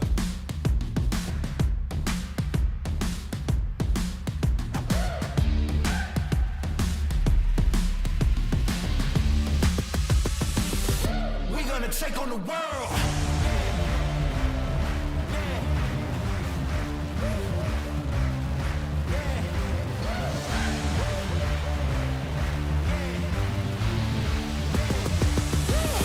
We're gonna take on the world. Standing up tall. We gotta make it our own. No waiting around. Winners will never look down. No one can stop us, we got it.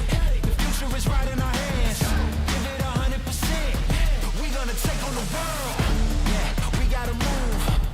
Speaking the truth. Yeah, paying our dues. We making the news. Yeah, we hitting the roof. No, we don't wanna lose. Climbing and shaking the walls. We gotta break all the rules.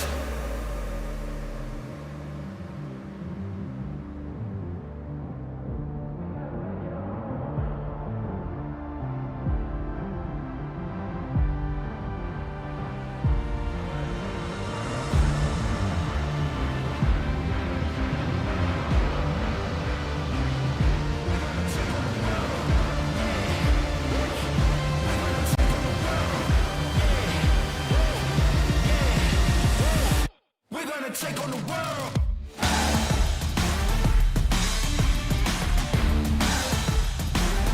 We're gonna take on the world.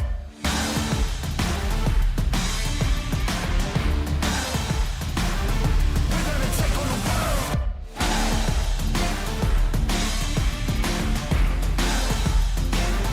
We're gonna take on the world.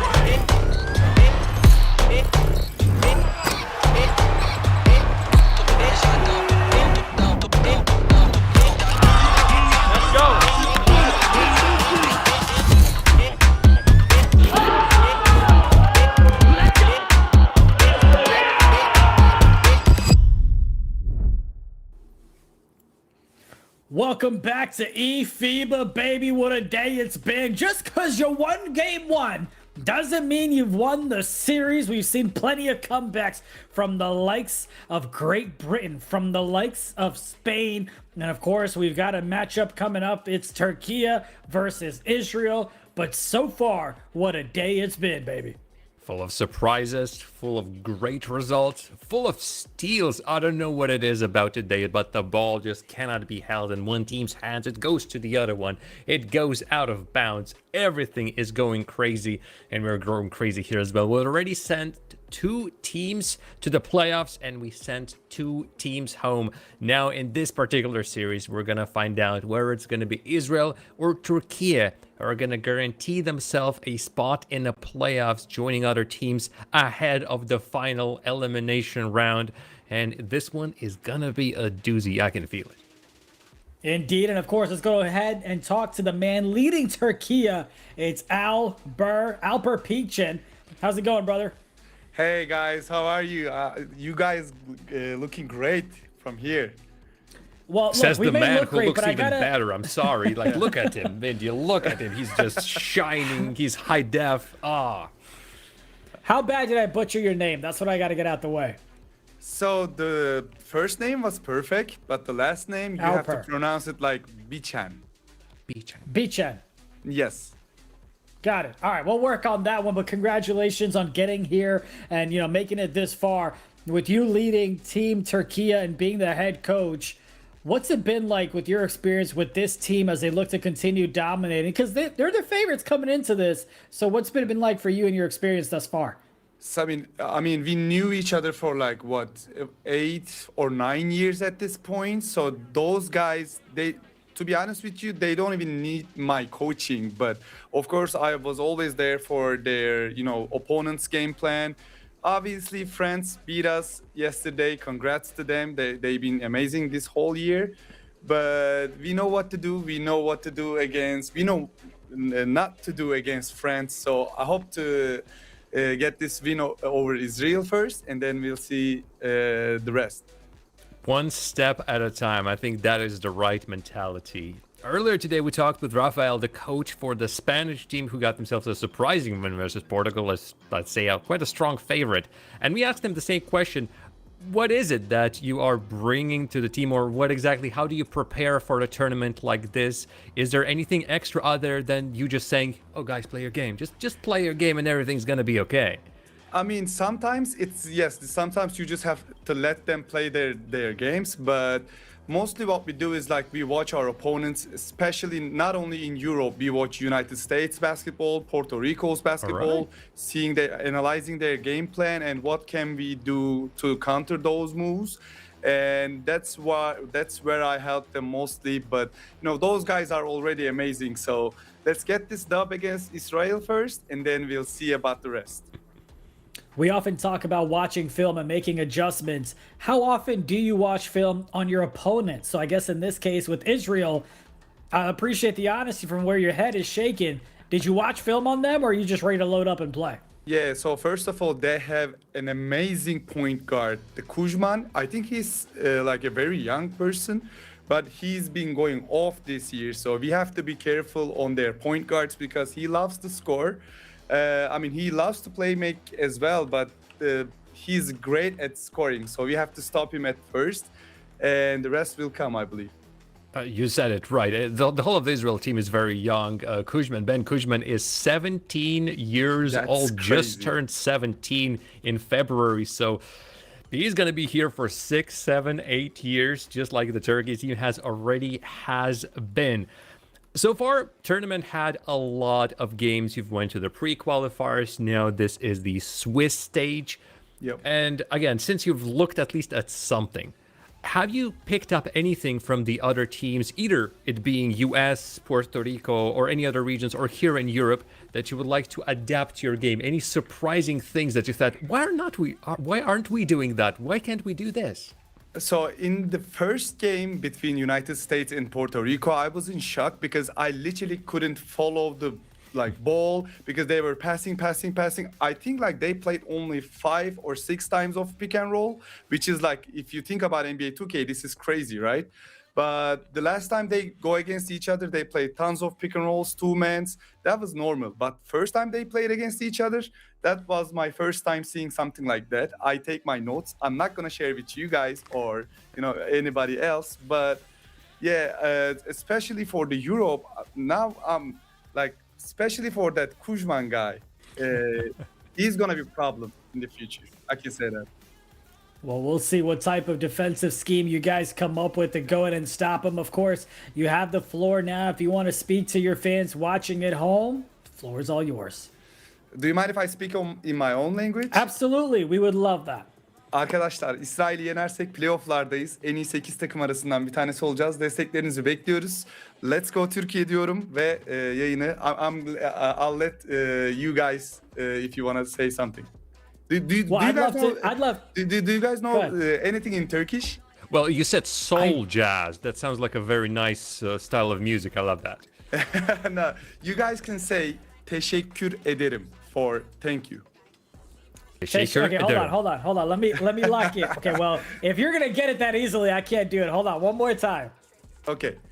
Teşekkür ederim. Yeah. Say it quickly. Teşekkür ederim. Teşekkür ederim.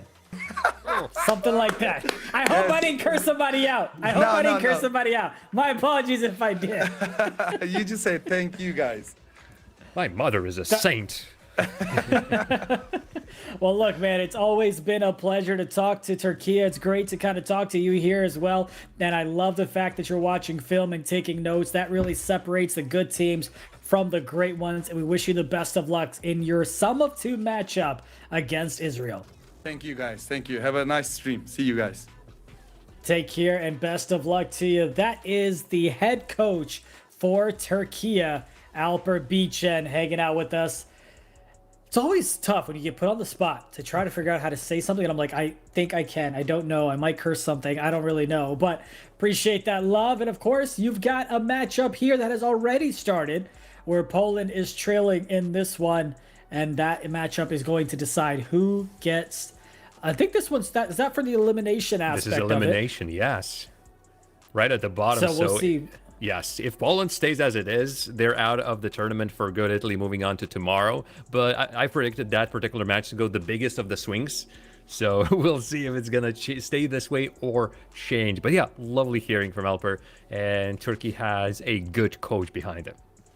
And now, of course, he talked about the point guard for Israel, but Aaron, the point guard for Turkey, he's definitely been playing for quite some time. So you have two different instances, right? You've got the point guard that has been playing, that tried to go for the NBA 2K League as we watch the head-to-head. And on the other side, you've got a 17-year-old point guard who's looking to have his history marks made in this one.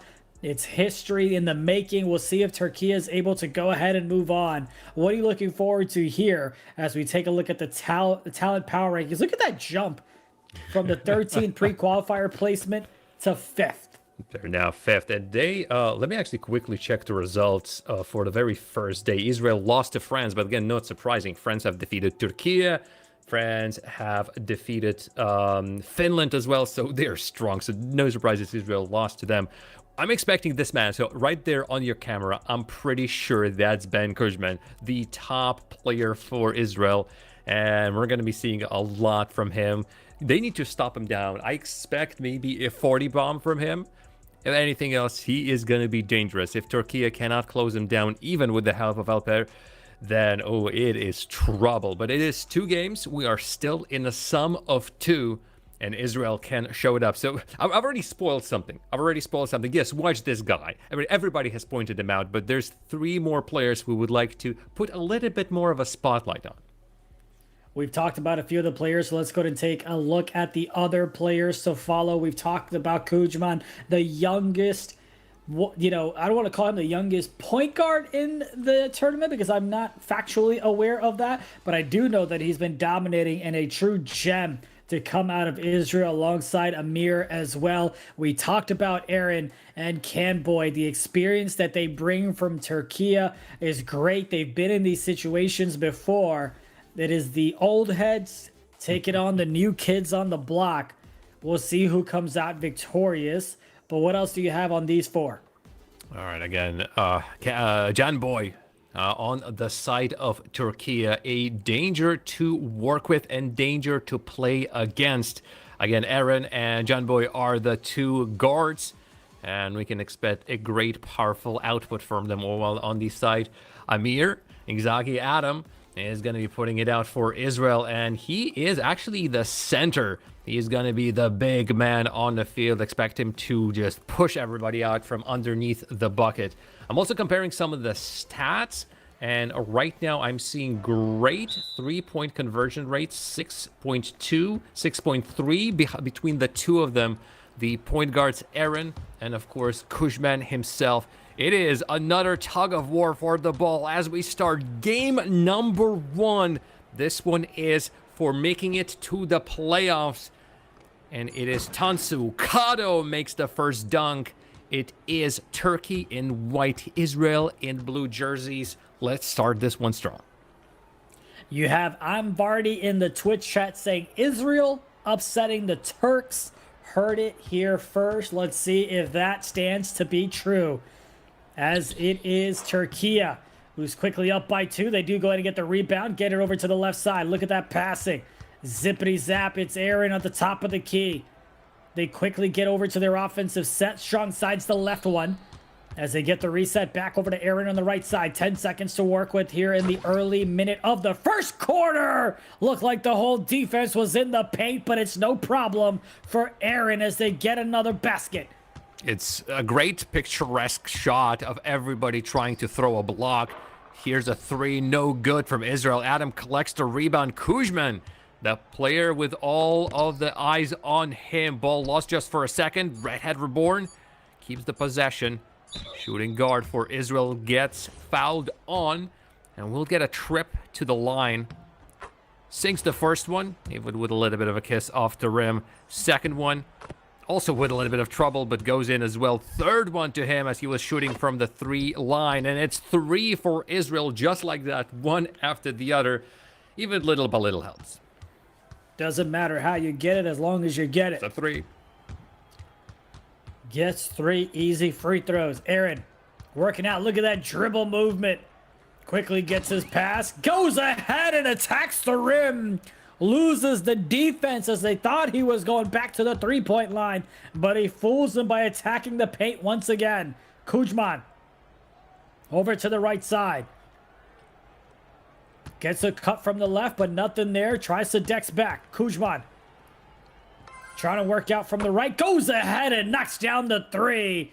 And just like that, we're tied up at 6 apiece with a big 3 from the 17-year-old. He has 55 threes across the whole of the European regionals, pre-qualifiers included. Aaron from the side of Türkiye, though, does not want to hear numbers on his opposition. He is creating the numbers himself. And again, 2 players on top of Kuzman. Türkiye know that they need to stop him with as many hands and bodies as possible. Redhead Reborn looks. Fade away 2, no good. Possession with Israel. No, sorry, that's Turkey going the other way around. Aaron gets away from his man. Pass in the corner. That one is good. Great job passing the rock to find the open man on the left side. Kuzman gets it over to the right. He goes ahead and finds it on the opposite end. A bit of a back and forth ball game, as this is game number 1 in the sum of 2. Aaron from the right has the opening. The defense just continues to stay lost when it comes to him and his dribble moves, as he's got at least half the points of Türkiye in this one. Kuzman over to the right side. Flat pass, nothing there. Magic at the top of the key, passes it. He dishes it to the left side. Once again, it's Kuzman. 5 seconds to work with. He finds the open man, but they can't get that shot to go. Türkiye loses it. Magic appears with the ball, and that's going to be a jump ball between those 2. They just couldn't figure out who is supposed to take it. Let's see. Blue, Israel, Turkey, white, and Turkey in the end gets it. Aaron, so fast, puts one foot in, puts one foot out, shakes it all about and shakes off his defense. Again, drives in 2 of the players of Israel, do not know what to do with them. Dish to Janboy, and in the end, it's a 3 from the corner. Türkiye continue increasing their lead, 8 points for them already.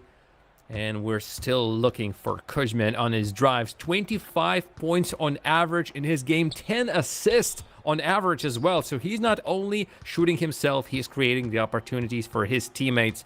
So watch him to be the creator, the passer, and the atom with his 2 points under the bucket.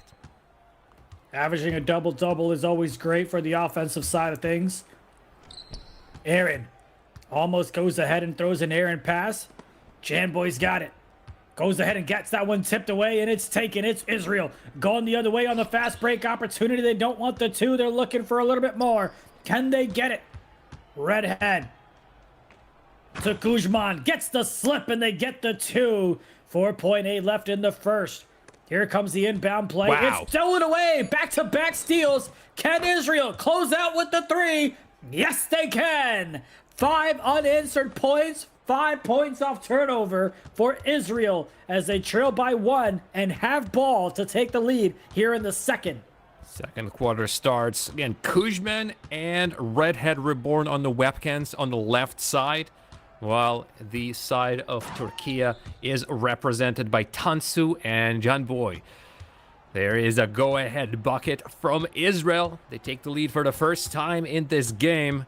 And it has been a really strong start from Türkiye, but the steals India just keep on changing the momentum of the game. Pockets picked, blink, and you miss it. Kuzman tries to find a free one. Atom, oh, and his dunks are good. More assists from Kuzman. 3-point lead for Israel at the start of the second quarter.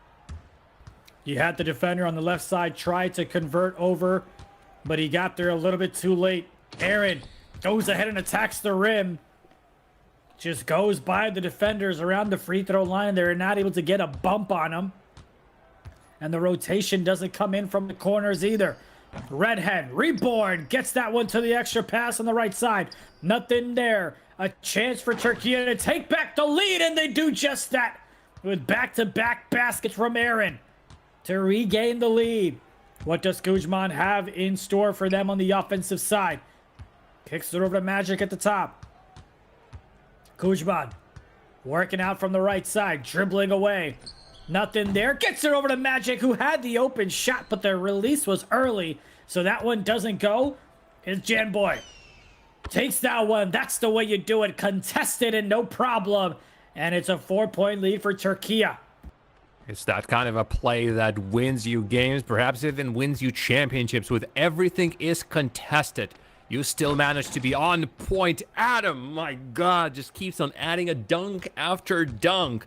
If Vince would have been here, and he's usually lurking in the chat, he would have just been screaming his heart off. A slamma jamma. Aaron with a 3 attempt, not going, but still ball with Türkiye. Love Al dead. His 3 is good. And a 5-point swing. Now it's Türkiye up ahead. And we'll continue to try to stifle whatever Kuzman and company are cooking up from the side of Israel. Couple of contested threes made by Türkiye. Can they get some defensive stops? That's what's been keeping Israel in this game, is their defensive stops. Redhead, Reborn. Gotta chuck something up and hope for the best. They do, but nothing there. Rebound secured. Coming in from the right side is Israel. Kuzman trying to find a teammate to get the open shot. Nothing there so far. They finally have to let it go. Rebound secured again. Back-to-back rebounds on the offensive side. And that's going to be a violation, as they expected him to shoot it one more time and they could get the rebound. But the teammates continue to pass it, and it's a 3 in the key with 1:48 left to go in the second. That's unfortunate, India. They had the possession for it felt like a minute with all of these rebounds being collected, but unable to convert. And Kato, Janboy, Kato back to him. Janboy, just a little bit of back and forth shooting guard for Türkiye going up front. Kato, the center. Janboy, Aaron with a drive to, nope, just wait. A fadeaway 3 with the time running out. Rebound for Israel. Immediate foul, and yeah, we're slowing it down. Israel is going to be inbounding the ball, and they find something simpler, something easier. I doubt it. Türkiye are not allowing any easy looks, with Kuzman still continuing on the dribble to Adam, and this time no 3-second shot violation. The dunk is good. 3-point lead for Turkey with ball. A minute left to go in the second in this game one of the sum of two. There's the slip and an easy read and an easy dunk by Turkey. Fundamental basketball. Less than a minute left in this one. Kuzman, top of the key. Hand in his face. He doesn't care. And he also gets takeover. The deep bomber badge is activated for him for the offensive side. But for now, it's the defense of Israel that can't get the rebound. They do get the steal. There's Redhead. Has the advantage. Has some space. Has this one tied up at 29 apiece. Oh dear, it's Turkey currently with possession, but the moment Israel goes on offense, 15-second shot clock in the corner, Tansu waits, gets a foul on him, Redhead Reborn. But boy, when Kuzman can just pop off like that, get his badge, so you will expect from him to shoot even deeper threes, that spells trouble with a big T, John Boy Aaron. They're killing the last seconds of this second quarter. John Boy 3, a rebound to Israel. They are quick in the corner. Redhead Reborn. That was a quick release, but no good. We're ending the first half in what so far has been an entertaining matchup between Israel and Turkey. And I don't think we can yet separate these two teams. And it's only the first half of the first game. India's still so much to play. Indeed it is, and we're going to go ahead and see. Of course, you had someone in the chat go ahead and call out the upset. Vardy said, don't be surprised when Israel upsets Turkey. You heard it here first. Or they're looking good in the first 10 minutes of basketball. As they're going to go ahead and foul them. A little bit of a miscommunication on the defensive side, so they want to talk things through. Gets the cut from the right. Nothing there. Top of the key shot. One more time. It's Magic that's able to get the three to go. What about Aaron? Where is he going? Oh, I think a midi would be right now right in his range, but another steal. The passing lanes are shut off, and Prime Magic throws it down. Israel with yet another dunk on the breakaway. These steals is what has been keeping them in the game, and little by little it's also giving them advantage in points. Turkey need to rethink their strategy. Great attempt for a three, wide open, but no good on release. An immediate run back. This one's wide open as well, but this one is converted. Up by 8 are the Israel national team, and they're looking to add even more to their tally. Gotta call a timeout if you're Turkey as they get the two right back. But they're struggling on the offensive end with the turnovers that they're having, the easy possessions from Israel that they're able to take advantage of. Kuzman from the right side. Trying to find an opening. He does, and just zips by the defenders and takes the lead right back to 8 points. Turkey has got to get some defensive stops, but before that, they need to get a basket here on the offensive end. Aaron goes ahead and dumps everybody around. He goes ahead inside and gets the easy two. The defender just kept doing jumping jacks and lost him in the process. Turkey got the basket. Now can they get the stop? Over to the left side. Defenders in the air. Gets the cut. There's a beautiful stat passing lane. Can only get the tip, though, and not the steal. Less than 3 minutes left in the third. And an easy cut for Israel to go right back up by 8. Kuzman still pumps up his assist numbers. Adam always ready to slam it down. Now possession with Turkey. Love battle dead. There's John Boy. There's a screen set up by the big man. To him it goes. Kato is not the problem. He is the solution. 6 points separating the two. But Kuzman so deadly, and no wonder they drop a foul on him. The moment he starts driving to the basket, it's impossible to stop him. The speed that he accrues, it's 130 kilometers per hour, Vince. It's well, not Vince. You're not Vince. You're India. What am I saying? I mean, if you want, I could call Vince. You know what? I should mess around and call Vince right now. Okay. Let's do it. Let's do it. You have his number? Actually, I do have his number as well. We can both call him a conference call. That would be a little too out of the box of broadcasting, even for me. The poll results, Türkiye wins by domination, abnormal domination, and absolute domination. Well, about that. I don't know if there's a fourth option, but so far it's been Israel that goes ahead and continues their onslaught as they're up by 10. But Aaron looking to say something about it, but they've got to get some stops on the defensive side. Absolutely. It's not just about scoring, it's about stopping Israel from dropping their points. 2s, 3s, they've got it all. Kuzman to Prime Magic, and this short forward has been tremendous. Tremendous is what has been doing. Prime Magic has been bringing some of that exact magic that's in his name. Aaron, to counter the problem, the dunks are still going on. Turkey is not allowing Israel to run away too far. And, well, Turkey is literally stopping Tansu is stopping Israel players from breaking out of their own half of the court. Did not expect this type of a result, but it is not a result just yet.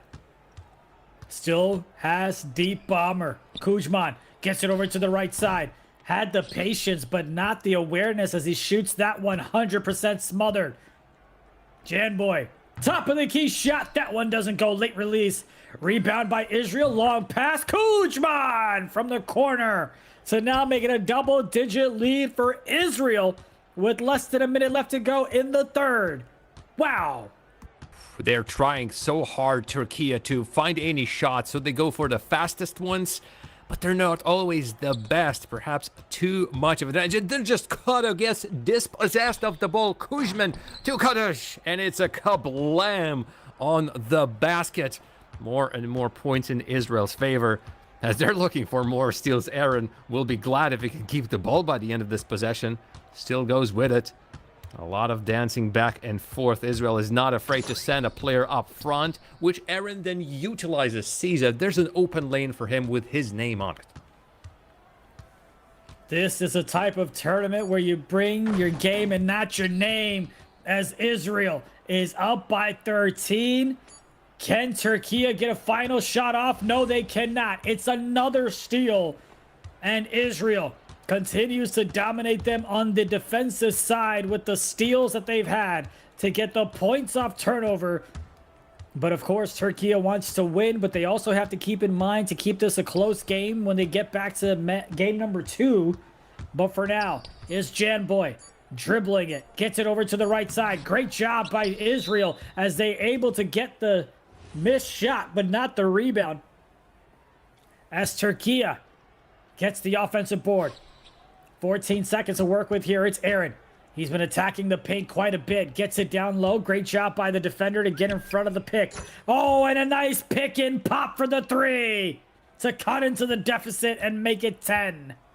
Whatever works, even if your center is throwing 3s. If that gets in, it gets in. Kuzman just loses his defender. Swings him one way, goes the other way around. A little step back, and he has enough distance to be uncontested. Good on release. Prime Magic, I swear he's the only one in on the side of Israel with any fouls. So far, the side of Israel, the national team has been quiet in terms of just slamming their opponent on hands or blocking them in any way. It mostly has been Turkey trying to physically stop their opposition. Janboy to Tansu, that was dangerous, knowing how easily Israel intercept those passes. To the corner it goes. Red Herd Reborn have 2 on them. Prime Magic with a dunk, and it's 59-14, 15 points. Turkey, it's like the mountain, one of theirs on their territory that they need to climb. Ooh, and it's the steep one. Indeed it is, but they've got about 3.5 minutes to make something happen here. They'd love to have a single-digit ball game entering the 2-minute mark. That shot doesn't go, but they do get it taken away. A steal by Turkey, a rare sight, it seems, in this one. Instead of hitting the slip, they hit the corner, and it's tipped away. Aaron looking a rim run. This time he gets it down to the big fella to finish at the rim. But they still trail by 13 points, and that's going to be a foul in the backcourt. The 4th one on Tansu. It's the 4th quarter, so I guess right now, bring all of your fouls out.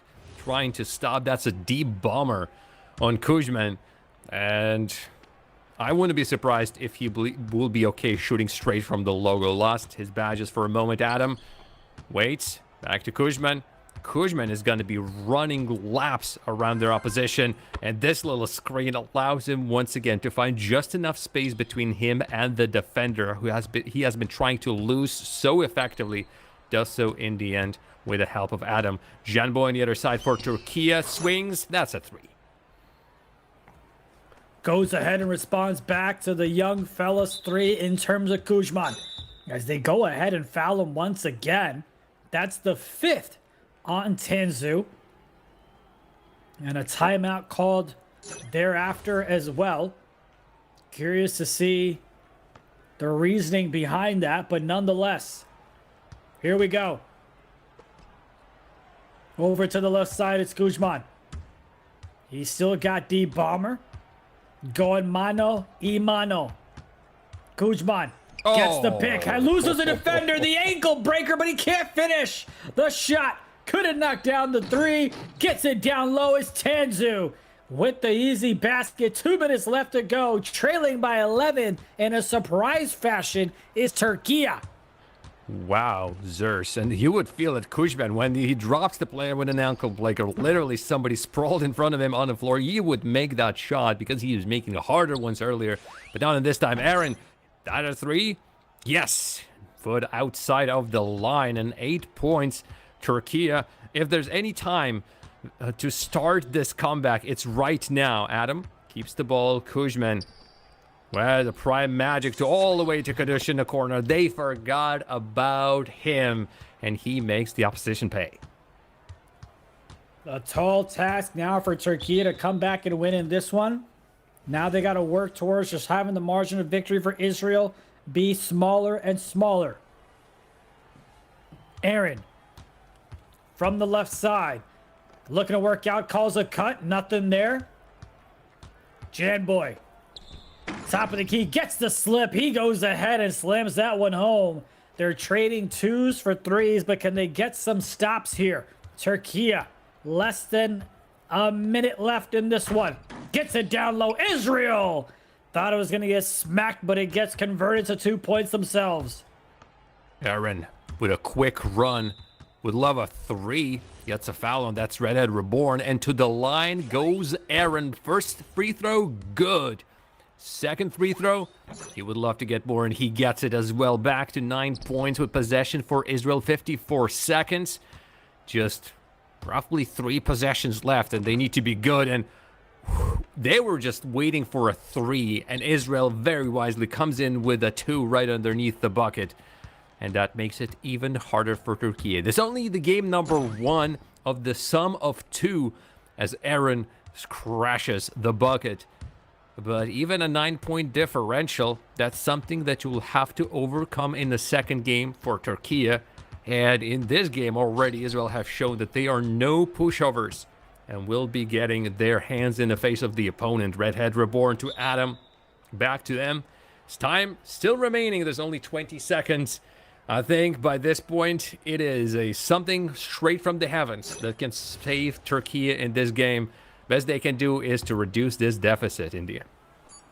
A stop here would be huge, especially if they're able to tie it in with the bucket from the other end. There is the stop, but they can't get the rebound as they give up another offensive board that leads to another basket. 11 points for Israel. Can Türkiye get the 2 back or maybe end up with the 3? Oh, and they're not going to be able to do it, and that's it. It is Israel that goes ahead and pulls off the upset in the game 1 against the juggernauts that is Türkiye by 11. Well, the chat knew this was happening. I don't know if you thought that was possible, but that's the beauty of this tournament. Exactly. eFIBA delivers, and right here in the final series of the day, we are seeing some upsets. Again, Türkiye seated incredibly high. Türkiye and Israel were actually in the same group during the pre-qualifiers, and Türkiye has very soundly won their game against them. I'm quickly looking for the result, and I wish I could see it immediately, but it was a blowout. Let's just put it that way. It was a blowout between the two. And right now, it's a turnaround. Yes, oh God, why am I not seeing that particular game? 86 for Türkiye, 64 for Israel. Now that Israel has come and met Turkey again at the other stage of the tournament, the tables, India, the tables have turned. And I can't wait to see the next game. It's gonna be something wild. I also cannot wait to see the stats because I've already seen something tasty. I'm pretty sure there's at least one double-double. It's all about what you can do in game number 2. We saw Spain that was down to Portugal earlier in the day, down 18. And they came back and won by 20 plus. So this one is not over, not by any means. But you have to give credit to Israel thus far for continuing to dominate, not just on the offensive end with Kuzman, but on the defensive side. The amount of steals that they had, especially in the first half, to help them build that lead was just incredible. As you can see, the 9 steals compared to 2 for Türkiye, and that third quarter where Israel went on a 25-12 quarter. Just incredible type of performance that you typically see from that nation. It has been crazy. That third quarter, the performance of Kuzman, he has the double-double. 17 points off the field, 15 assists. My God, he created 30 points at the very least for his team and then scored another 17. In the end, equal on the fouls, a little bit better conversion on threes for Israel. Same goes for just regular field goals. 100% for both teams on free throws. But boy, oh boy, those steals were dominating, generating extra possessions for Israel. Well, at the very start, it was not looking like it was helping them that much. They've built it up and it just got out of control. Aaron tries he might with his 26 points for Türkiye, and Kato, the big man, dunking underneath the rim. It was not enough for them to overcome the 11-point difference. No, it wasn't. Of course, you take a look at that box score. Something else is the amount of threes that you had Israel take. They took 5 more threes than Türkiye. And a part of that is because Aaron would just continue to rim run. He would just get past the defenders and go ahead and get the easy 2, which typically is okay if you're able to get takeover off of that and boost your attributes. But he wasn't able to do it enough, as we also take a look at the final score where Poland goes ahead and loses game number 1. We will give you an update on game number 2. You can watch that one over on YouTube. But for now, the story, the headline of the hour, is Israel wins game 1 against Türkiye 71-60. There's no way they can repeat that performance in game 2, right? It's honestly down to both of the teams. Israel keeping it up. Kuzman, the star player, the point guard, dishing passes, scoring himself, quick as the devil, I swear. And maybe it's time for Alper Bican to no longer tell his Turkish team to just play as you usually play. No, changes are most definitely needed. Whether it's indeed to go for threes, where maybe the 2 is more easier option just to boost up your points, or just find a way to neutralize Kuzman. Easier said than done, because even Alper was saying, Kuzman is a beast. I don't know, it's incredibly hard to stop him. He is the player to watch. And right now, this particular game has shown us that they have been afraid of him for a good reason. What a young phenom he is. Peter in the chat, who moderates our Twitch channel, trying to get his self-esteem boosted by Lance giving us props. We appreciate it. I agree. The box score is a great addition to the broadcast. Helps us get a quick little insight of the numbers, if you will, right? There's the eye test, and then you have the stats that can kind of go ahead and back things up as well. But nonetheless, Türkiye, I think, has got to stop shooting themselves in the foot. Having those type of turnovers is not going to be the way to overcome this deficit in this sum of 2 series. And I don't think we'll see that. I don't think we'll see them turn the ball over 9 times. So those limited possessions that they had, I think they'll expand on it, and I think they'll shoot more threes and make some more threes as well. But got to give credit to Israel. Great job in game 1. We will see if they're able to do it again in game 2. I think it's going to be a tough one, as Türkiye has been in this situation before. They've been down against bigger teams, against better teams. But in this spot, I expect them to come back as well. The halftime score with Poland and Italy, 35-29. Italy on top in that one. Yeah, series as a whole as well. First game ended 69-54 in favor of Italy. So that point differential just keeps on growing. Italy on a good path to make it into the final round tomorrow. Try to nab that one of the last remaining tickets going to the playoffs of the European Regional. Poland is fighting for their life.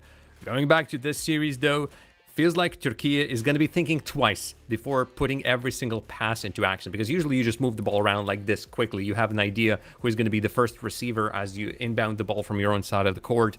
Here, knowing how well Israel has been closing these passing lanes down is no longer such an easy path of just, okay, we do our regular thing. No, it's a second of thinking, and that might put them at the big disadvantage because they no longer can do quick breakaways or move the ball before the defense of the opposition is ready.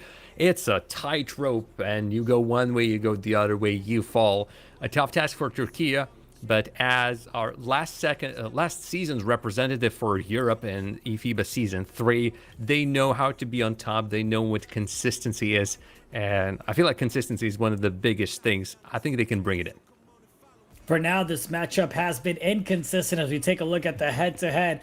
We talked about the results of 71-60. You brought up the fact that when these two played earlier, you had Türkiye that went ahead and dominated Israel. So truly anything can happen in this game too.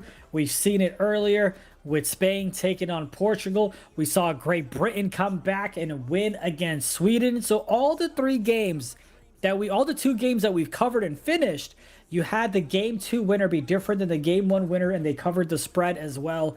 Will game number 3 be any different? The folks to watch is the point guards, the players to watch. You have Kuzman and Aaron. Kuzman knocking down the threes. Aaron rim running. What does game 2 look like? It's Israel taking on Türkiye. Israel, the underdog, with the bark and the bite. They're up 1 game. And if they win, they continue to move on. If Türkiye wins, they need to win by 12 or more, and they move on, as Israel will take the L in this tournament. I don't know if there's back any to us here now for a second. What's apparently up? so. I do wonder, Indy, if there's any surprises still left in both of these teams' tanks. Maybe the last page of the playbook when the secret sauces, something like what Alperbichin was talking about, what we can bring that I'm not gonna talk about, but but there's still, I've written it down from the other games. Was game 1 a fluke? We're gonna ask you. Vote in the chat. Yes, no, maybe, I don't know. Can you repeat the question? But it's 71-60, and overall in the series, it's 11-point advantage or disadvantage that Türkiye needs to overcome if they want to make it with not an easy path by this point into the playoffs, but to get it today rather than tomorrow. So to recap, at least the 2 keys of the game for me is Türkiye needs to limit their turnovers, can't have 9 again, and Aaron might need to look to go ahead and create some more opportunities and some threes. As here we go, game number 2, Israel taking on Türkiye. Israel in white, Türkiye in red. As Aaron gets it over to the left side. Beautiful dot with the left hand, but no opportunity there for him to take that shot. Jan Boy over now, gets the cut. Gets it back over to Aaron, who's looking to rim run and dots it to the right side. Takes the shot, nothing there. Rebound secured by Türkiye. And a quick foul coming in. The webcam positioning has changed as Türkiye is on the left. Israel is on the right. And Aaron has a defender behind him. Those are 2 quick fouls in the first 30 seconds coming in from Israel. Can Türkiye convert this to points? 14 seconds on the shot clock. There's Aaron trying to rim run. Gets cut off by the defender. Goes to the left. Dribbles to the right. 5 seconds to work with. Dishes it out. The pop isn't there. Stolen away. There's turnover number 1 by Türkiye. That leads to easy 2 points on the other end. Wow, Türkiye spent about 50 seconds in the opponent's half, all to get nothing, and then get a turnover and a breakaway bucket on the other side. And right here, Kato, try as he might, he cannot get the ball inside. And so that dunk is now going in. Ball tipped out. Israel still keeping the possession. And they can start this one strong. And their pristine white jerseys Redhead Reborn with first points of this game. Trying to dribble out. Wow. Didn't even have to pump fake. Just had to drop in. Ooh, a little bit of ring around the rosy under rim. But 4 points is what Israel now has. Türkiye got themselves in trouble in game 1. They're looking to get out of it in game number 2. But so far, they've fallen behind by 4 in the early minutes of the first. The upset from Israel looking to be complete, but not if that man has anything to say about it, as they knock down the first 3 of this one here in the first. Kuzman calls a wrap, gets the pick, gets the separation, but not the shot to drop. Türkiye with it now. They were trailing by 4. They knocked down the first 3, and they're looking to come back with this one as another quick foul by Atomic. As you had defenders displaced, and they did not want to give up the open shot, as Aaron doesn't hit the slip. He's going to try to work himself out. Goes to the pop in the top of the key. Janboy. Nothing there. Over to the left side. The rotation's coming in from Israel. Little bit of space. Not able to take advantage. And now Israel goes the other way. And a foul by Aaron. Don't want to give Israel any extra chances. No quick breakaway. Stop the player and not let the play unfold. But Redhead Reborn is left alone. And now Türkiye goes the other way. But every single time they're on offense, I'm just looking who is interfering with the passing lane from the Israel side. Aaron drives to the basket. His buckets are good whenever he gets this opportunity. Needs more of them as Israel continues to create with threes as well. And here's one of the most dangerous players on the court right now. Kuzman gets the tallest player against him. Adam might be a center, but his 3 sense is good. 10-5 Israel in the lead. Türkiye needs to respond back with a lot of buckets and a few stops sprinkled in. Aaron, look at that rim run takeaway from Israel. Making him shoot and making him beat with the assists and the dimes and possibly some threes. This one is far from over.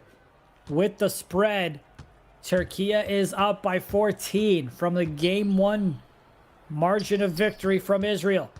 Gets it over to the right side. Redhead Reborn takes the shot. Nothing there. 5% contest. Late release. And now that's another foul.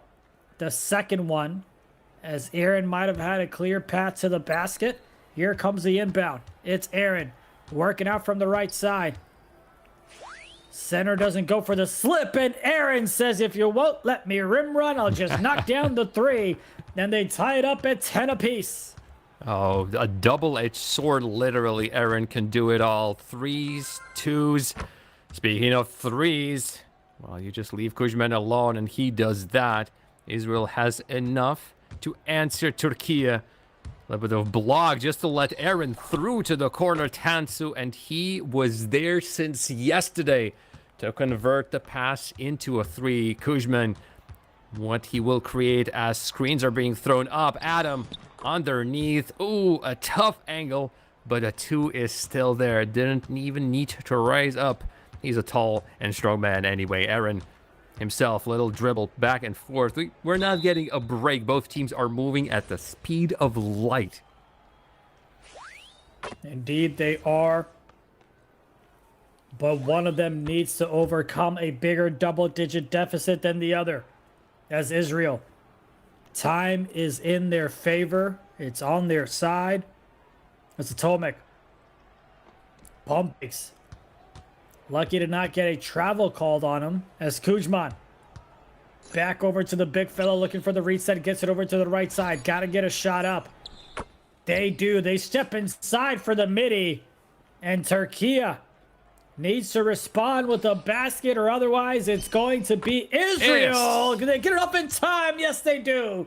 Tied up at 17 apiece. But they need to win by 12 or more. And right now, being tied up is not helping them. No. Too many points lost in the previous game. All the while, Kuzman just pops off yet again. Give him an inch and he'll take the mile. Or for Europeans here, give him a centimeter and he'll get a kilometer.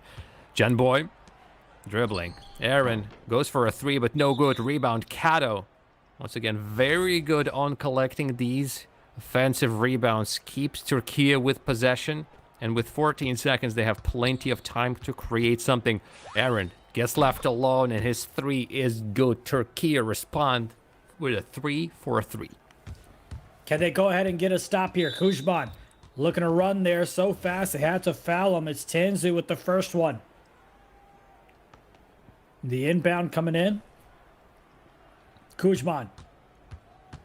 Dominating performance in the first game, and he continues that here in the second as he takes it to the house himself and gets past the defender. Aaron. For Türkiye, steps back, knocks down the three, and that's the way to respond back as they regain the lead for the first time in a long time. It's a game of predictions, game of reactions, and Aaron got Israel's defenders on the run. And now an interception, and Aaron runs in again. He gets stopped with a foul by Kadush.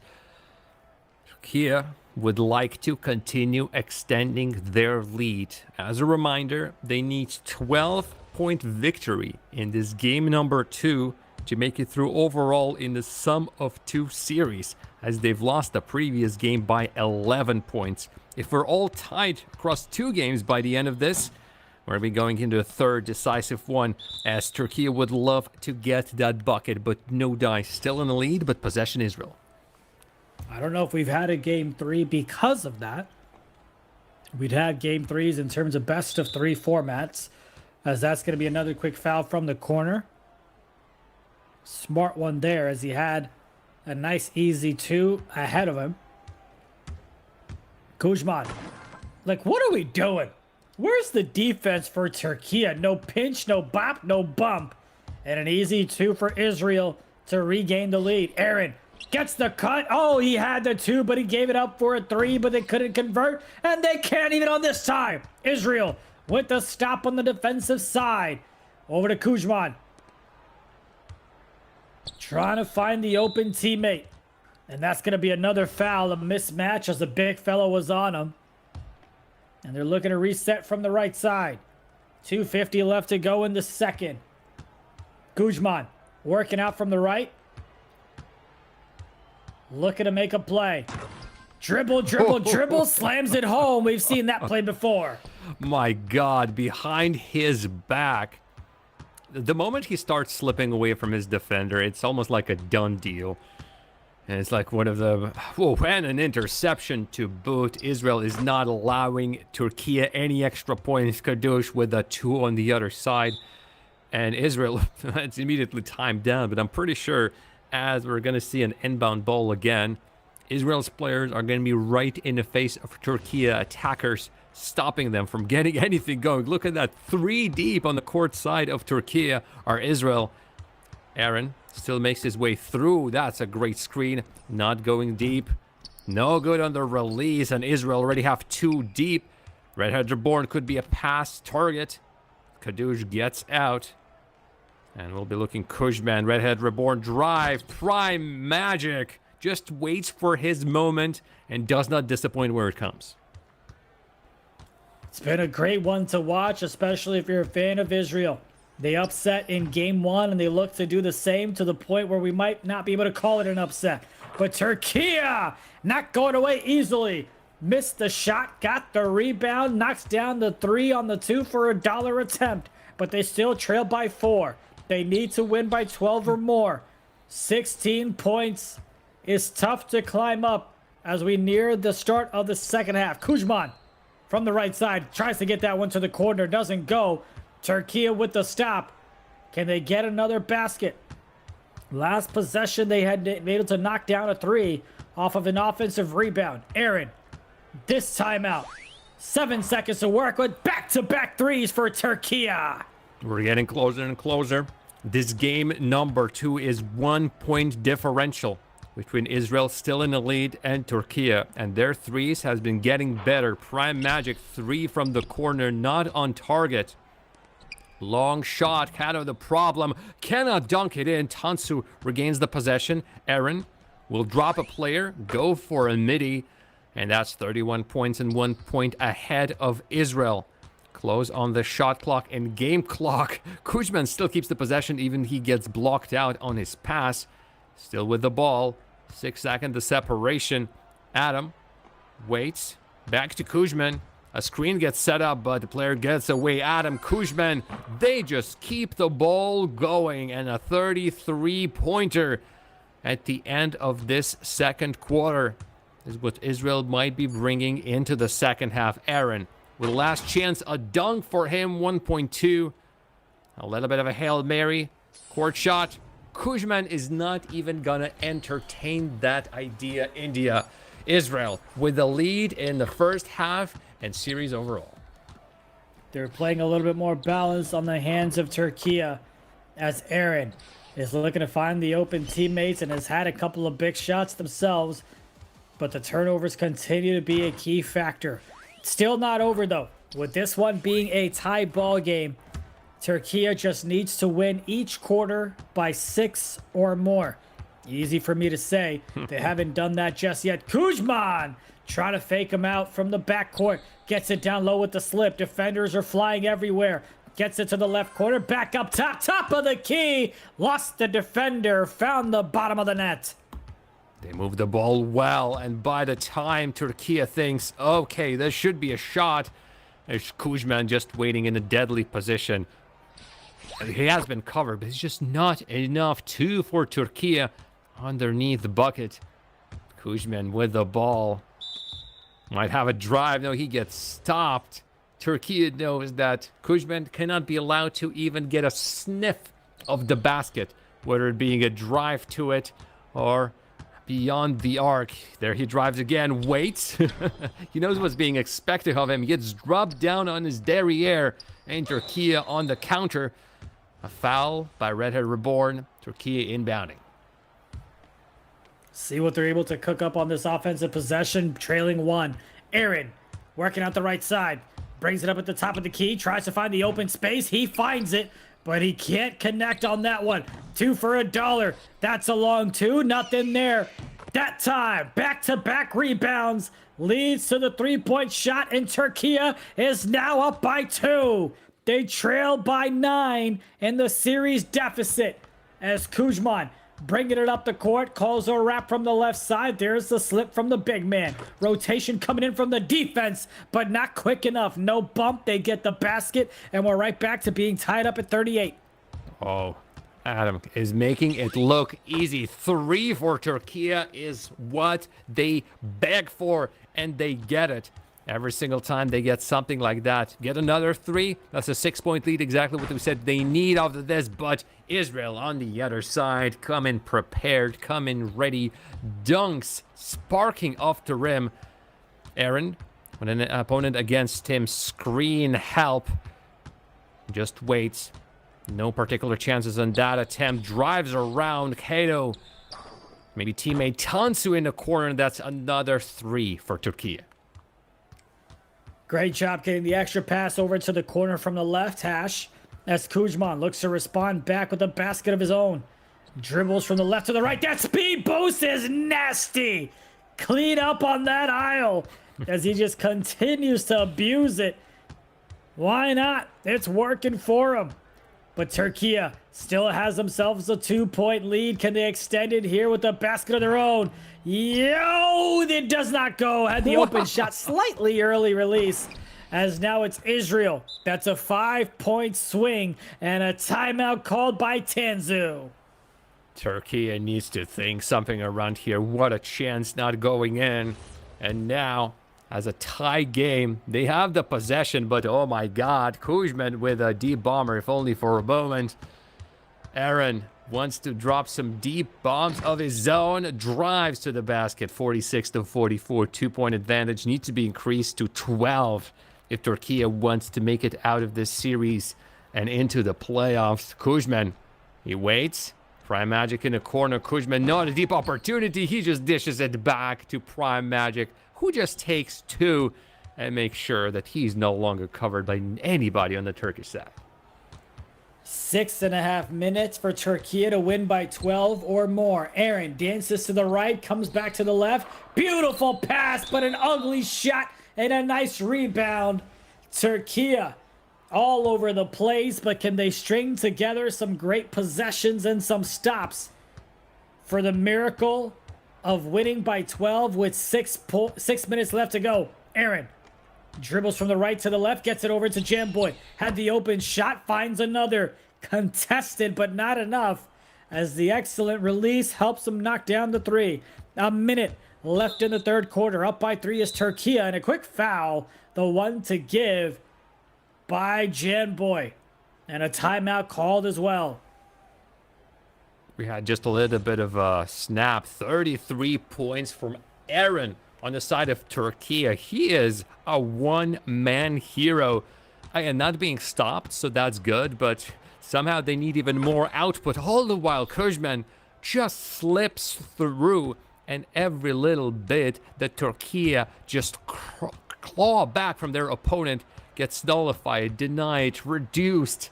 Israel is not allowing Türkiye to do anything on the field without Israel having a say-so. See if they're able to make something happen here in the final 30 seconds. Israel. Oh, that's going to be a foul. Put him at the line for 2, as he thought he was going to take the shot, but the pump fake faked him out. Got the first one to go. The second one is good as well. Türkiye had themselves a lead, but Israel claims it back. Israel on the defensive side, going up against Aaron, trying to find him. They find him too late, and he knocks down the 3 to regain the lead to 2.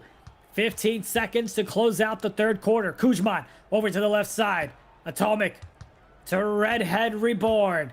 The 2 guard trying to find some space. Can't answer back with the 3. Türkiye flings that one. Oh, and it doesn't go. Türkiye up by 2. Going into the fourth.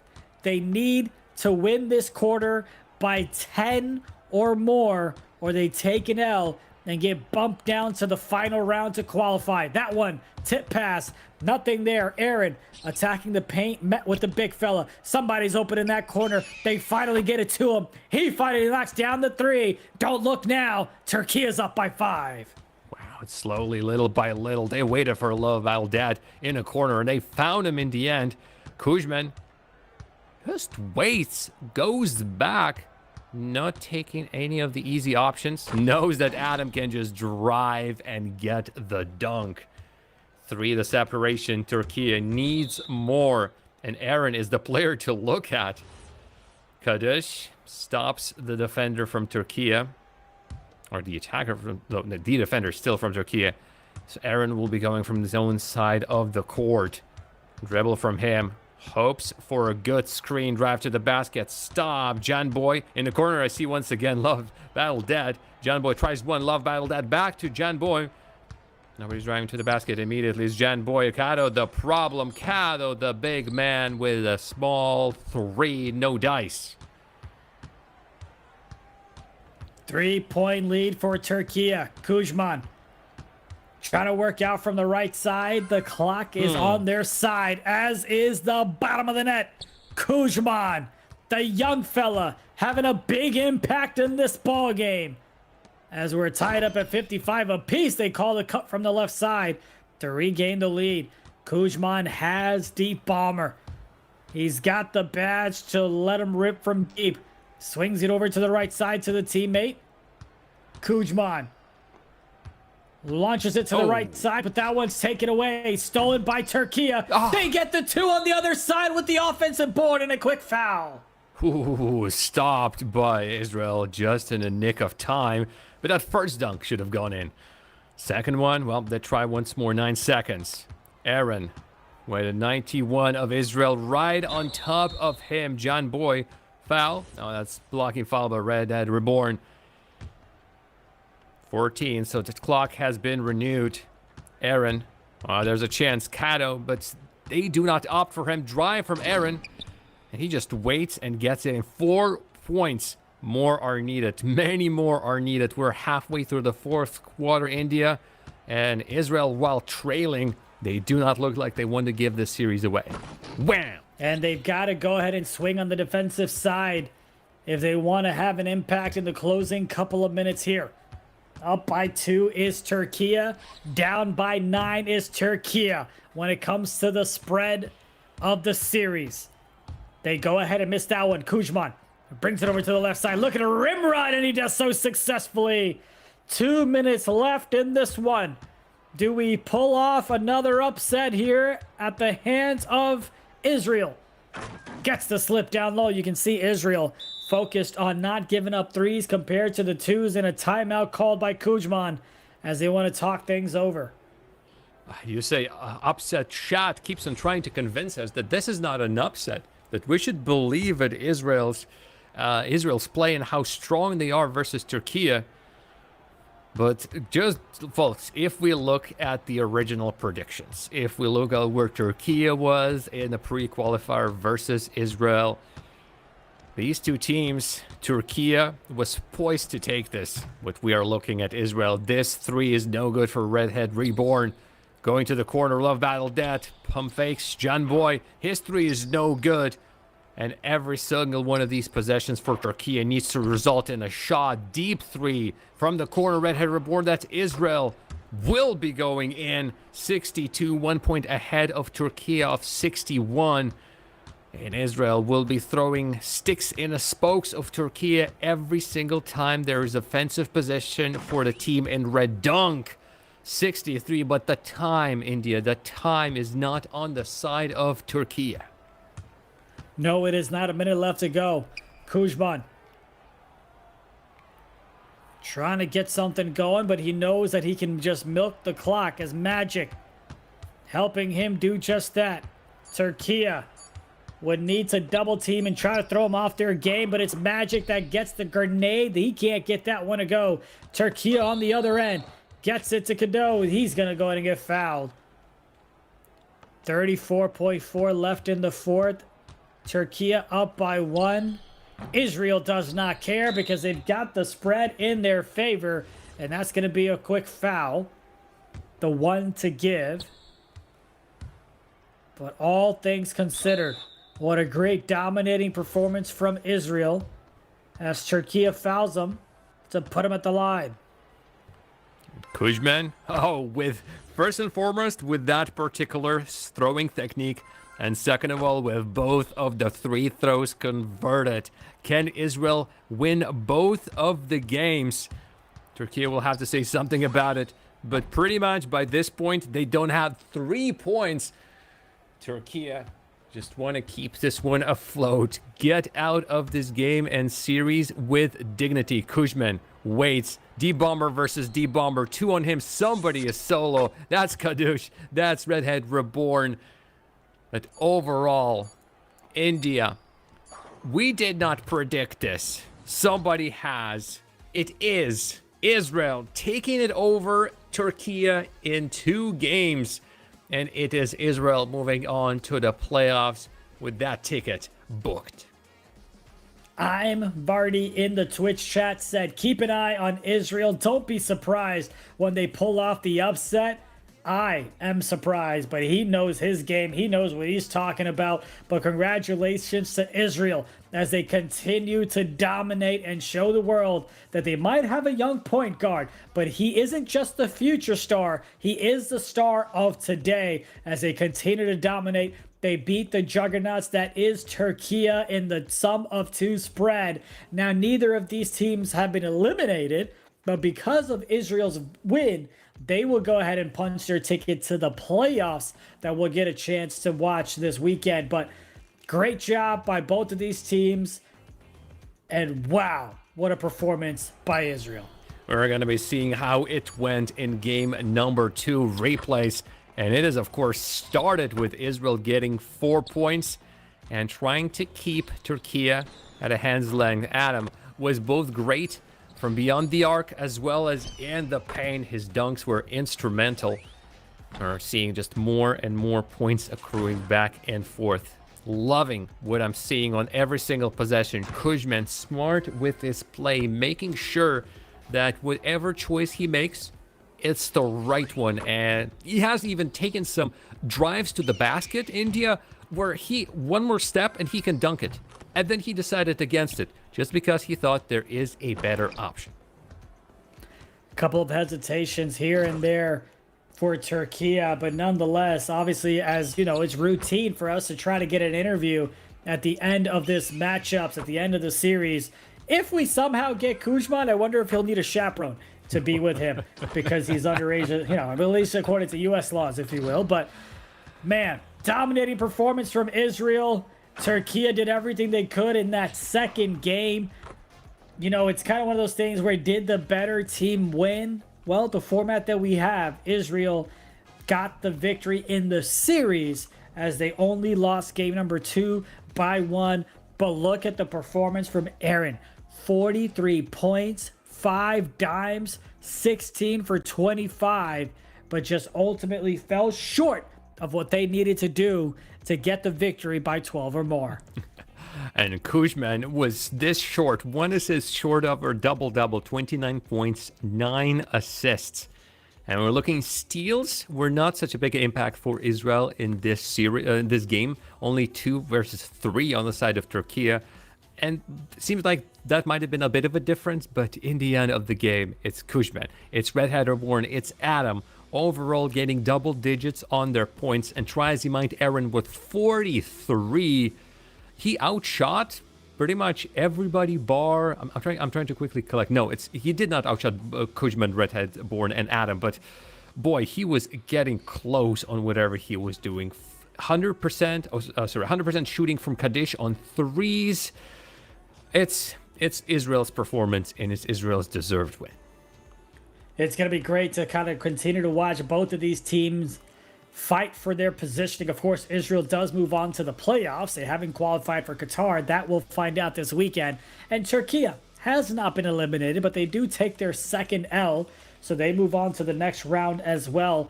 It's a lot of things going on, a lot of opportunities, but nonetheless, once again, credit to Israel for getting the dub against the juggernauts of Türkiye, even with the efforts of Aaron having 43 points on 5 dimes.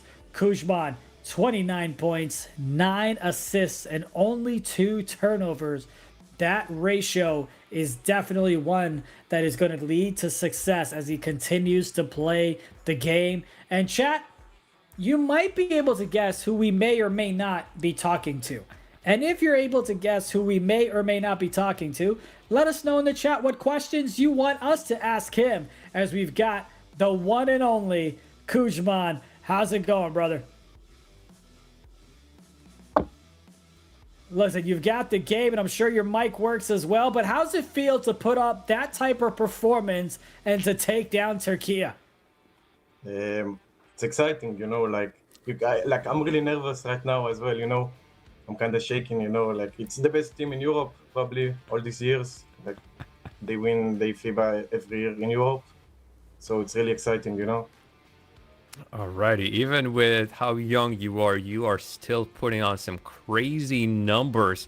I'm actually curious, how long have you been playing NBA 2K titles?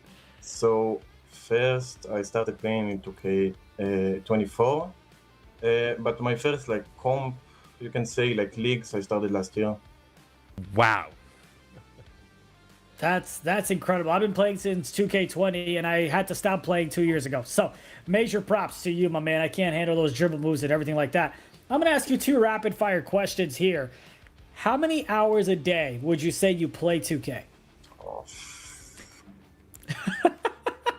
So, let's say on a normal day, yeah, I practice basketball as well. So if I have a practice, I would say maybe 3 hours, but I can go to 4 or 5 maybe. I love it. And then what do your parents, what does your family think of you playing and representing the nation of Israel at such a young age for esports? No, it's 50-50. They rather me doing other things. But I tell them I like it and I have a lot of potential, so we get along, you know. Please, I'm about to win a piece of a $50,000 prize pool. Come on, I can stay inside for a little bit, right? Israel has been rightfully so touted as one of the youngest teams in this whole European regional. And A question to you, Kushman. Do you think it's the young blood that's going to rule the Europe and maybe NBA 2K as a whole, or is it the veterancy? Who has the most opportunities? I mean, it's just the start for us. Like first year playing FIBA all together, like it's everyone's debut, and I think like if we keep playing consistently, like we're gonna take over for sure. Well, congratulations once again on the victory against Türkiye. I'll turn the floor over to you if you want to speak, whether it's in English or your native tongue, to the fans that have been rooting you on and the fans that have believed that you would pull off this upset. The floor is yours to speak to them. No, I'm good. All right, well, man who wants to let the talking be done on the virtual hardwood floor, that is Kuzman. Now you see him, now you don't. Knocks down the big threes, and he's able to get the job done. A big shout out once again to him and the nation of Israel. What a delight of games we were in store for here today. My God, India, we've started strong, we finished strong. A upset from Spain over Portugal started us off, and now Israel. Again, can we even say upset anymore? I don't know, but it has been a day. We've sent three teams into the playoffs, 3 more remaining, and we said goodbye to 3 more. Taking a look at this, this has been quite a run through the Swiss, and there's still more to play tomorrow. Indeed, there are, and of course, we had 3 teams, 3 nations that punched their ticket to the playoffs. That is Spain, that is Croatia, and that is Israel. 2 nations we said goodbye to. That is Poland, Sweden, and Hungary. And then tomorrow we will have another round of games where we'll have Türkiye take on Italy, we'll have Finland take on Great Britain, and we'll have Portugal take on Greece. And we will find out which of those nations is going to go home and who will continue to advance as well. It's always been a pleasure calling games alongside you. Before we go, whether you want to speak in your native tongue or not, any final thoughts from you? No, es noteikti runāšu latviski, lai pilnībā visu mēs esam sajauktu galvu. No, I'm not. This was Latvian, by the way. And what I said was I'm going to speak in Latvian to completely confuse everybody. No, I think it's okay. I know there's fans of mine in the chat. I'm certain of it. But I'm going to keep it clean. Tomorrow is going to be fun. I do believe we are actually getting a rematch between Finland and Great Britain. Yes, correct, we are. Italy and Türkiye, that was a 1-1 during the pre-qualifiers. And the last series, which I've already forgotten, is going to be a beast. India, or as I like to call you, Vince, it has been an absolute blast, and I cannot wait to see everybody on the pitch yet again. I appreciate that. Of course, folks in the chat, we appreciate you for tuning in. We hope you continue to support us. We hope you continue to support yourself and whatever dreams and aspirations you have. On behalf of myself, Jar of Jim, and all the men and women out in Latvia that help put on the show, we thank you for watching, and we'll see you tomorrow. Same place, same time.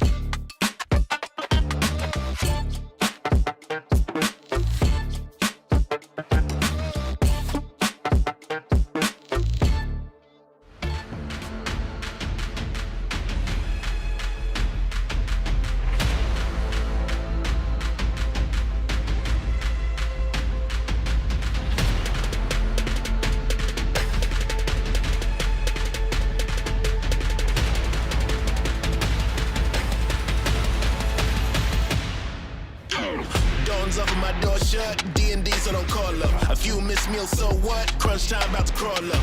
I'm a force under big pressure. Under pressure, they sprawl us. If you coasting with a mediocre, then any over you cold luck. I've been about the grind though. Got plenty of receipts too. My lower back tell me all the time what 12 hours on repeat, dude. But can't stop, I don't got breaks. I've been putting in years, dude. Ain't it funny how you get lucky when you work harder than your peers, dude? Guess I'm lucky all day. That's right. I guess I'm lucky all day. I guess I'm lucky all day. Now you wanna tell me that I'm lucky all day. Some call me a king, others say I drew oasis. They think I picked up the crown from the pavement. Well, if I'm lucky, guess I'm lucky all day. Guess I'm lucky all day. Guess I'm lucky all day. Everybody around me gets gold things. Call it coincidence or good omens. If I'm lucky, guess I'm lucky all day. Guess I'm lucky all day. Guess I'm lucky all day now.